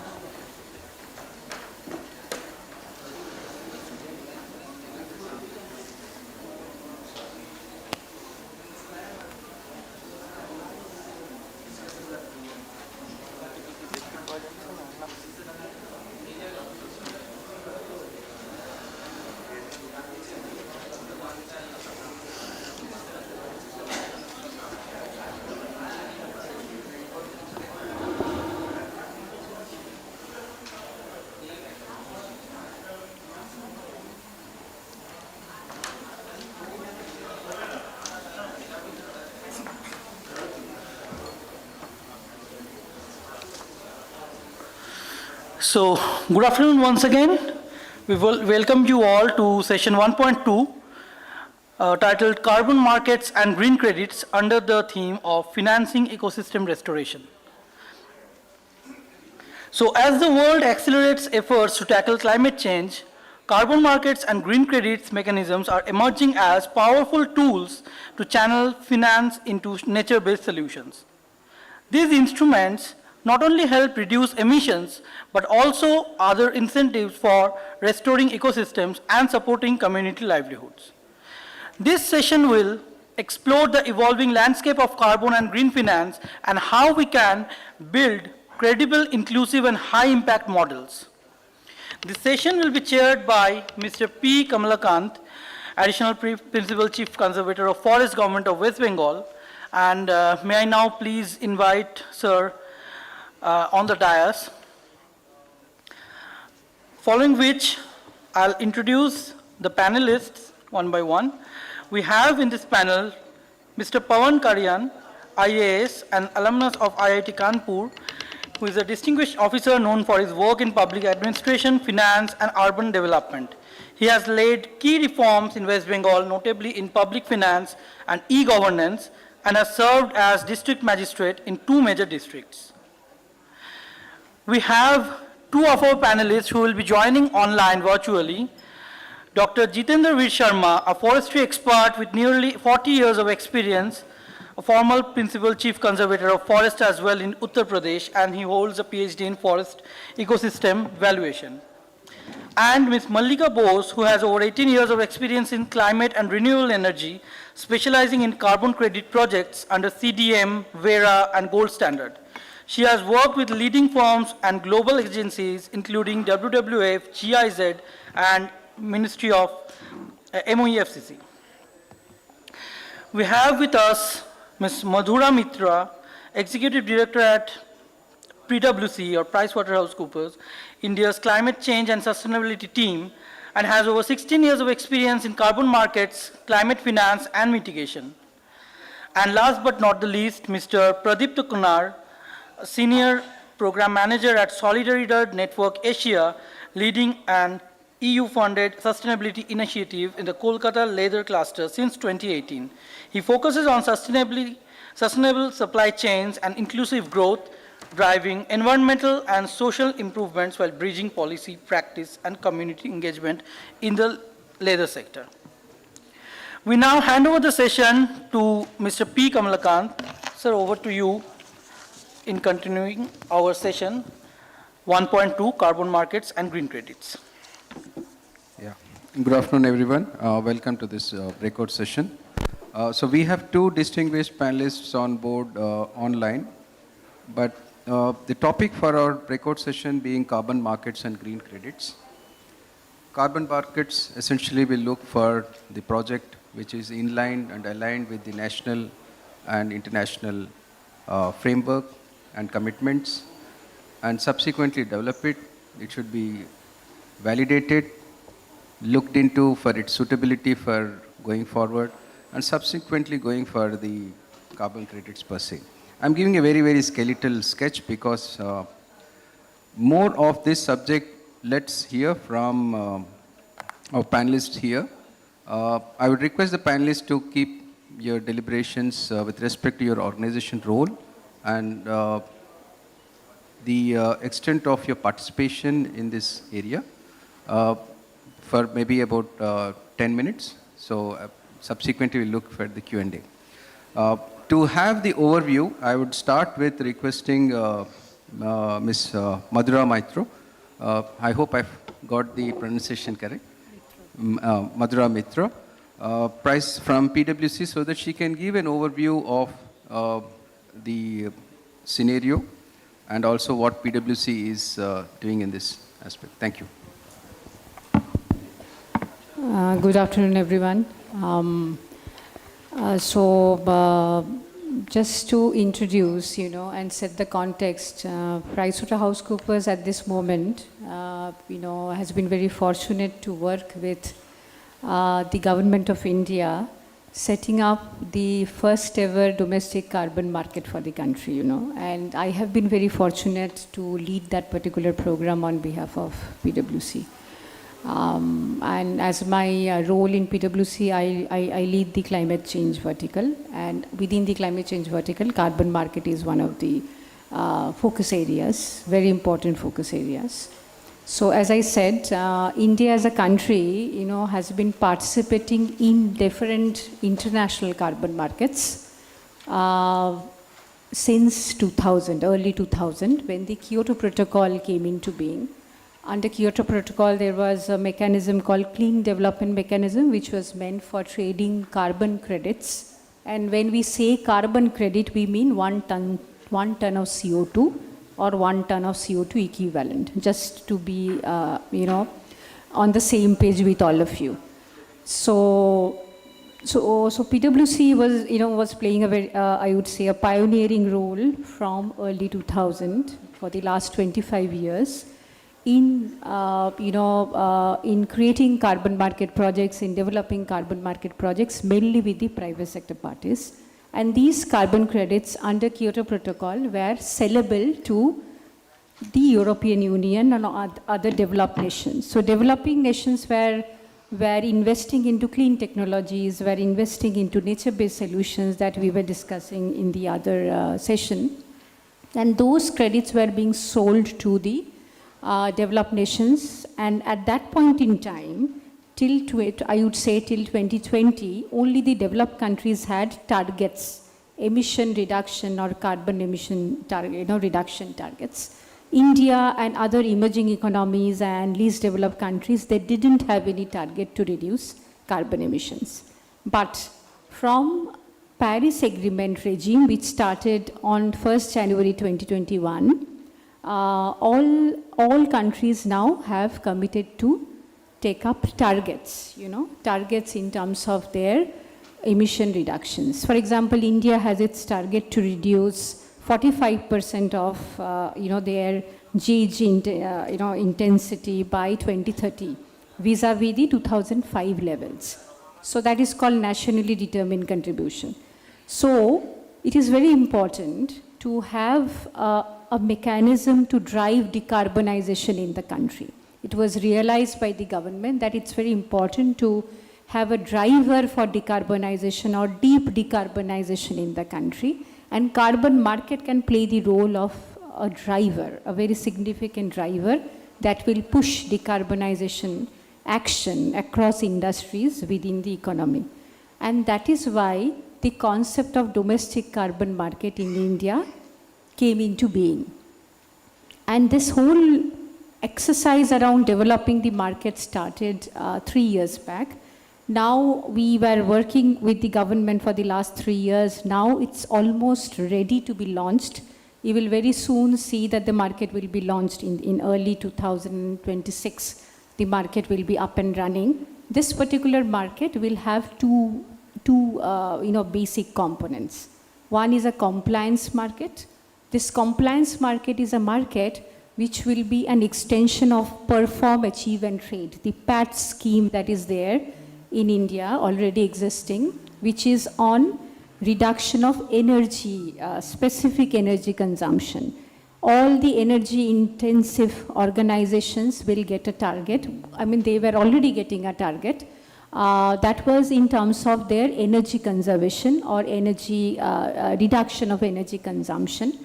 But now that whole energy consumption based scheme will be converted to carbon emissions based scheme, and they will get targets from the government, and the first set of targets have already been released by the government for consideration of all the industries.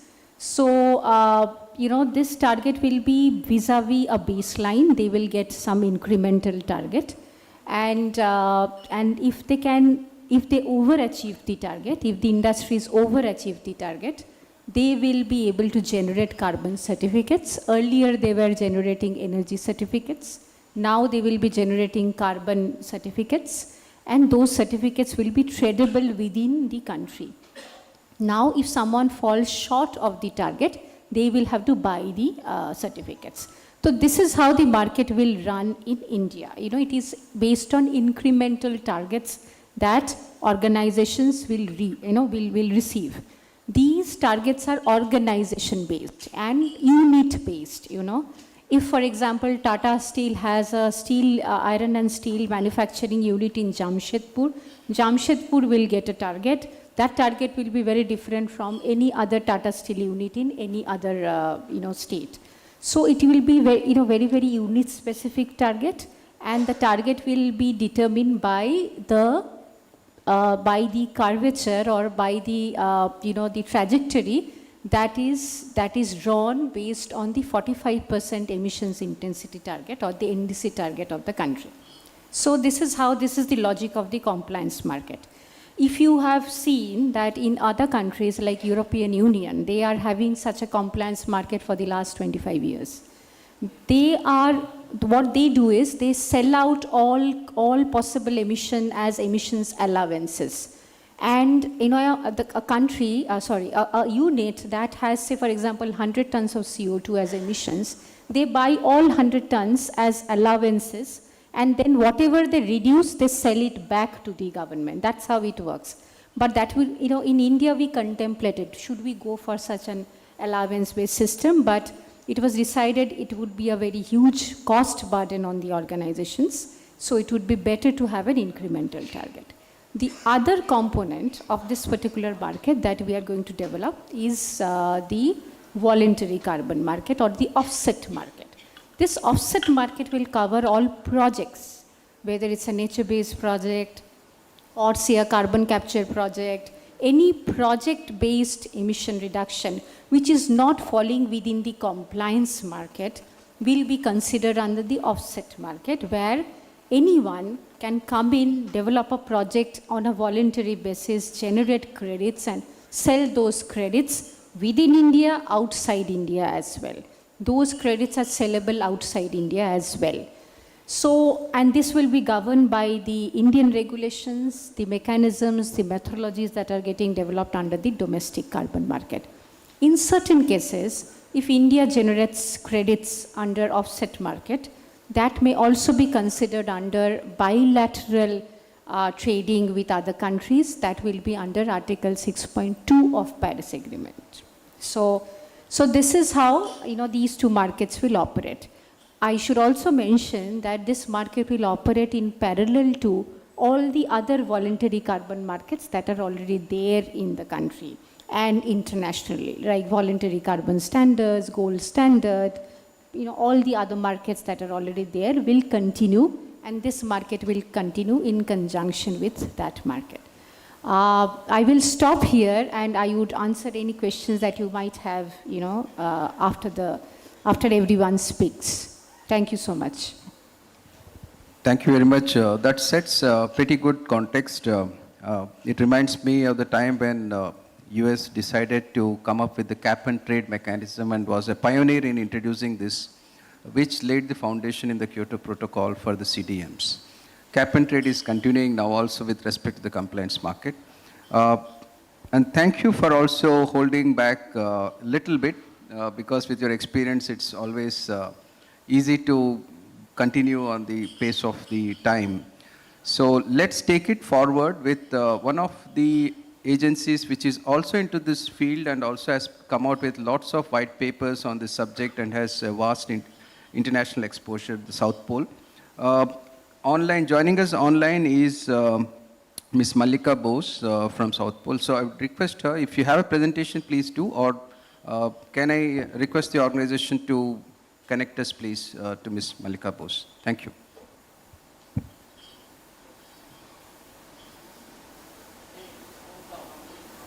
To NEWS team for inviting me to be part of this panel, and also thank you Madhura, I believe, for setting up this context and to start the discussion since CDM era, because I think the entire CDM project framework has played a very, very important role in this entire carbon project development scenario. And we all are aware of the fact that how PwC is leading this entire carbon trading platform discussion in close collaboration with Ministry of Environment, Forestry and Climate Change. In South Pole, as you all are aware of, that we normally cover different aspects of carbon project development process. So we have like 3 or 4 wings where we have regional global teams. They are responsible for end-to-end project implementation process, be it the international voluntary carbon standards like Breakout gold standard or any other voluntary carbon standard, as well as with the Article 6 compliance market, because currently our global team is also engaged for several Article 6 project opportunities in different parts of the world. For example, I can give you the reference of Africa at this point of time.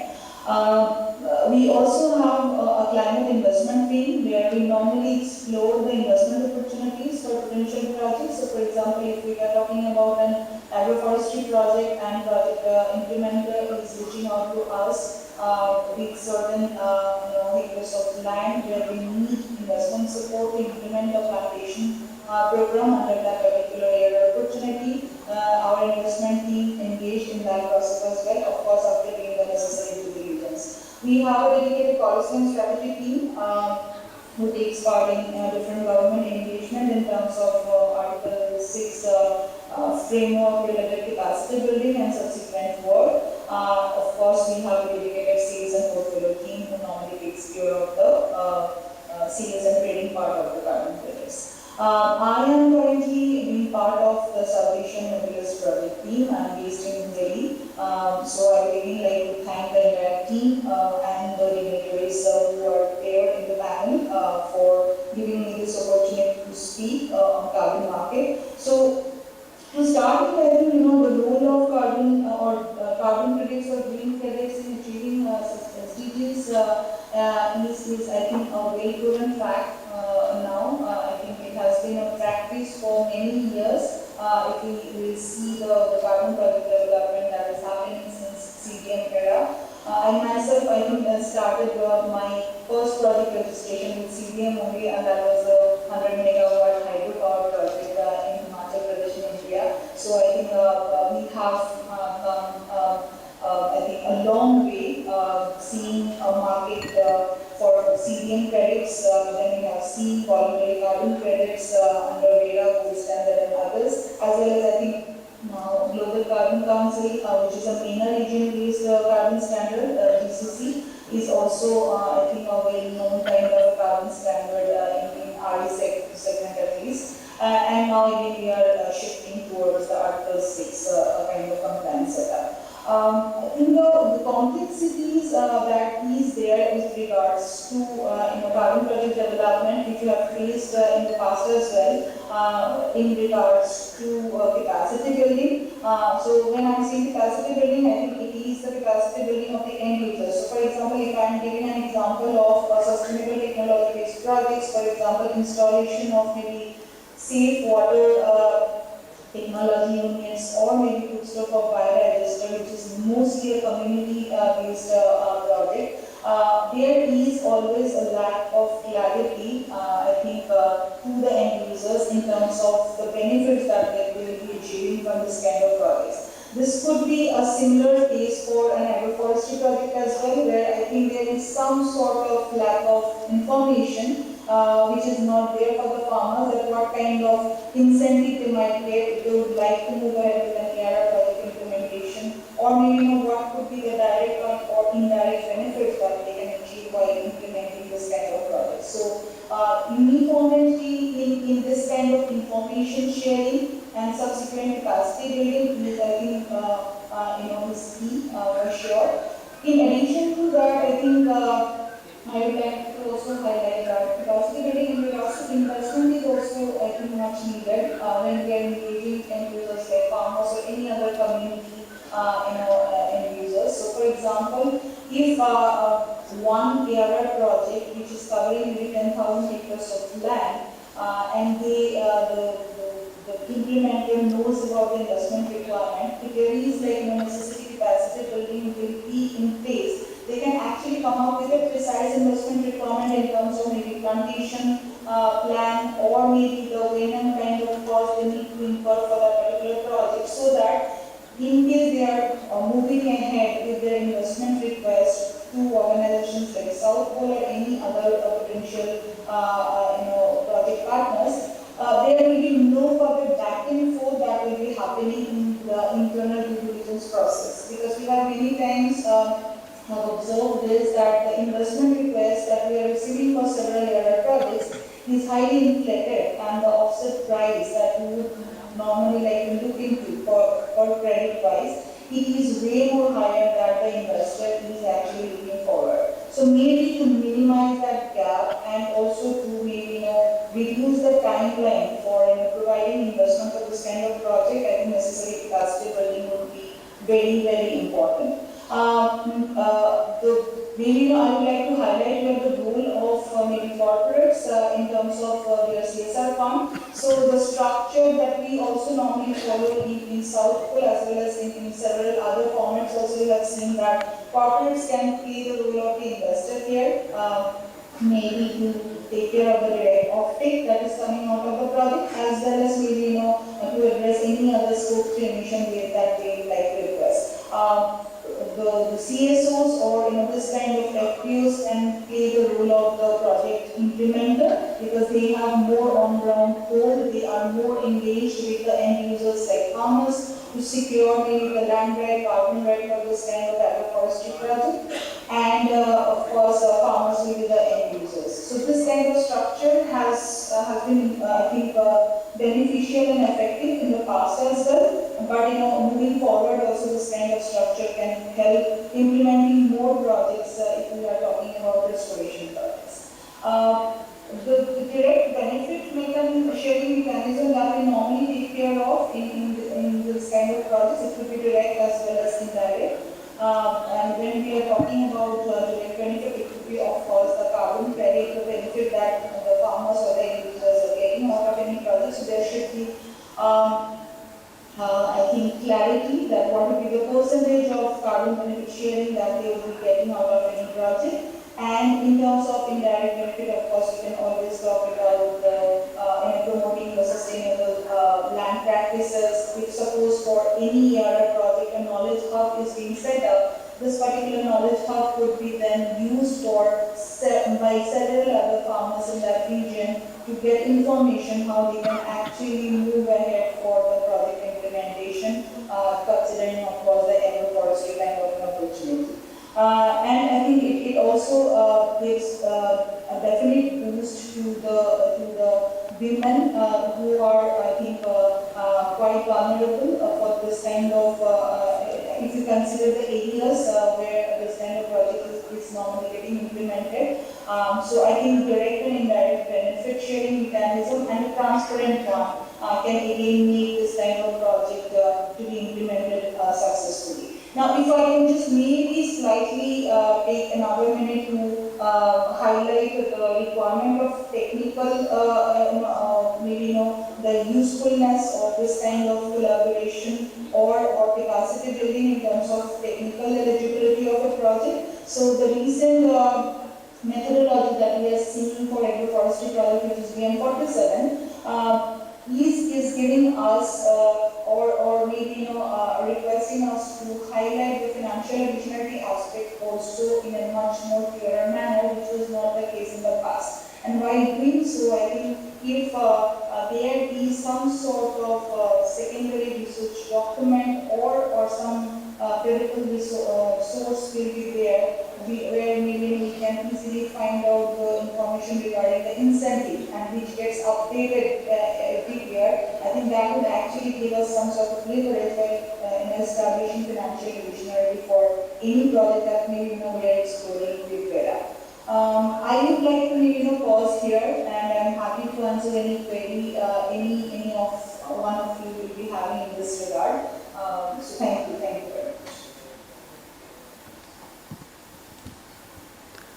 Thank you, Mallika. That brings us to a different dimension in terms of capacity building.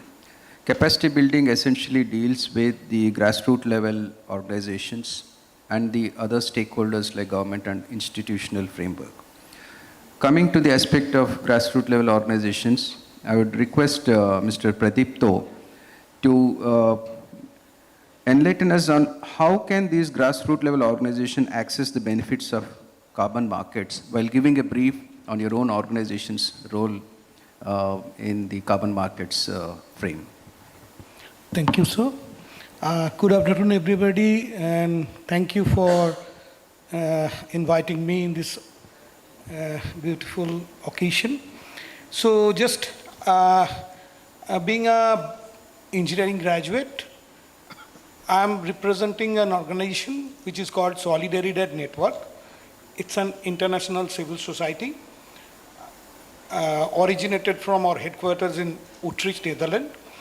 We are having an experience of 54 years working in these sustainability areas. Basically, Solidaridad works on the concept of strengthening the supply chain or establishing the sustainability in the supply chain of different commodities. It started with agro-based commodities like tea, coffee, cocoa, soya, and different commodities. But now we expand our areas in the MSME sector also. Now here, two things in the agri-commodity, our concept was in the initial stage, it was the farm to fork. That means to build the capacity from the ground level, from the farmer level, to promote these sustainable practices till the end users. So by doing that, our agri vertical, I should mention this because now we moved into the area of regenerative agriculture. So now what is happening is the biodiversity, the carbon sequestration, and all these things are coming into play. Now, as our previous speakers are saying, they have expertise on this, particularly in the carbon market. But as an technocrats, and working in the ground level, I'm sharing my ground level activities, our organization, and what is basic needs of this the field. Now, when we were talking about carbon credit or carbon sequestration, now this is not a commodity. You cannot show anybody that this is carbon. And when you are talking with a farmer in the field, that in this way, when you do the agriculture, you can sequestration carbon in the field, which will change the environment, which in the larger scale, it's the demand of our world is changing on this direction. So now what they want, they know that my crops are growing, so it should be, I must need a better yield with less water, with less effort, or my crops should be weather friendly. All these things comes into play where actually solidarity debt plays the role. We used to bring the technologies from different parts of the world. Now we made it tailor-made for particular region, what is the requirement of this particular sector, and then implement that. Now, every sector has the business. So if we say that yes, definitely there is a requirement of saving the environment and all these things, but business runs in its own way. So if a farmer at the end of the day, if they don't get that yield or the money, the concept of sustainability or carbon market is just volatile for them, where solidarity debt plays the vital role. I'm coming to the sector of MSME. This is also highly unorganized sector where we are working, like leather, like textile, and where I'm giving you the personal experience. When we started our project, European Union funded project, 2020, it's the mid of the COVID. So initial days we could not able to reach to that units. When we started going there, though they know me, our team, when we started going there and asked them that these are the project, we are having a project with you, and these are the sustainable practices you want to have, you want to do.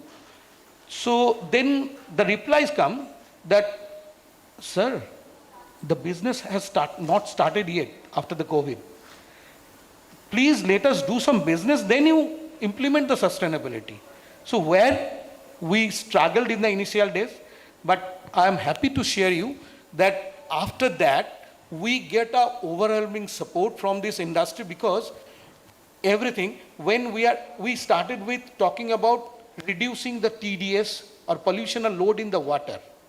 But when we able to show them that when you are reducing the TDS, simultaneously you are reducing the water uses, or your water upliftment pump is working lesser, where you are saving the energy, then the word strikes their mind.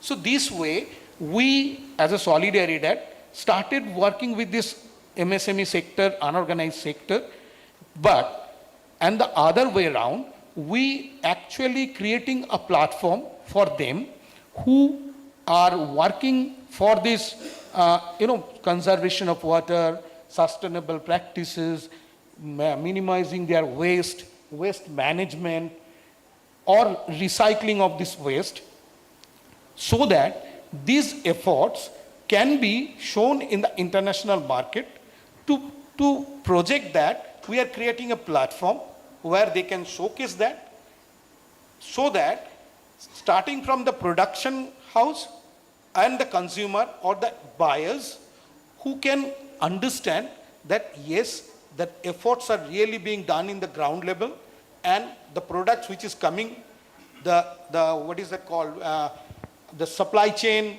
or you can know the traceability of your product, which actually, I think, indirectly leads to this carbon or GHG reduction. We started with the reduction of the GHG, different sustainable practice, introducing different sustainable practices, and now it is coming out as a carbon footprint reduction, water footprint reduction.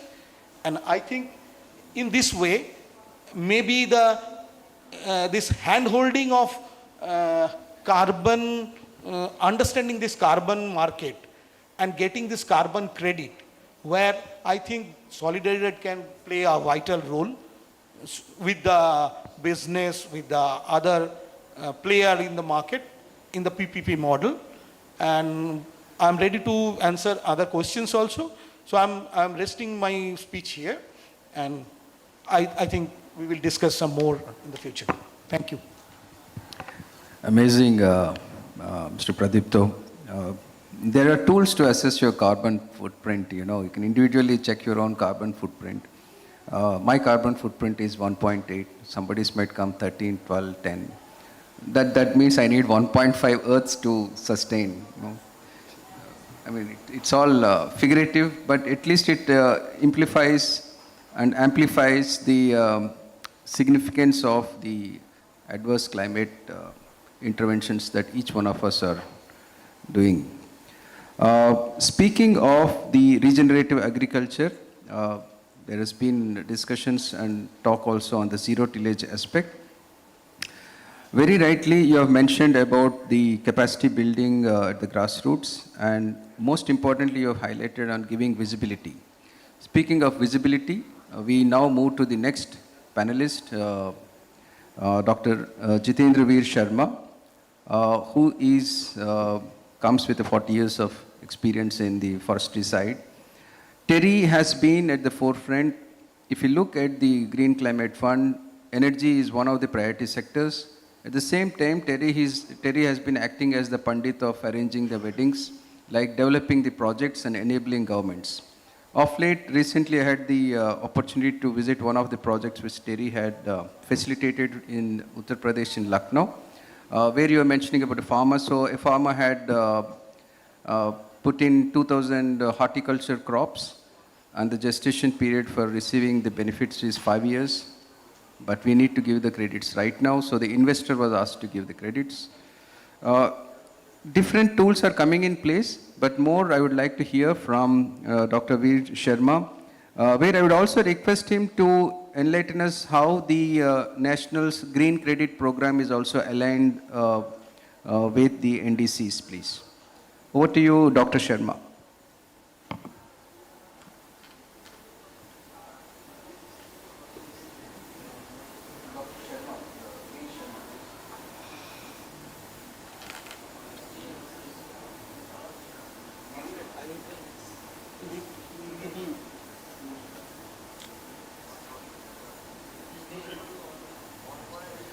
So ask him to unmute.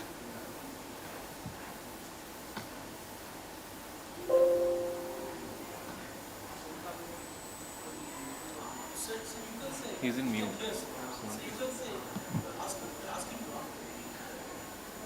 Dr. Sharma, can you unmute and speak, please? We are unable to hear you, please.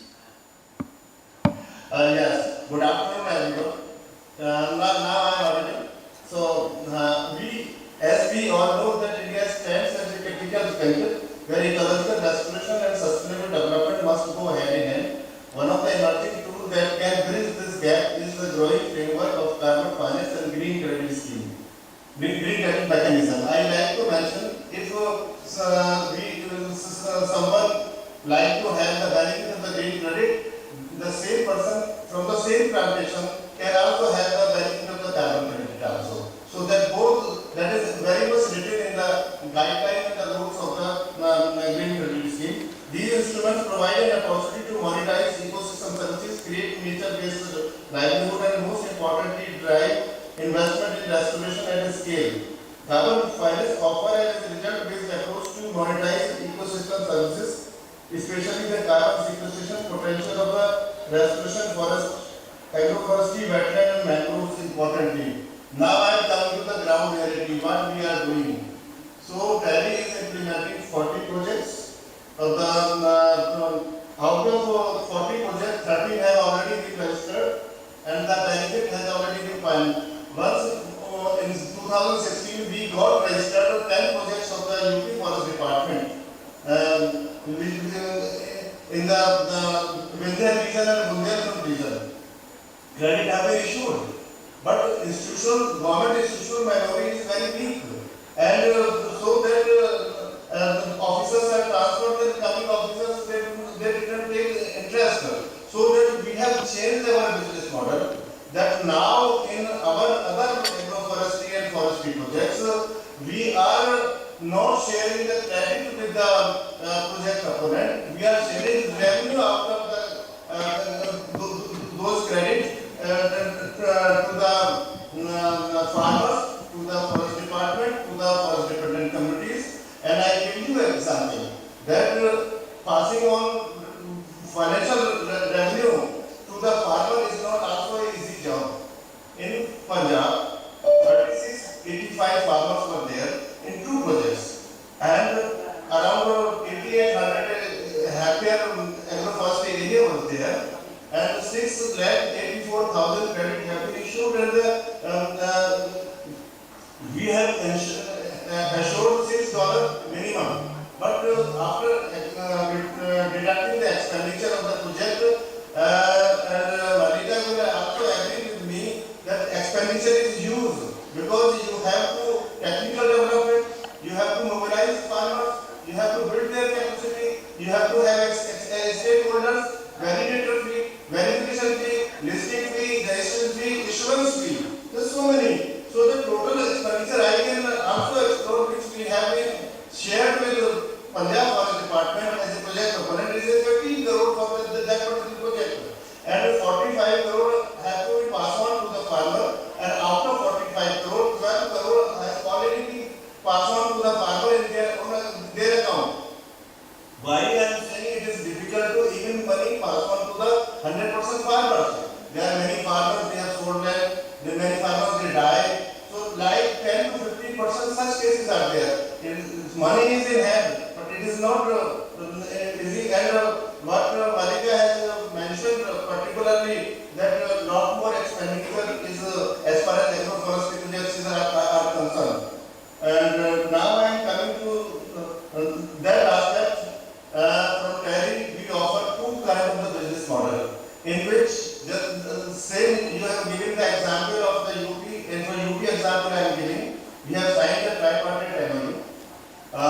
Government is a project opponent, and Tally is a technical development expert, and investor is needed. Investor is investing money, there are many investors in the market, and in the agro, for most of the agroforestry projects, it has been assured to the farmer that 100% credit will be passed on to the farmer at the rate of $6 after deducting. If just like in case of Punjab, instead of $6, $8 has been passed on, because investor was able to, with his skills, to sell in around $14 to $15 likewise. So that was the rate. Price of the credit depends upon 2 aspects. One is the integrity of the credit, other is the quality of the credit. How the integrity, that what you are mentioning in the project document, that exactly should be reflecting on the ground also. And the quality is that how many sustainable development goals are there, how many ecosystem services are there. So in West Bengal also we have another project for the mangrove, which the plantation has been done by the West Bengal Forest Department. The project has already been with Vera request for registration. Recently, soon we will be doing monitoring, and I think within 4 to 5 months or within 6 months, the credit will be issued. In this case also, the revenue will be shared with the Forest Department, through Forest Department communities who are involved in that. So likewise, we have projects in the protected areas also. So out of 8 projects, because of the land methodology is not active and activity data is not able to provide it by the wearer, so that we have kept on hold. And recently we have another business model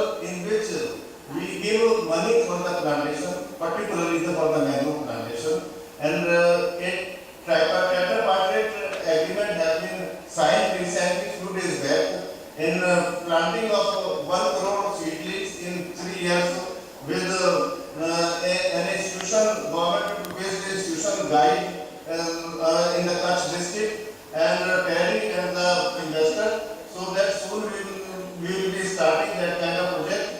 And where the money is given for the plantation, the sharing of the credit is 50-50. 50 by investor. Terry does not take any credit sharing in the credit because we take charge our professional cost from the investor.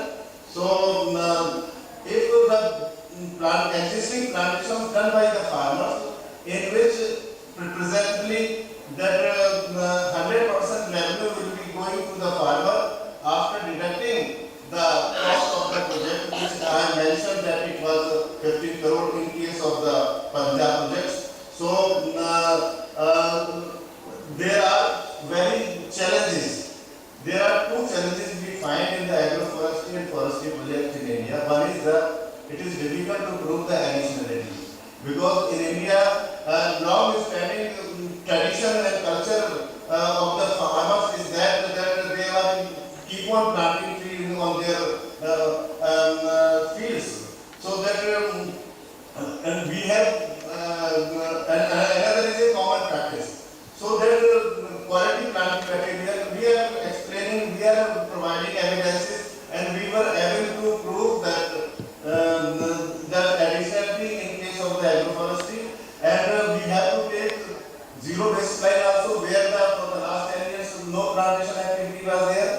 Where there is a plantation activity, little bit was there, we use the national definition of the less than 15% that is really non-forest, and the non-zero baseline we are using. So these 2 aspects have been accepted by the certifying agency means better. And recently the new methodology, there was a census-based approach.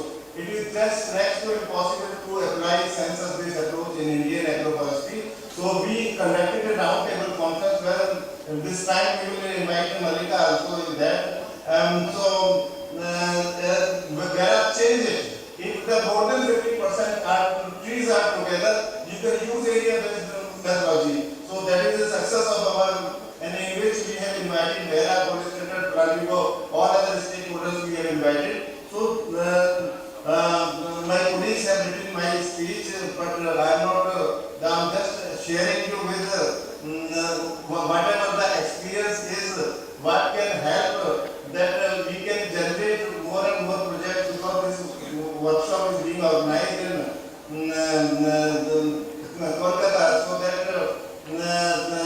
we offer from Delhi that West Bengal Forest Department and the different other organizations that we can go for the mangrove plantation, we can go for the plantation of the agroforestry species, and largely, and what we are learning before going for the implementation of the project, one has to do the feasibility study.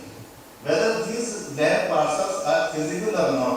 Because investing 15 crore or 10 crore, invest 30 lakh, 40 lakh, or 50 lakh, GIS remote sensing technology application is very important, and in Delhi we have established this very good strength of the dedicated area for the geospatial technology in the GIS and remote sensing part. Because we are having 40 projects, we need more GIS and remote sensing experts for that.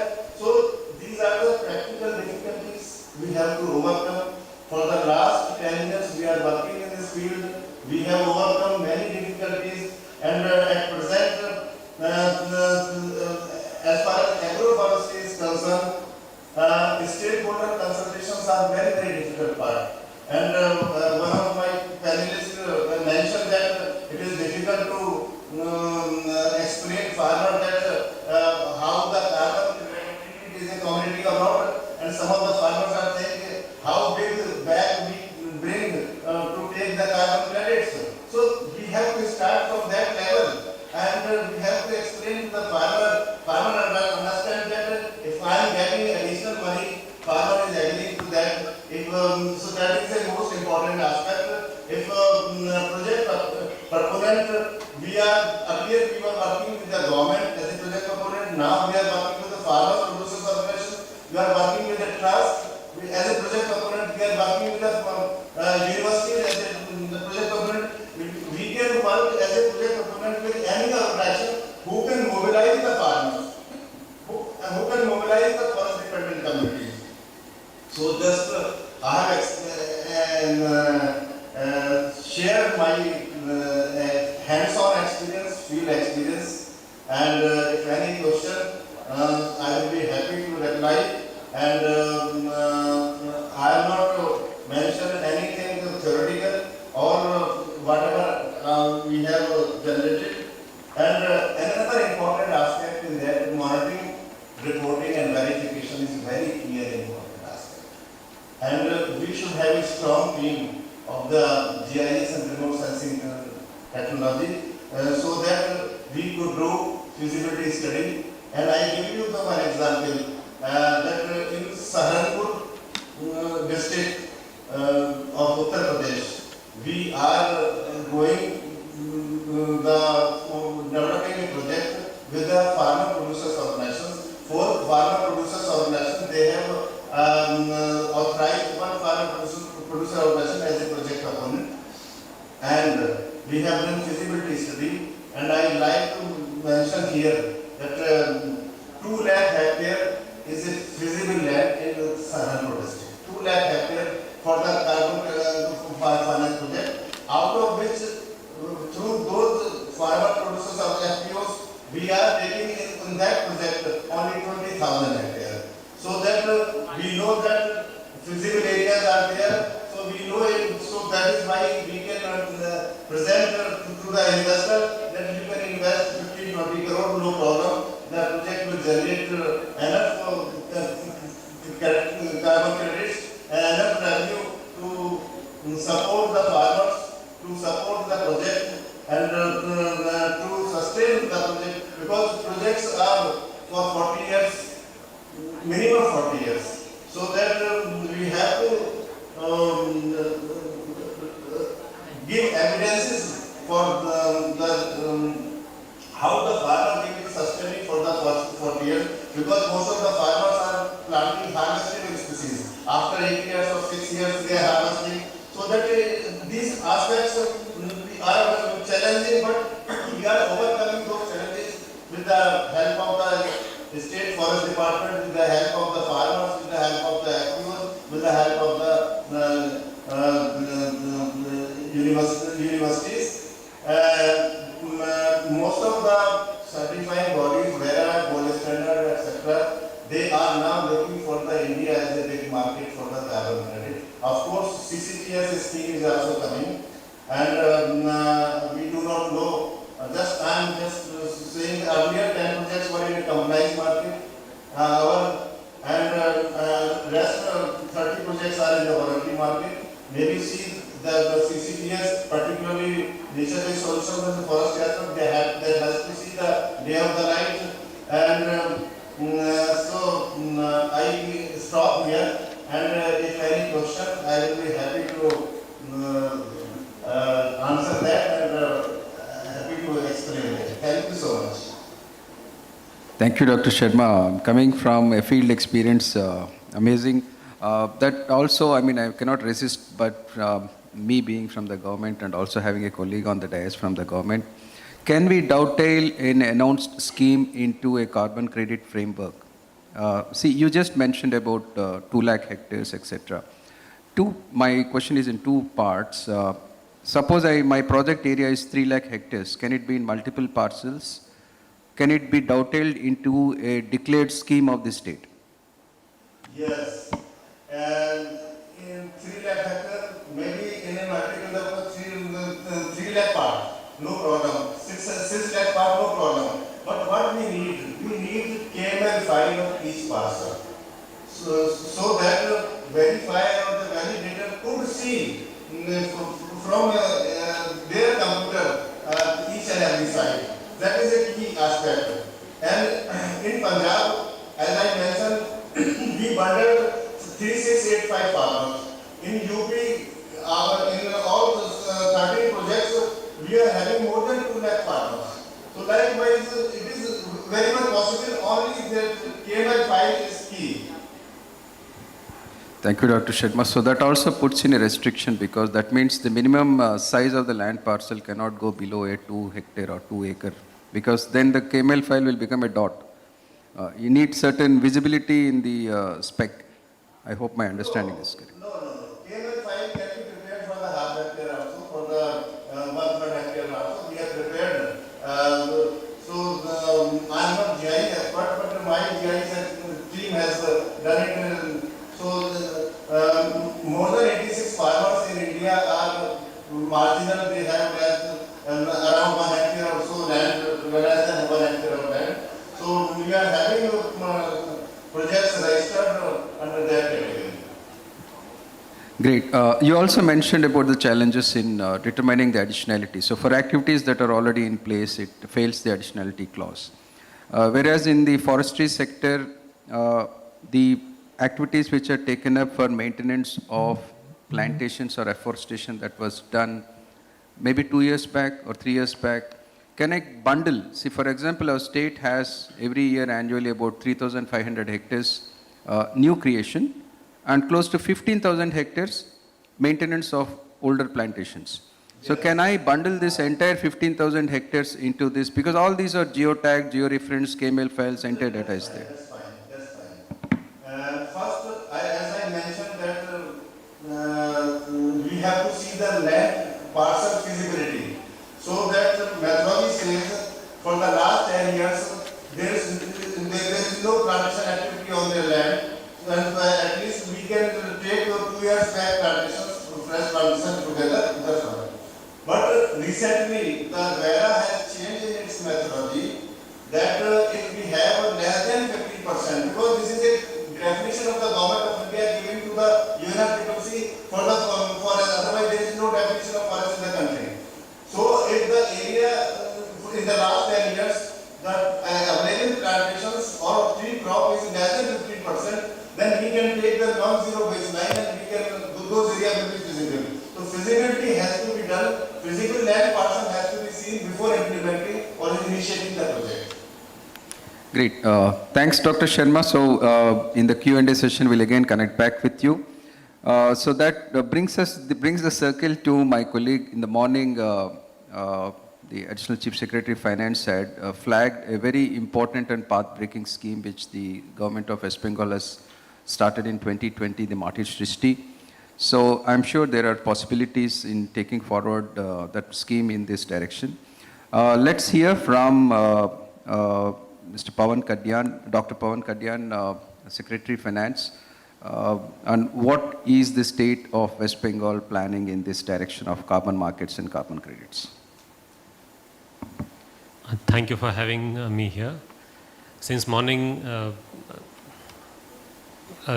related discussions have happened from representatives from the government of West Bengal, starting from Dr. Amit Mitra, who mentioned the overall framework in which the government and the overall architecture of how carbon markets and climate financing is being structured. Thereafter, the Additional Chief Secretary Finance went into detail in a presentation of what work has happened in West Bengal from the government side for sustainable livelihood related projects. One of them was specifically highlighted, Mati Srishti. In this panel also, earlier speakers have mentioned about how the carbon markets and how different projects can be structured to generate carbon credits and the importance of MRV and other such protocols. I will not repeat any of the things that have already been discussed since the morning. I'll add on to what has been discussed about what the finance department is presently working on, in addition to and related to the topics that have been discussed. As for any structure to function, there are multiple entities in a system which requires carbon credits. So one aspect which we are working on is developing an institutional framework where all entities related within the government and other collaborative partners can come under one roof. That is one work. The other is, this particular work is a part of a larger framework which we are preparing for creating a carbon finance, a climate finance facility in the government. So that facility will be housed in the finance department, and the projects wherever there are opportunities for climate financing and carbon credits and similar other projects will be tagged with this institution through the climate finance facility. The backdrop in which this facility is being envisaged now is the updated state action plan on climate change which has been prepared. Some of you may already be aware that the SAPCC or SAPCC, as some of the other people may be calling it, this has been going on since the last 7-8 years in the country. There's a national plan and there are state specific plans, and there are revised guidelines which keep coming around. So many states are working on their SAPCC 2 document. What we have done is that we've updated our previous SAPC that was given, and we've already prepared the updated, including all relevant aspects required in as much detail as possible, covering all possible sectors and types of projects and interventions, to prepare an updated West Bengal State Action Plan on Climate Change for 2030, the roadmap for that. The financing required sectorally as well as to some extent project-wise to achieve those goals. And in that framework, how does the roadmap to prepare a climate finance facility tie into? So all the finance gaps that may exist, which have been to some extent found out as a part of the SAPCC exercise, those gaps, how can we find financing for those gaps, and what are the best ways of financing them? One of those elements, one of the obvious elements which has been discussed is carbon credits. So how do we appropriately tag different carbon credits, the carbon credit related frameworks that exist? There's a national framework that's coming up, which has been in the works in the last 3 years, as spoken by a panelist here, one of the best resources in the country in that regard. A pleasure to hear her today. Within that framework, the roles of the state governments and other stakeholders, how will that come about? All those things will be a part of this climate finance facility. And how do we projectize the various requirements and go to the detail of each community and each land parcel, each community member, different community-based organizations, because we want to structure it through community-based organizations in the state of West Bengal, as has been done in Mati Srishti, the project that the Additional Chief Secretary Finance spoke of in the morning. That model seems to be a model which takes everybody together. It is maybe the most difficult model to execute because it requires all stakeholders to come on board and everybody to have a buy-in in the system in the very beginning. But because these things have shown success, and that's the only way in which we can attain sustainable development and sustainable growth, if we keep everybody together, that's the way the state would want to proceed on this. So keeping all that in mind, we've been discussing with multiple potential partners over the last few months and preparing a climate finance facility in this regard. Some specific projects we would like to scale up also have been discussed in this. One of those projects is being executed by one of the organizing, the main organizer of today's conclave. So, and that project has seen success. So we would like to scale it up further in a manner that's appropriate and where financing can be appropriately leveraged through carbon credits also and through other blended finance opportunities also. So I would generally say these remarks additionally to what has already been discussed. Any specific details we can further discuss if there are questions. Thank you. Thank you very much, Dr. Pawan. So let's move on to the Q&A. Before that, I'll take the privilege of the moderator to have the first shot of questions to my distinguished panelists. Starting off with Ms. Madhura, when you set the pace and also being the agency developing the knowledge base in the country for this, there are other consulting firms like E&Y and other agencies which have also taken up large strides in sustainability aspects. Our country took a very strong step in saying that let us develop our own carbon trading system, right, in 2023. Do you see a problem in this direction where agencies like the CPSUs which invested in the GCP I still believe is in a nascent frame when it comes to evolving into the CTS side. Do you see any issue in the compliance towards the Article 6? No, I think it is a booster towards our compliance in terms of Article 6. Because as I said, the market will have two facets. The first facet of compliance market is being developed in a way so that we can meet our, goal aligned with Paris Agreement 2 degree, below 2 degrees Celsius target. If we have to meet the below 2 degrees Celsius, by the way, our country is not targeting 1.5 degrees Celsius as the limit, that is prescribed by Paris Agreement. We are saying, considering our developmental targets, our target is aligned with well below 2 degree, trajectory. And if we have to reach that well below 2 degree trajectory, then it is important that we have as many financing instruments as possible to help our organizations decarbonize. So that is why carbon market, the compliance component of the carbon market definitely is going to help us align with well below 2 degree target that we have set for ourselves as a country. Now coming to Article 6, Article 6 will have two very distinct mechanisms. One is Article 6.2, the other is Article 6.4. Article 6.2, the way we are building the offset market, all the nature-based projects and all, and the methodologies that we are going to draft, and we are drafting at the moment, and the methodologies that have been approved, they are all aligned with Article 6.2 and 6.4 methodologies as suggested by UN, and not all the methodologies have so far come out. But what we have done is, we have tried to align all the methodologies with respect to the requirements of Article 6, so that a particular carbon credit that is getting issued under the Indian carbon market, the domestic market, are eligible for Article 6 transaction.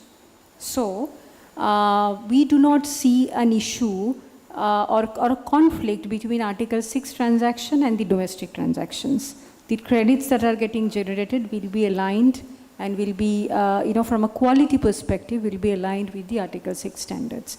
And at the moment, the Government of India is discussing Article 6.2, which is a bilateral transaction between two countries. We are discussing quite a few such projects and credits that are getting generated from such projects under Article 6.2 as well. Article 6.4 is yet to be implemented or activated by the UN. Once it comes, the idea is all our credits will be eligible for Article 6.4 transaction.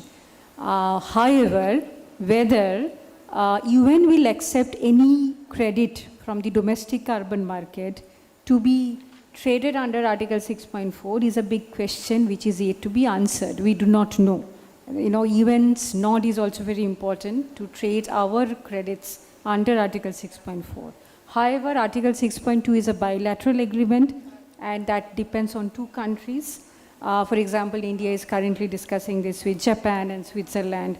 Japan and Switzerland, if they accept our credits, then that's fine. We do not need a third party's nod there. So that is where we stand as of now. Thanks. Monitoring, reporting, and verification is a challenge which, and also a transparency exercise which Dr. Sharma had mentioned. At the same time, he also mentioned about the difficulty of stakeholder consultation, because this is the basis which goes forward. Wherein he said that the farmers were asking how big a bag should we bring once the credits are given. So my question to Pradipto is, what has been the experience in this part of the country from the solidarity side? Yeah, as per the stakeholder consultation, see, what I believe still now, this awareness about this carbon credit and all this part is not fully percolated to every level of stakeholders. This needs to be the awareness, or maybe what I can say, maybe we have to make it a little bit simplified to make them understand or take them on board. Yes, at certain level they are on board. They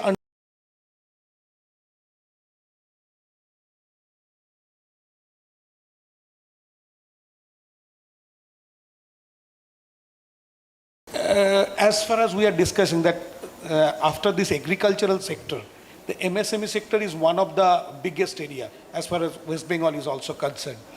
So the MSME sector, these small units are, I believe they are also as stakeholders.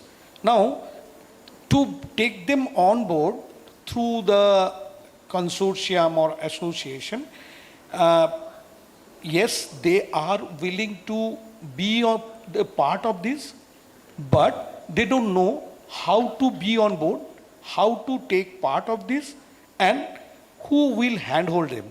So there, yes, a few areas we are able to work, but I think there are many areas we need to work on that. So that is my submission. Thanks a lot, Mr. Pradipto. Now I open the floor for questions from the audience, please.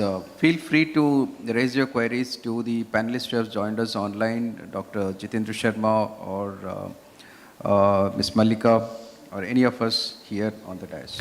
Yeah. Sorry, it's me again. This is Dr. Niladri. So I have very basic question. Though I don't fully understand the business part of the carbon credit, but what I understand is like if someone or an organization is planting trees and is growing trees, or maybe next 3 or 4 years according to the Vera model, if it is like the carbon is as per their standard, we can sell it. Is it right? If it is right, then are we not looking into a kind of a monocrop culture? Like if I'm planting so many trees, but of a single species. So we are taking care of that carbon market. We are offsetting the carbon, but we are not generating any diverse forest ecosystem. Where should be like there should be any standard? There are any standards that this plant should be there, or this species should be there, or there should be a combination of species to mimic a forest ecosystem. So whether there are any regulations. And second question is this: how then how this regulatory mechanism will work? Thank you. Thanks. Since you didn't mention to whom you have addressed the question, the first part, if it is forestry, let me tell you, our state. We follow the working plan management and prescription, and we focus on RET, rare, endangered and threatened species, and native species. Okay. So as far as the forestry sector is concerned, it is a given that yes, it's a mix. It's not that we are encouraging any monocrop. When it comes to agroforestry, they have a choice. It's not that they have to go for a monocrop. I said a choice. But let's hear from Dr. Sharma, since they have developed the projects also, executed the projects also. Dr. Sharma, are you online, please? Can you reflect on this query from our guest? Yes. As I mentioned in my remarks, that if we have a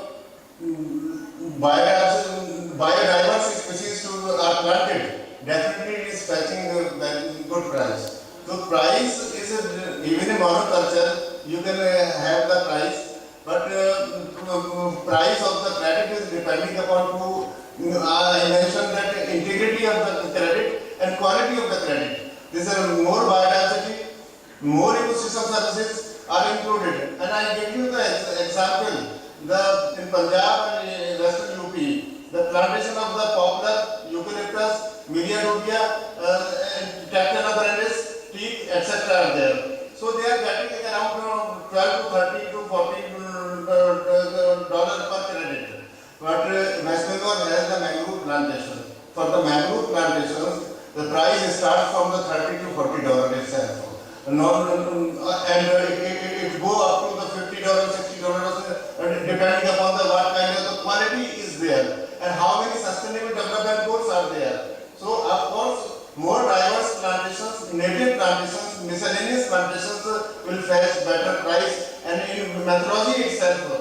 it has been encouraged to plant more and more the native species and miscellaneous species, and so that will have a very good price. So there is a very huge, basic difference. Of course, monoculture plantations, they also eligible and qualify, but face the low price. Thanks. Yeah, please.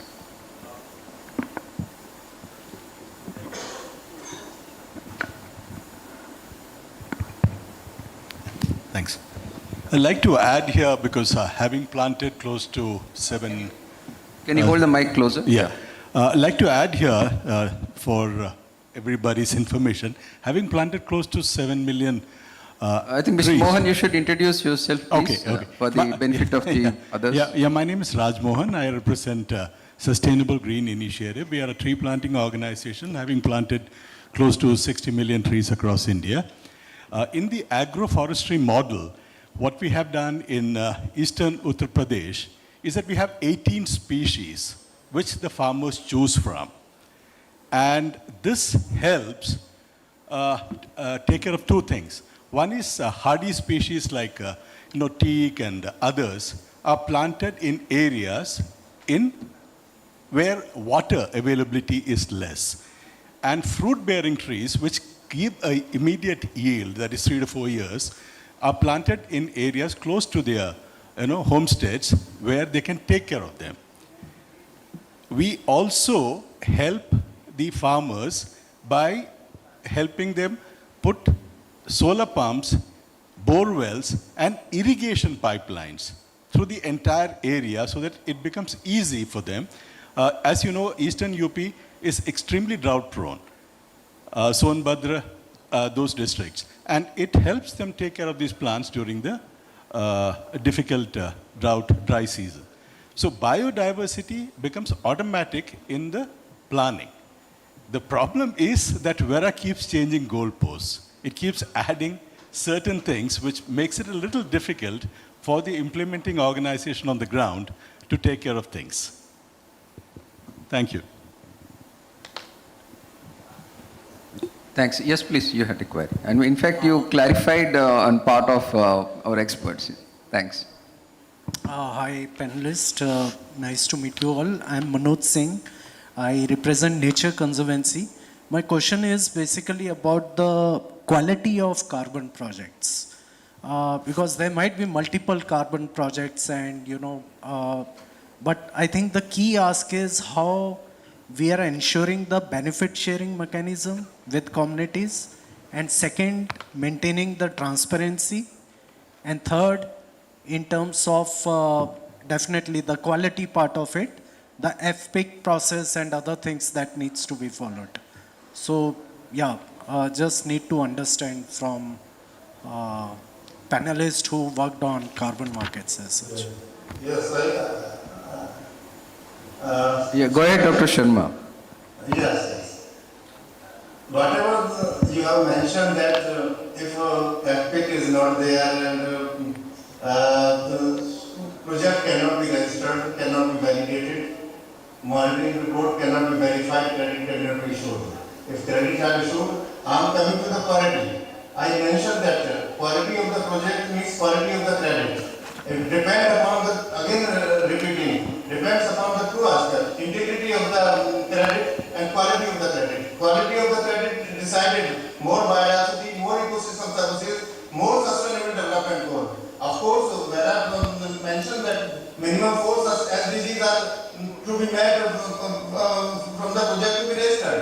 But in agroforestry or the forestry project, directly 4 or 5 SDGs are met, or indirectly all 17 SDGs are met. Because so that provide the quality to the project, quality to the credit.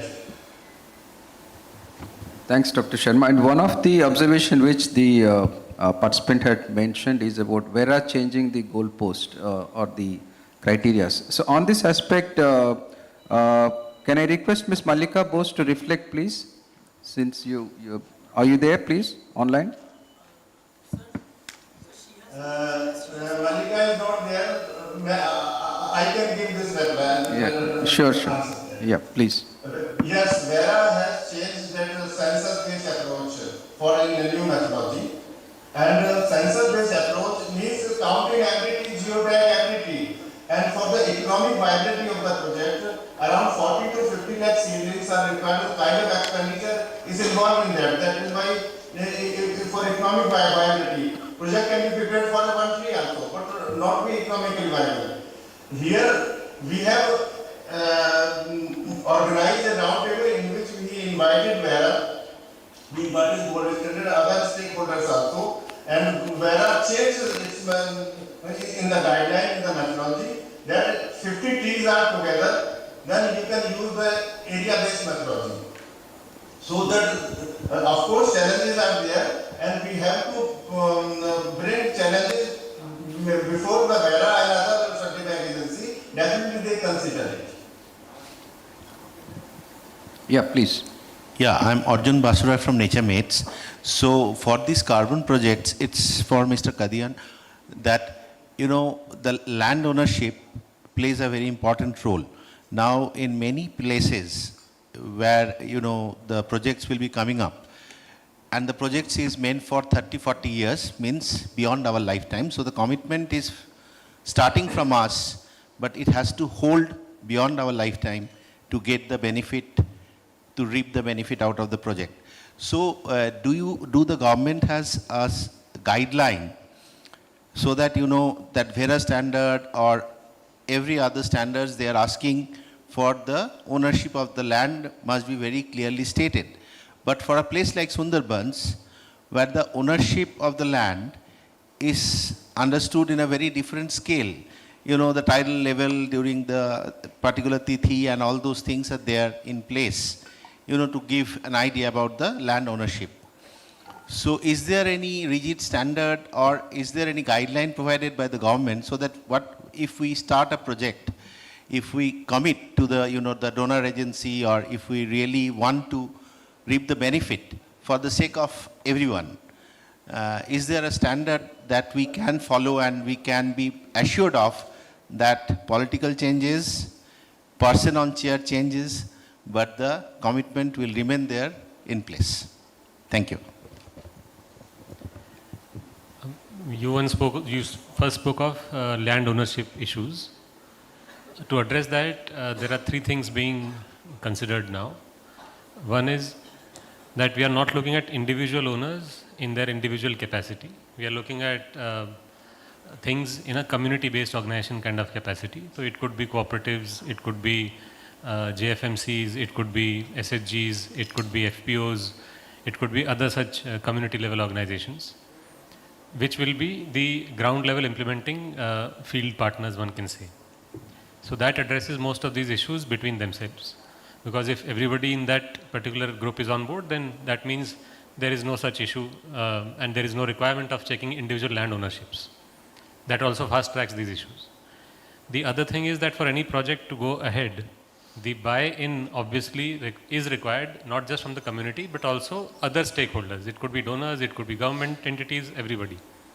And that buy-in has a process. There's an official process for it. So it doesn't, it usually and generally cannot change if there's a change of persons in government for any reason. That's not how governments operate. So that is not an issue.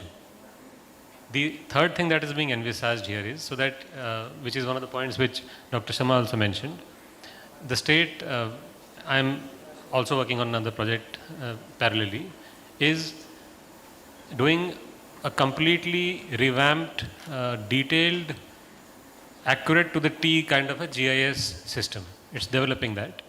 So within the next few months, that system will also go online. So by the time the Indian carbon market comes up, by the time we are ready with our roadmap for climate finance facility, and by the time the national related elements similarly in the national plan and other aspects of other such lending institutions, including GCF and such things, they also mature. All this will synchronize together in one place around the same time. So it should take care of itself. And if one was to speak of it purely politically, still it will make sense. So I don't think any of such issues will be there, provided the community understands the benefits and they are on board. Thank you, sir. Thank you. One last question we can take, otherwise we'll. All right. It's been a pleasure to moderate this session for me, and particularly to hear from all the panelists, starting from Ms. Madhura Mitro. PwC has been associated with government very closely in policy making as well.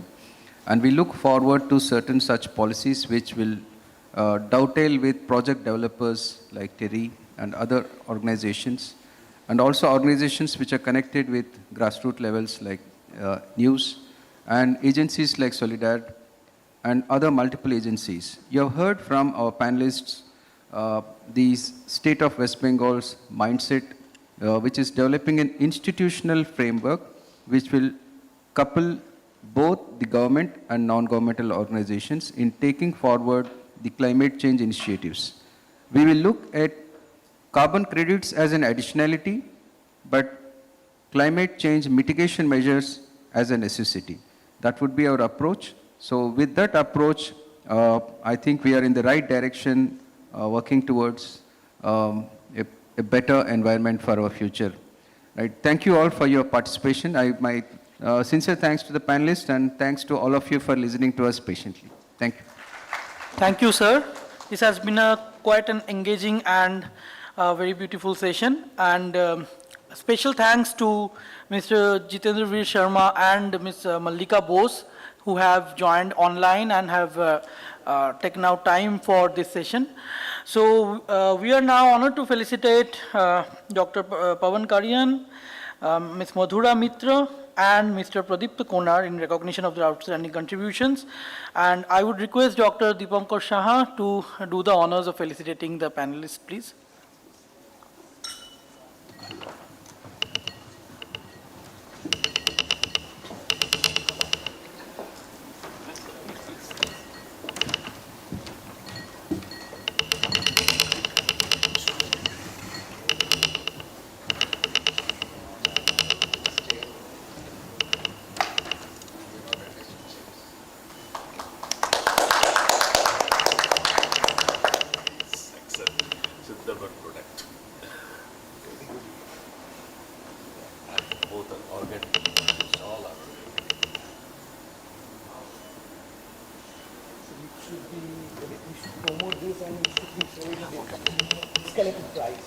That is, they are trying with CRP. That's why this is CRP. CRP is doing very good. Yes. Thank you, sir.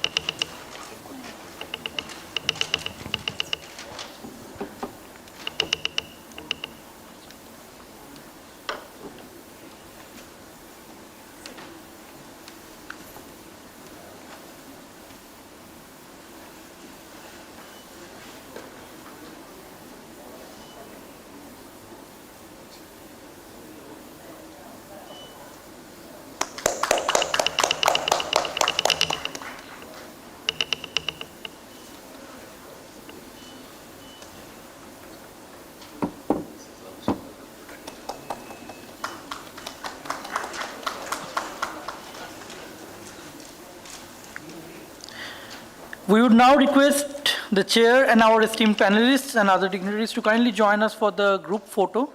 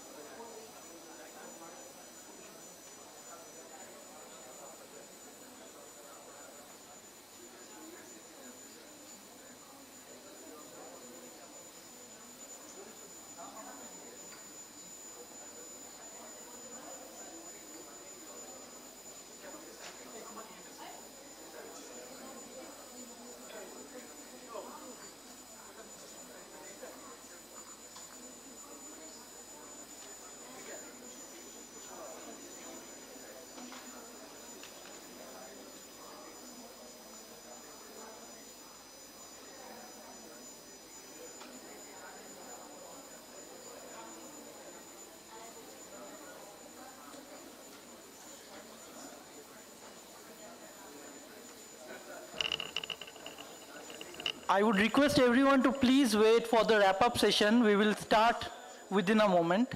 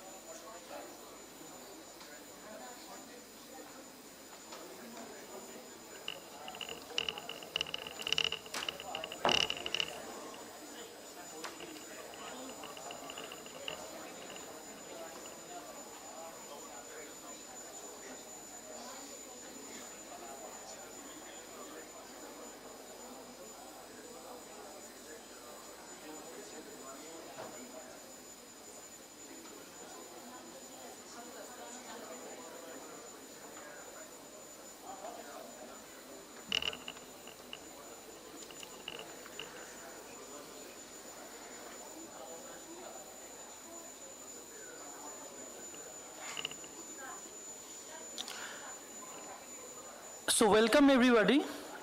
We are now at the last stage of today's forum, the key takeaway session, where we would be having the chairs of all our respective sessions since the morning, starting from the plenary session and the 6 sessions under the 3 themes, theme 1, 2 and 3.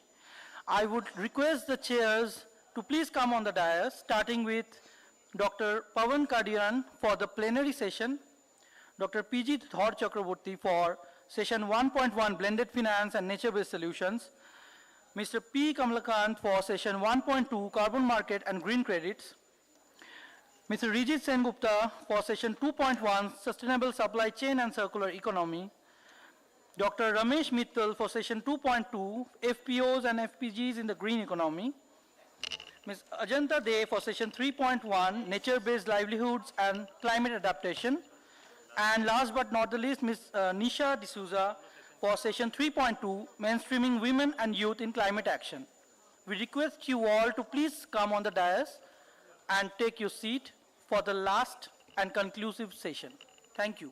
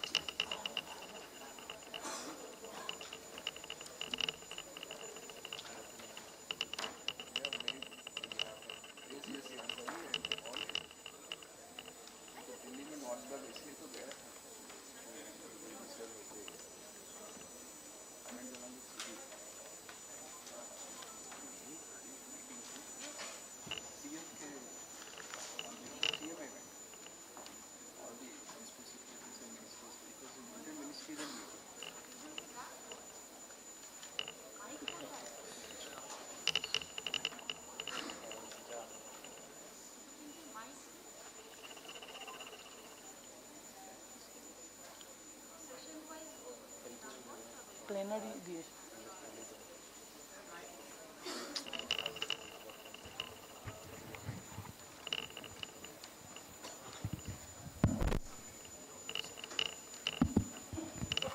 So starting with the plenary session, I would request Dr. Pawan Kadian to please brief on the plenary session's key takeaways. So starting with you, sir. So thank you again for having us. The plenary was attended by, I believe, all the breakout sessions that happened subsequently. The plenary, everybody was together, which makes my task easier because everybody attended it and it was first session.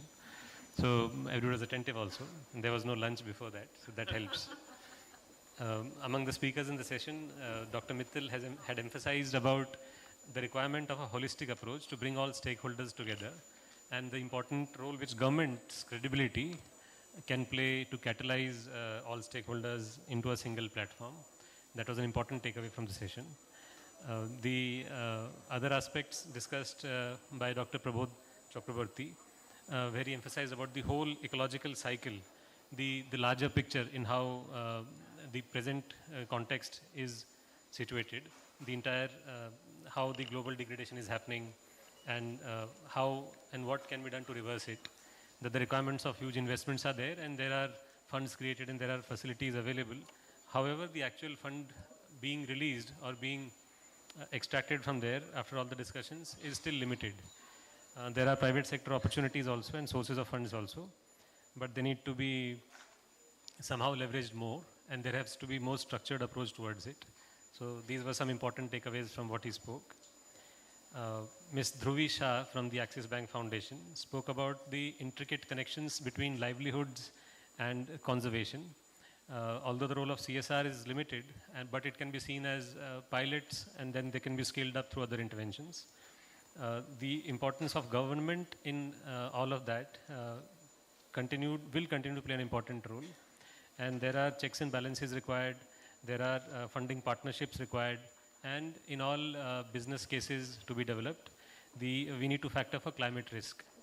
These were the important takeaways from what Ms. Dhruvi Shah spoke of in the plenary.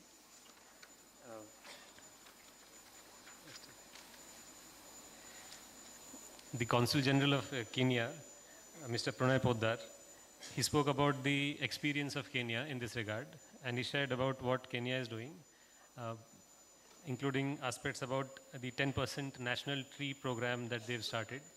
There are 5 million hectares of degraded land which Kenya plans to rejuvenate by 2030.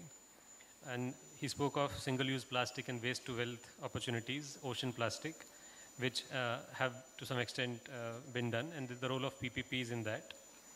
There are partnership opportunities as well in this entire sector, and which the role of women enterprises and cooperatives to do that. He also spoke of the importance of climate education in schools, which need to be integrated so that children from the very young age know the importance of these aspects of sustainable development and climate change.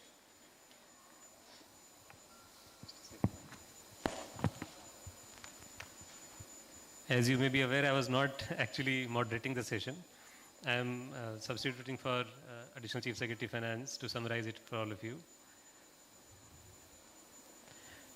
Then Ms. Madhulika spoke on behalf of ITC about the work done by ITC, in which land, water, nature and business, how they've converged them into a single framework, and they've done projects in river basins also, how they are preserving nature, and preserving nature is in the interest of businesses as well. Then how they've rejuvenated river basins and made them net water positive. And there are demand and supply side risks, both, which were discussed in her points. Nature-based solutions also being done by them. They disclose that in what they call a nature-related financing disclosure, which they publish every year. She spoke of that. And she spoke about the context of each state being different, and something which may work in Madhya Pradesh or some other state may not work in West Bengal. These were the important takeaways from what she spoke. I hope I have covered the points discussed by the different speakers. Apart from the chair of the plenary session, he made a presentation in which the works of Government of West Bengal, like Mati Srishti, and how we've leveraged community-based organizations and created value chains through them to generate valuable resources for communities and sustainable projects through them. Thank you, everyone. Thank you, sir. I think you have perfectly summarized the plenary session for us. So now I would move on and would request Dr. P.G. Dhar Chakraborty to summarize session 1.1, which was on blended finance and nature-based solutions. Over to you, sir. So in this session, there were 4 speakers.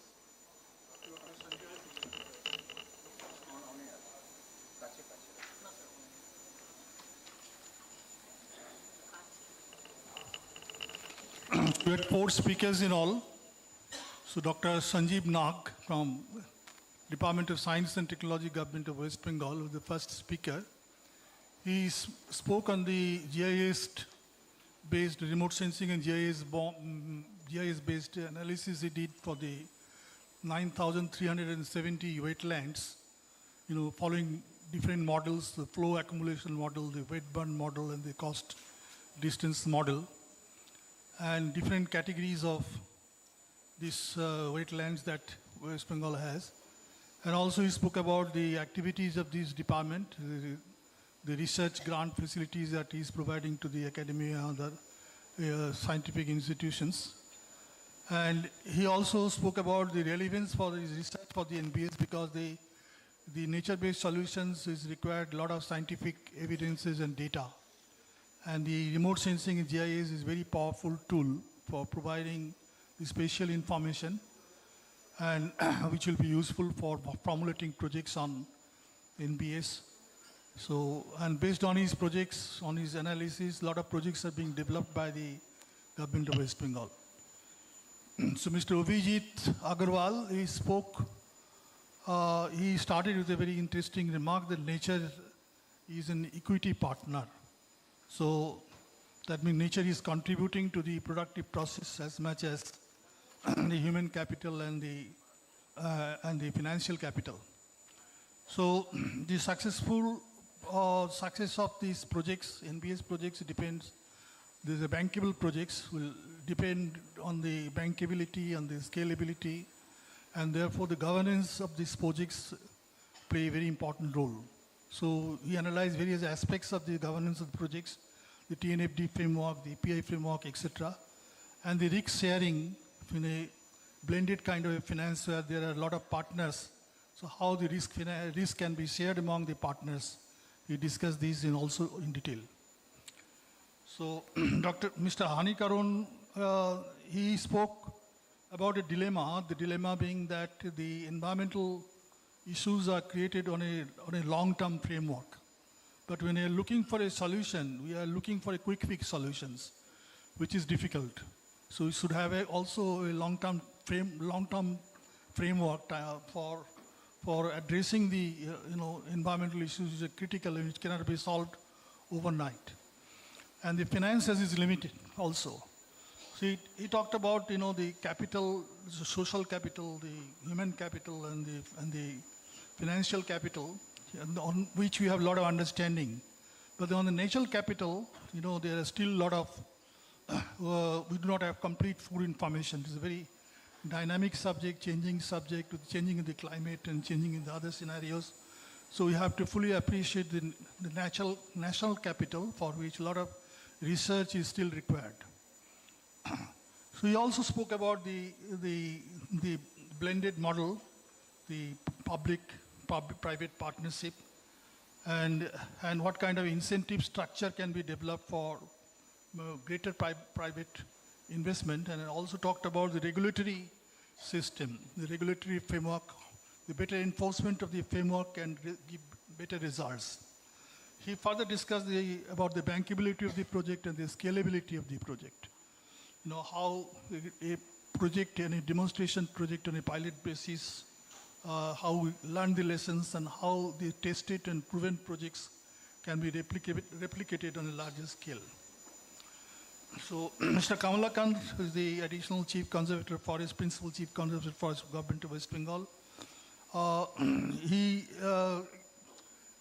He told us about his experience with the joint forest management, which annually Government of West Bengal is investing as 100 crore annually. But the return from the investment of the project is quite large, particularly communities where forest-based communities and communities who are living in the hinterland. He also explained the experiences gained in the sector of agroforestry, social forestry, and community forestry. The one problem in the forestry project is the long gestation period. The same thing that was highlighted, Hanikaran, that the return from the investment cannot be so immediate. So that is also one limitation for investment on nature. The CSR funding, although it is limited, so it can be imaginatively, creatively used to the blended finance from the government, private sector, other sectors. So, and then he also spoke about the projects that this Government of West Bengal is doing in Sundarban, with to the French government, in the Netherlands government, and the experiences gained in the rhino conservation project, where a number of rhinos multiplied, but that created a problem for habitat because the area was so limited that if the animals multiply, then there is a problem of conservation of the animals.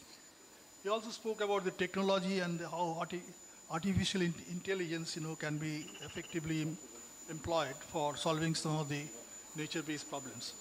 So actually, this session, we had a concept of blended finance. We had two speakers, one of them was scientist, one of them from forest, and we had two banking experience persons. So the blending of the experience of science and ecology with the finance. That was very interesting discussion. Thank you. So in short, the conclusion is that found there are huge funding gaps in this sector, but whatever little funding is available, that can be leveraged, that can be blended with different the government schemes. It can be converged with the government schemes, some private sector investment, the CSR funding, and also the community participation. The community is also an important stakeholder. So finally the conclusion was that the private-public partnership model, which has worked very successfully, example of blended finance, for creating infrastructure, green infrastructure and other things, it can be expanded to enlarge the model to private, public, and people's partnership, where community can also be an important stakeholder, and they can invest in the project to their land resources, to their traditional knowledge, traditional indigenous knowledge, and also by their participation through their labor. So the community can be effective, participant in the blended finance model, and that can be an important source of livelihood for the community, as also for additional income for the community. Thank you. Thank you, sir. So we would now move on to Mr. P. Kamalakant, who will be briefing on the 1.2 session, carbon markets and green credits. Over to you, sir. So our session was on carbon markets and accessing carbon credits.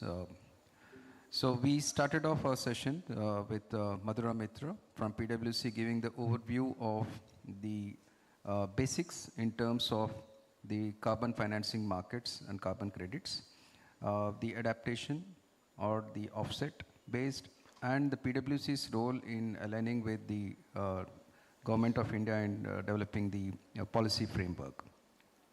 One of the key aspects which she clarified is that the domestic carbon trading system and the domestic carbon markets, which is being developed by our nation as an initiative and a step forward, is in alignment with the UNFCCC's commitments. However, whether UNFCCC would give the recognition for international trading is a question that remained unanswered, and we'll get to know that only in the days to come. Second, we had the deliberation from Ms. Bose, who joined us online from South Pole, and she gave the frameworks on the agroforestry side, the difficulties in capacity building, and also the importance of capacity building frameworks in developing the projects. She also gave a brief on the overall scenario of what South Pole is doing across the globe in this area, and also associated with TERI for development of the Vera-based projects. So that led us to the presentation from Dr. Jitendra Sharma who briefed on the Terry's role and the 40 projects which Terry has successfully managed to develop, and out of which 11 are on the adaptation side and the rest are on the Vera side, VR side.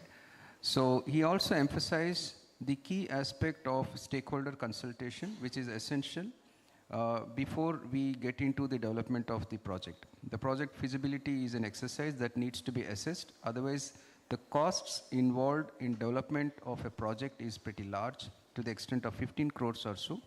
So before we get into and jump into the well, let us assess the project carefully. This was a caveat which he threw at us. And most importantly, the MRV, the monitoring, review, and verification, which will close the loop. One good factor which brings joy to all of us is that yes, carbon credits are being realized, because that's always a carrot and stick which we see at the far when we look at the carbon credits materialization into hard currency.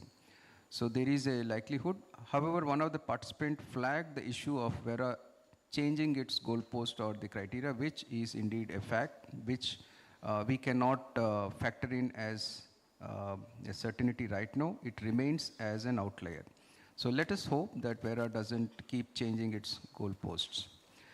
Next, my colleague Pawan, he brought back the podium back into the state of West Bengal's initiative on setting up an institutional framework through the community-based organizations, dovetailing the role of both government departments and the non-government organizations in enhancing the climate change projects and developing carbon credit projects. So we are looking forward to the development of such projects by the state. He also emphasized that we are closely working with ADB right now in developing a framework. An important aspect which he mentioned is that the state is visualizing a green climate or a climate financing hub to be developed, or maybe as a specialized cell or a wing to be hosted in the finance department of the state. So this, in effect, was the entire deliberations that happened in our session, and the some of the questions which were very key and also raised by the participants were in terms of financing for biochar also. I think one of the participants mentioned about biochar. Whether there is land issue in developing the projects. Ownership of the land was a question which was flagged. To this, it was responded that the state is developing a digitized information which will be transparently available for the public very shortly within the next 5 months. So with that, our session comes to close. Thank you. Thank you, sir, for bringing out the points so well and so clearly. So now I would like to request Mr. Rijit Sengupta to summarize on the session 2.1, Sustainable Supply Chain and Circular Economy.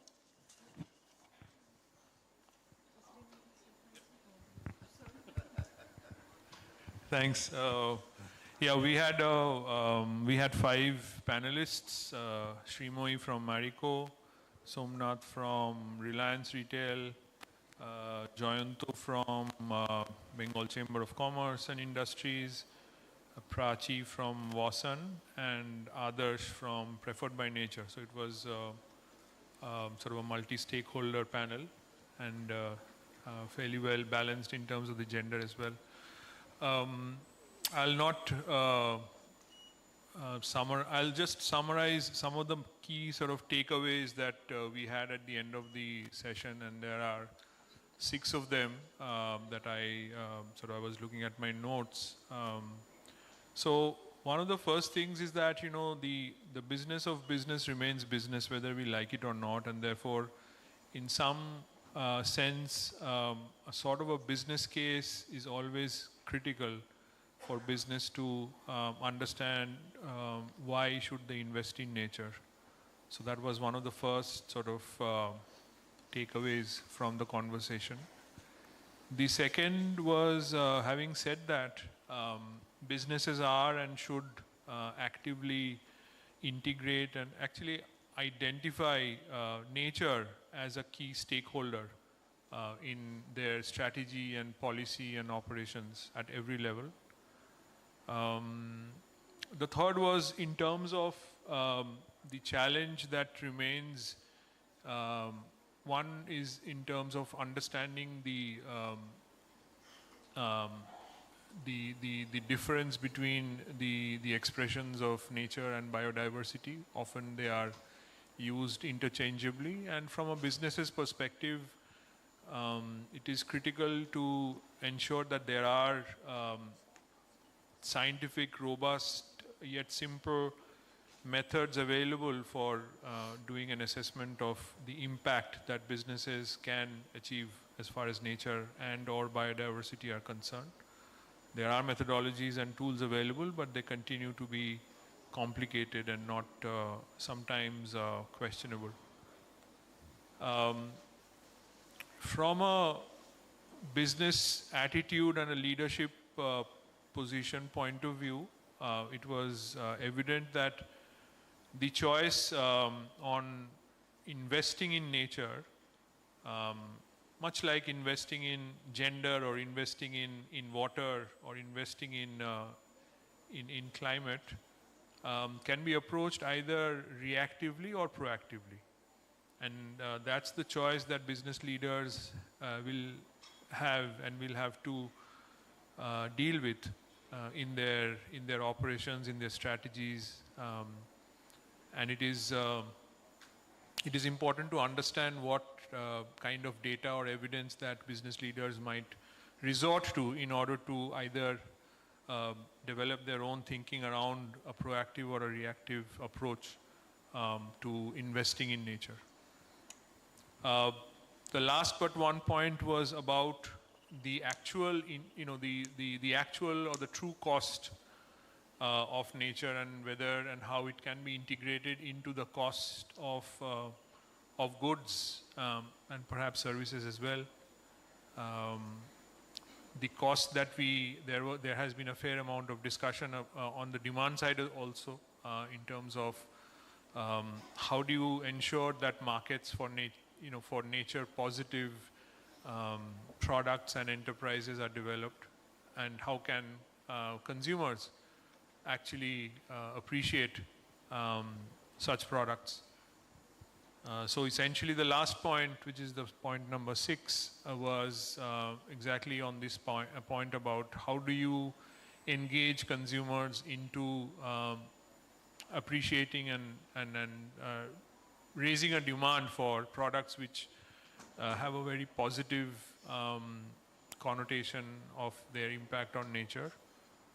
We need to definitely keep in mind that consumers are not a monolith, much like farmers and businesses are.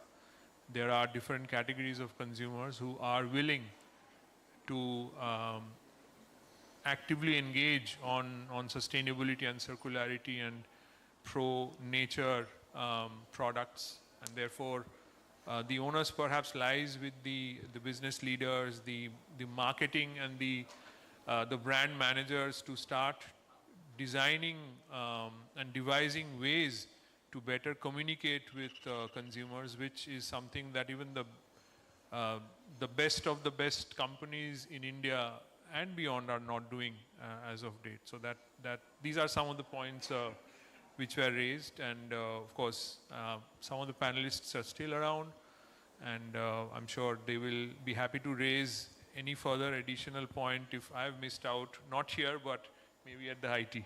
Thank you. Thank you, sir. So next I would request Dr. Ramesh Mittal to brief on session 2.2, FPOs and FPGs in the green economy. Over to you, sir.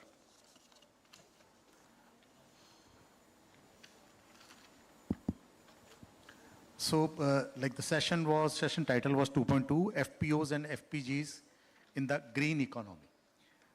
And the role of FPOs and FPG in promoting nature, positive products and services, existing good practices and experiences. So we had a 5-member panel. Mr. Subrato Mondal, he was CGM from NABARD, well experienced, and Mr. Alak Kumar Jana, is a professional assistant of development action Pradhan. And Mr. Saikat Mana is from News, and Mr. Vivekanandan is from Samunati, and Dr. Jayati Chaure from South Asia Consortium for the Interdisciplinary Water Resource Studies. So, Mr. Subrato Mandal has, elaborated detail about the FPOs, FPCs, formation, rationale, sustainability, aggregation. He has also talked about the, the issues which is faced by FPO, and he has also given some solution and insight about the opportunities like the CSR and other kind of portfolio for the investment purpose. Mr. Saiket is from News, and he has given real-time experience sharing of FPOs and their challenges, sustainability, funding, and growth. He has also mentioned, how News is working as a role model for the partnership, climate smart, women leadership, and women empowerment. Mr. Vivekanandan is also, he has shared his experience. What Samunati is doing is talking about the agri-value chain, green bonds, carbon credit, financing, taxonomy, and he has also given very good, insight about the green bond, which is not discounted actually, and green bonds are issued on the same kind of price, which is other kind of bonds are issued in the market. He has given very good example about the Mumbai Municipal Corporation, and he has also mentioned like the robust monitoring is also required for the carbon project because it seems very lucrative, but otherwise all the stakeholders are not jumping in. And he was worried about the, like the different kind of practices which was, happening around the, this kind of ecosystem. And he said like biochar and compressed biogas, other things are also very valuable in this ecosystem. Then Dr. Jayati has shared about her information regarding to the eco-labeling and biodiversity labeled product and how policies are aligned to this. So eco-labeling, biodiversity, like we have like PGS India, Organic, Consumer Trust, Soil Health, GI tag, so many more. And he has given the example of this Sundarban honey, wild honey also, the kind of labeling and the specification which are required if you want to sell in the market. And biodiversity is very difficult to address, especially in the consumer mindset. It is easy to address through FPOs and other stakeholder, but consumer, yes, it is required. Again, consumer literacy is very, very important regarding to this. Then Mr. Jaina has shared about the Pradhan experience, and he has also given some 2-3 points which are, we need to remember. For example, he said, at the time of formation of this FPOs, we are signing MOUs for 3 years, which is not enough. We need to have good hand-holding, and he has given some example like the other kind of programs which are run in this country where MOUs are required for 10 years, maybe 7 years or 8 years. And just providing for the 3-year hand-holding, and we are assuming they would be able to, deal with the end-to-end solution, which is not fair. And he has given one more example like the FPOs, so many departments are, they are in this race. So some departments are saying, no, we need to form 100 FPOs. Some of them are saying like 200 FPOs, and no one is acting as a nodal agency. So his suggestion was basically for the policy advocacy, like one nodal agency has to provide all kind of target to all the departments, and they have to work under one banner. And one more insight, like the norms are same, but the small farmers are different. And like if you look at the small farmers at the grassroots level, for them, they understand the language where they can have some more remuneration. And we people are talking about the like natural farming and organic farming and the many kind of farming. And you know, at the last, if all kind of practices are not converting into money or remuneration, then it is very difficult to take them for a long journey. So, you know, they have given such kind of input, and those are very good. Audience has also taken, you know, some good questions, and I believe this will continue, not only today, even next day and tomorrow also. Thank you from my side. Thank you, sir, for collating all the valuable points and giving an insight for all of us who are not present in the session. So next, I would like to request Ms. Ajanta De to brief on the session 3.1, nature-based livelihoods and climate adaptation. Thank you, Shubhrojit.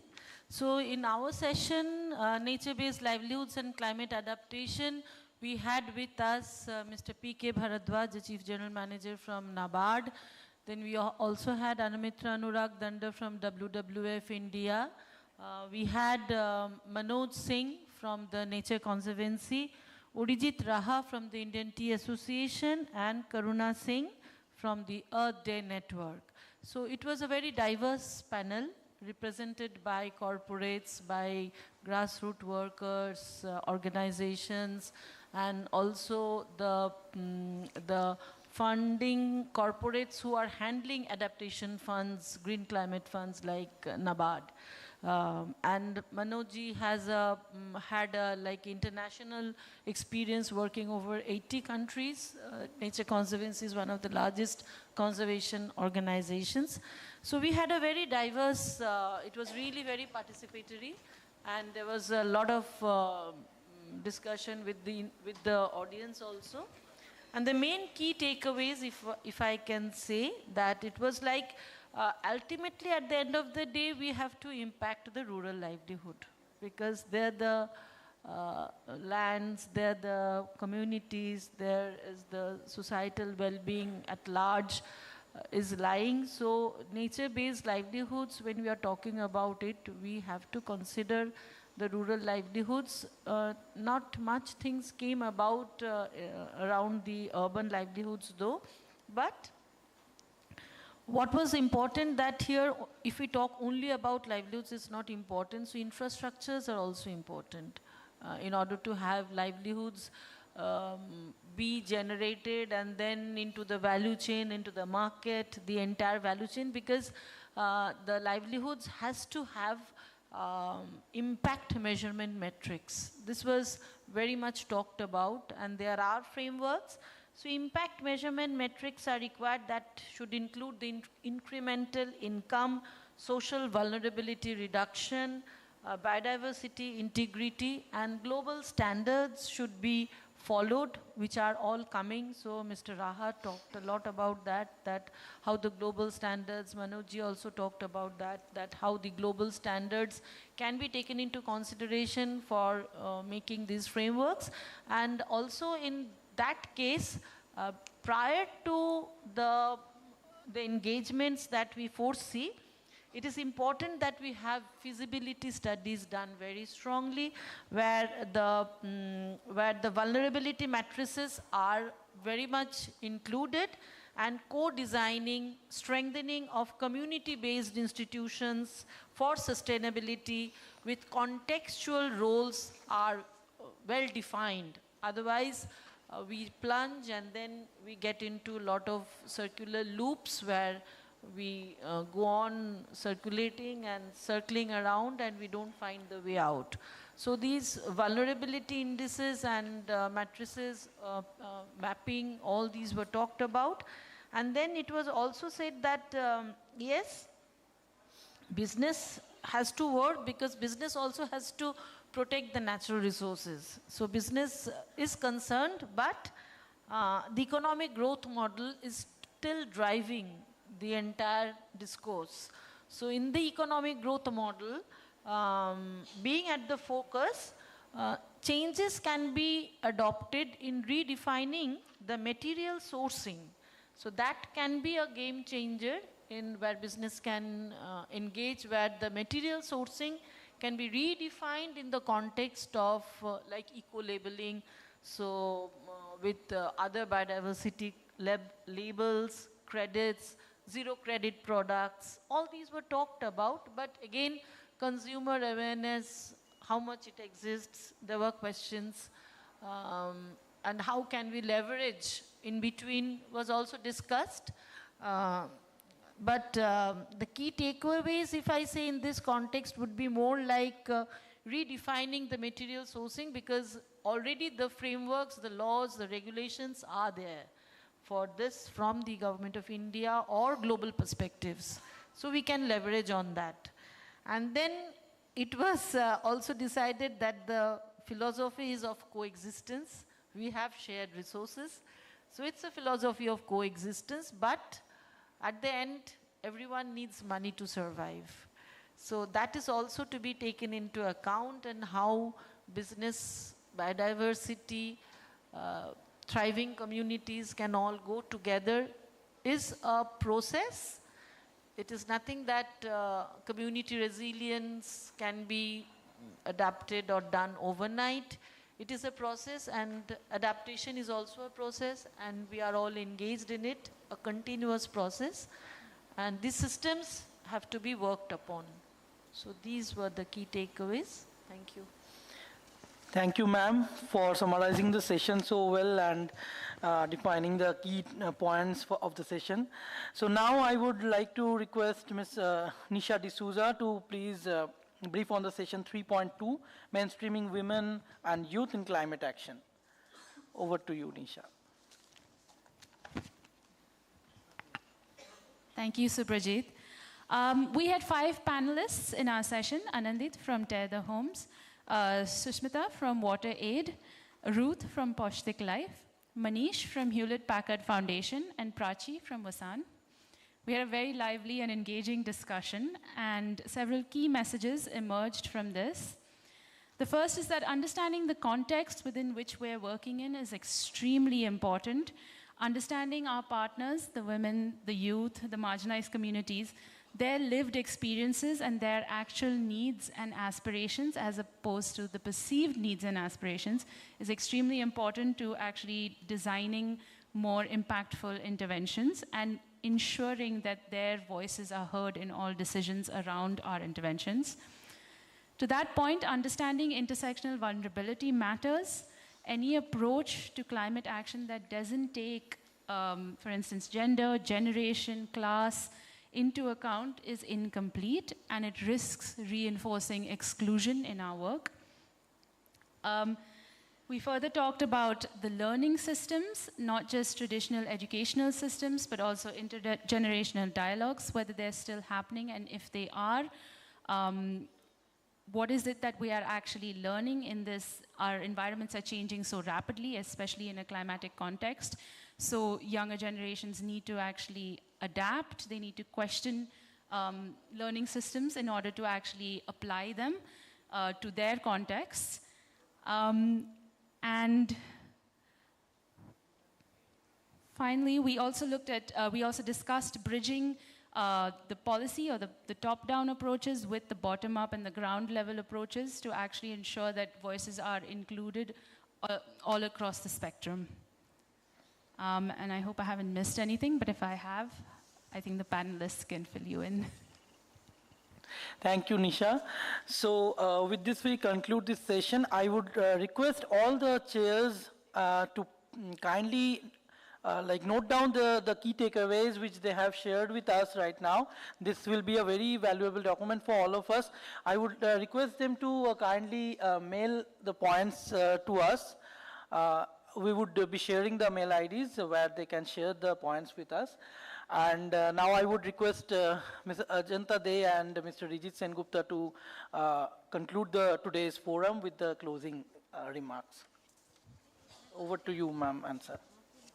Thank you very much. Where did this idea come from? I remember in 2011, I was attending in Kathmandu a regional conference of IUCN. And there was this synergies between business and biodiversity. And I heard Pavan Sukhdev talking about it. It was a very I would say, motivating speech, and I was very impressed. And then I came back and thought that, oh, so businesses are also thinking on these issues. It's good. But we are conservation people. We work on wildlife, we work on biodiversity, we work on wetlands, we work on soil health. So what can we be doing with business? So it was in my mind, but it never surfaced.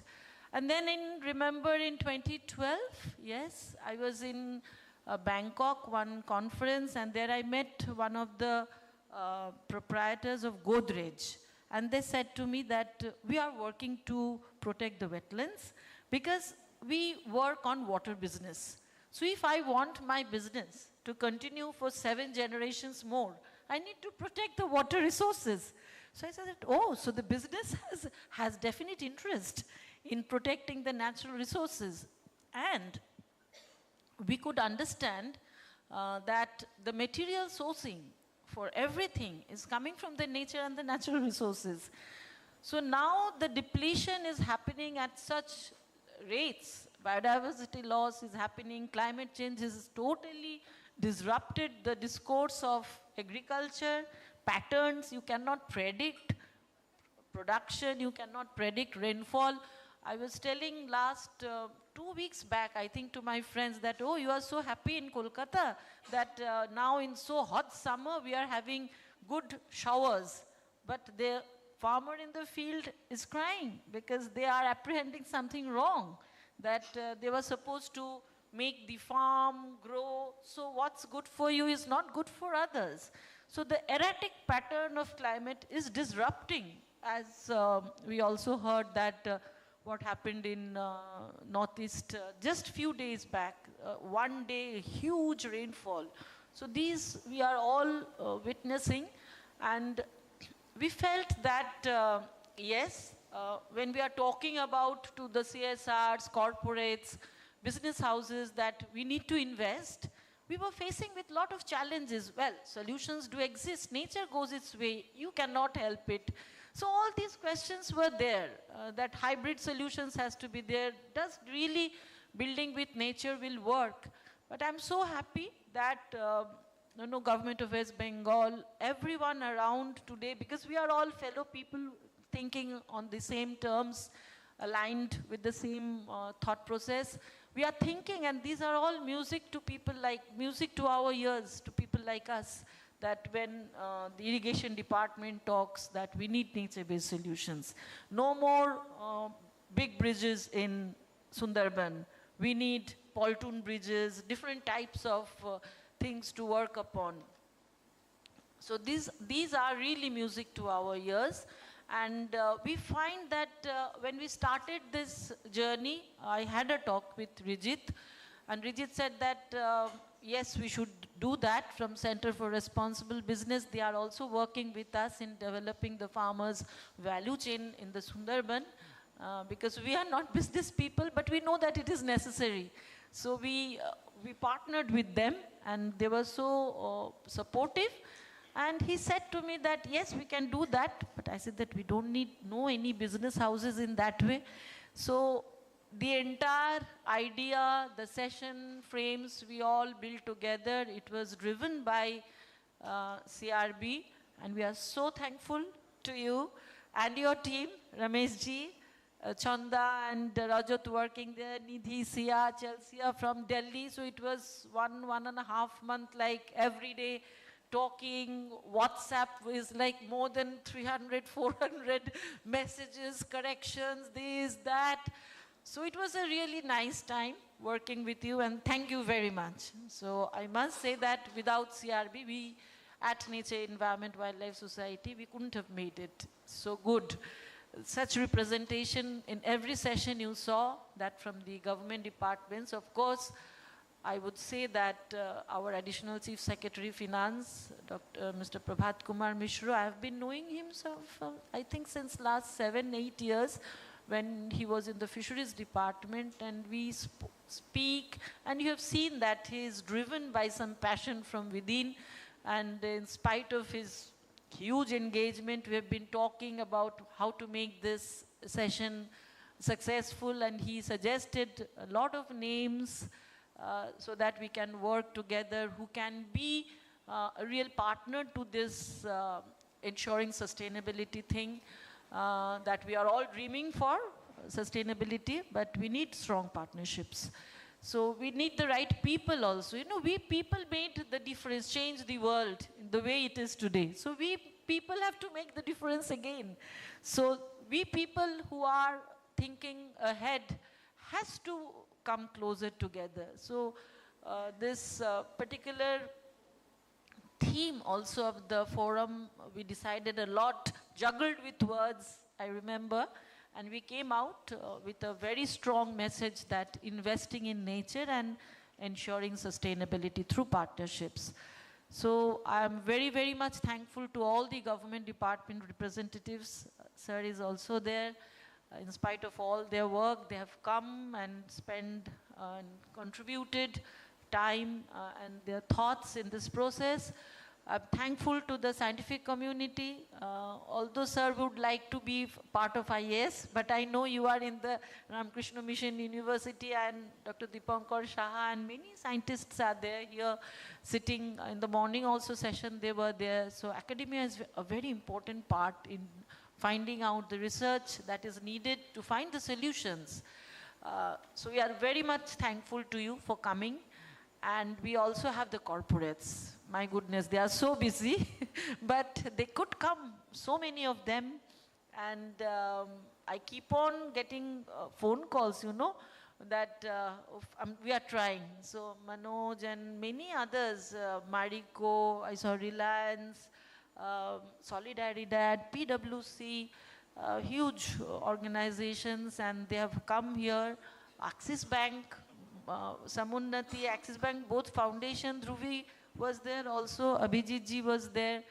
So thank you very much for your time. I know this is corporate reports are going and a lot of audits are happening, and thank you so much for coming here and interacting with us. And then we also have our dear friends, the CSO partners, where we are working together. I know we all suffer from certain, I would say, we need funds, we need people, we need guidance. And I think these forums actually will pave the way to connect with us more. It's not that everything we should do alone. There are people who are working in different sectors, and it's time that we talk within ourselves more and work together to have an impact where, in the grassroots where we are really working. So thank you, my dear friends who have come, and not to say about my team. Yesterday also, I know what has been happening in the office for last 10 days, every day, 10:30. Even in the night, I can see the WhatsApp moving around. So thank you so much, my dear team and colleagues, every one of you who worked so hard to make it possible. And I would say about my advisory board, because you know, I would have come later to my governing board members and my advisory board members, because at the end of everything, they are there to support us. My board members were there here too in the morning, and still my advisory board members, our chairman is there, our advisory board members are still there and supporting us in wading our way through the various, I would say, the complexities, the intersectionalities that we are going through. Yes, news is working on very many areas. We are trying to have impact, and we are changing a lot ourselves to suit to the requirements, needs that are very important to have impacts. So we are now an impact-driven organization, I would say, and the lady is here sitting who is charting out all these for us. So we are working for more than 1.5 years, I think, yes, setting the program goals, everything on the monitoring, evaluation, and action learning framework, accountability learning framework, meal frameworks are going on. So again, thank you for being with us in this journey. It is not easy for organizations to grow. Growing has pains, and so we are also going through those pains. But we have a very strong team. We have you with us. We have patrons. We have people like you, the advisory boards who are supporting us, and we will wait through. Thank you, CRB, and everyone for this, your support. And we work together. We will walk together. Over to you, sir, Mr. Rijit Sengupta, for the closing remarks. Yeah. Thanks. Thanks, Ajanta, and of course, thanks to News for inviting us. I do remember that phone call, and I think the only thing I said, I said I have one condition for engaging in this, and that condition is that we would not like this to be a transactional event.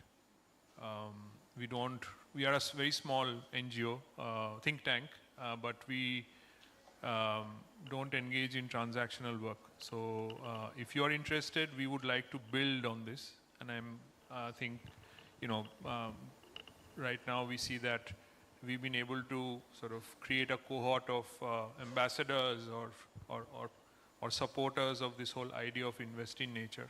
So I think that's one very important achievement, and thanks to News for inviting us. And it's always, you know, I'm Kolkata chele, so it's always great to come back to Kolkata to do something for the state. So it's great, and I hope that this is not just the state; it is something that we would like to build from here, and you know, at the national level. I'll not go into sort of a long commentary on what we have discussed today. I think we'll have enough time over coffee, but I'd like to thank all of you for staying till the end. I think it's still a fairly packed house, and after a Bengali meal in the afternoon, it's not always easy to stay awake, but everybody did that and actively engaged. I'll probably end by referring to Einstein, who said about nature, look deeply into nature, and you'll be able to understand everything better. So with that, I'd thank you once again for being here, and back to you, Shubhrajit. Thank you, sir. Thank you for your very nice words. And with this, we conclude today's forum. Thank you all for being here since the morning and supporting us all the way through. And so, yeah, we call it a day. Yeah, sure. So we will be meeting for the evening coffee, for the high tea. That will be in the Royal Pavilion 1, which is adjacent to this hall where we had the lunch. So let's meet at the Royal Pavilion 1 for the high tea. Thank you, everyone. Thank you, sir. Thank you, sir. অসুবিধা হয়নি তো? আজকে আপনি ফিরে যাবেন তাই তো? কালকে ফিরবো না, আমি আপনি তো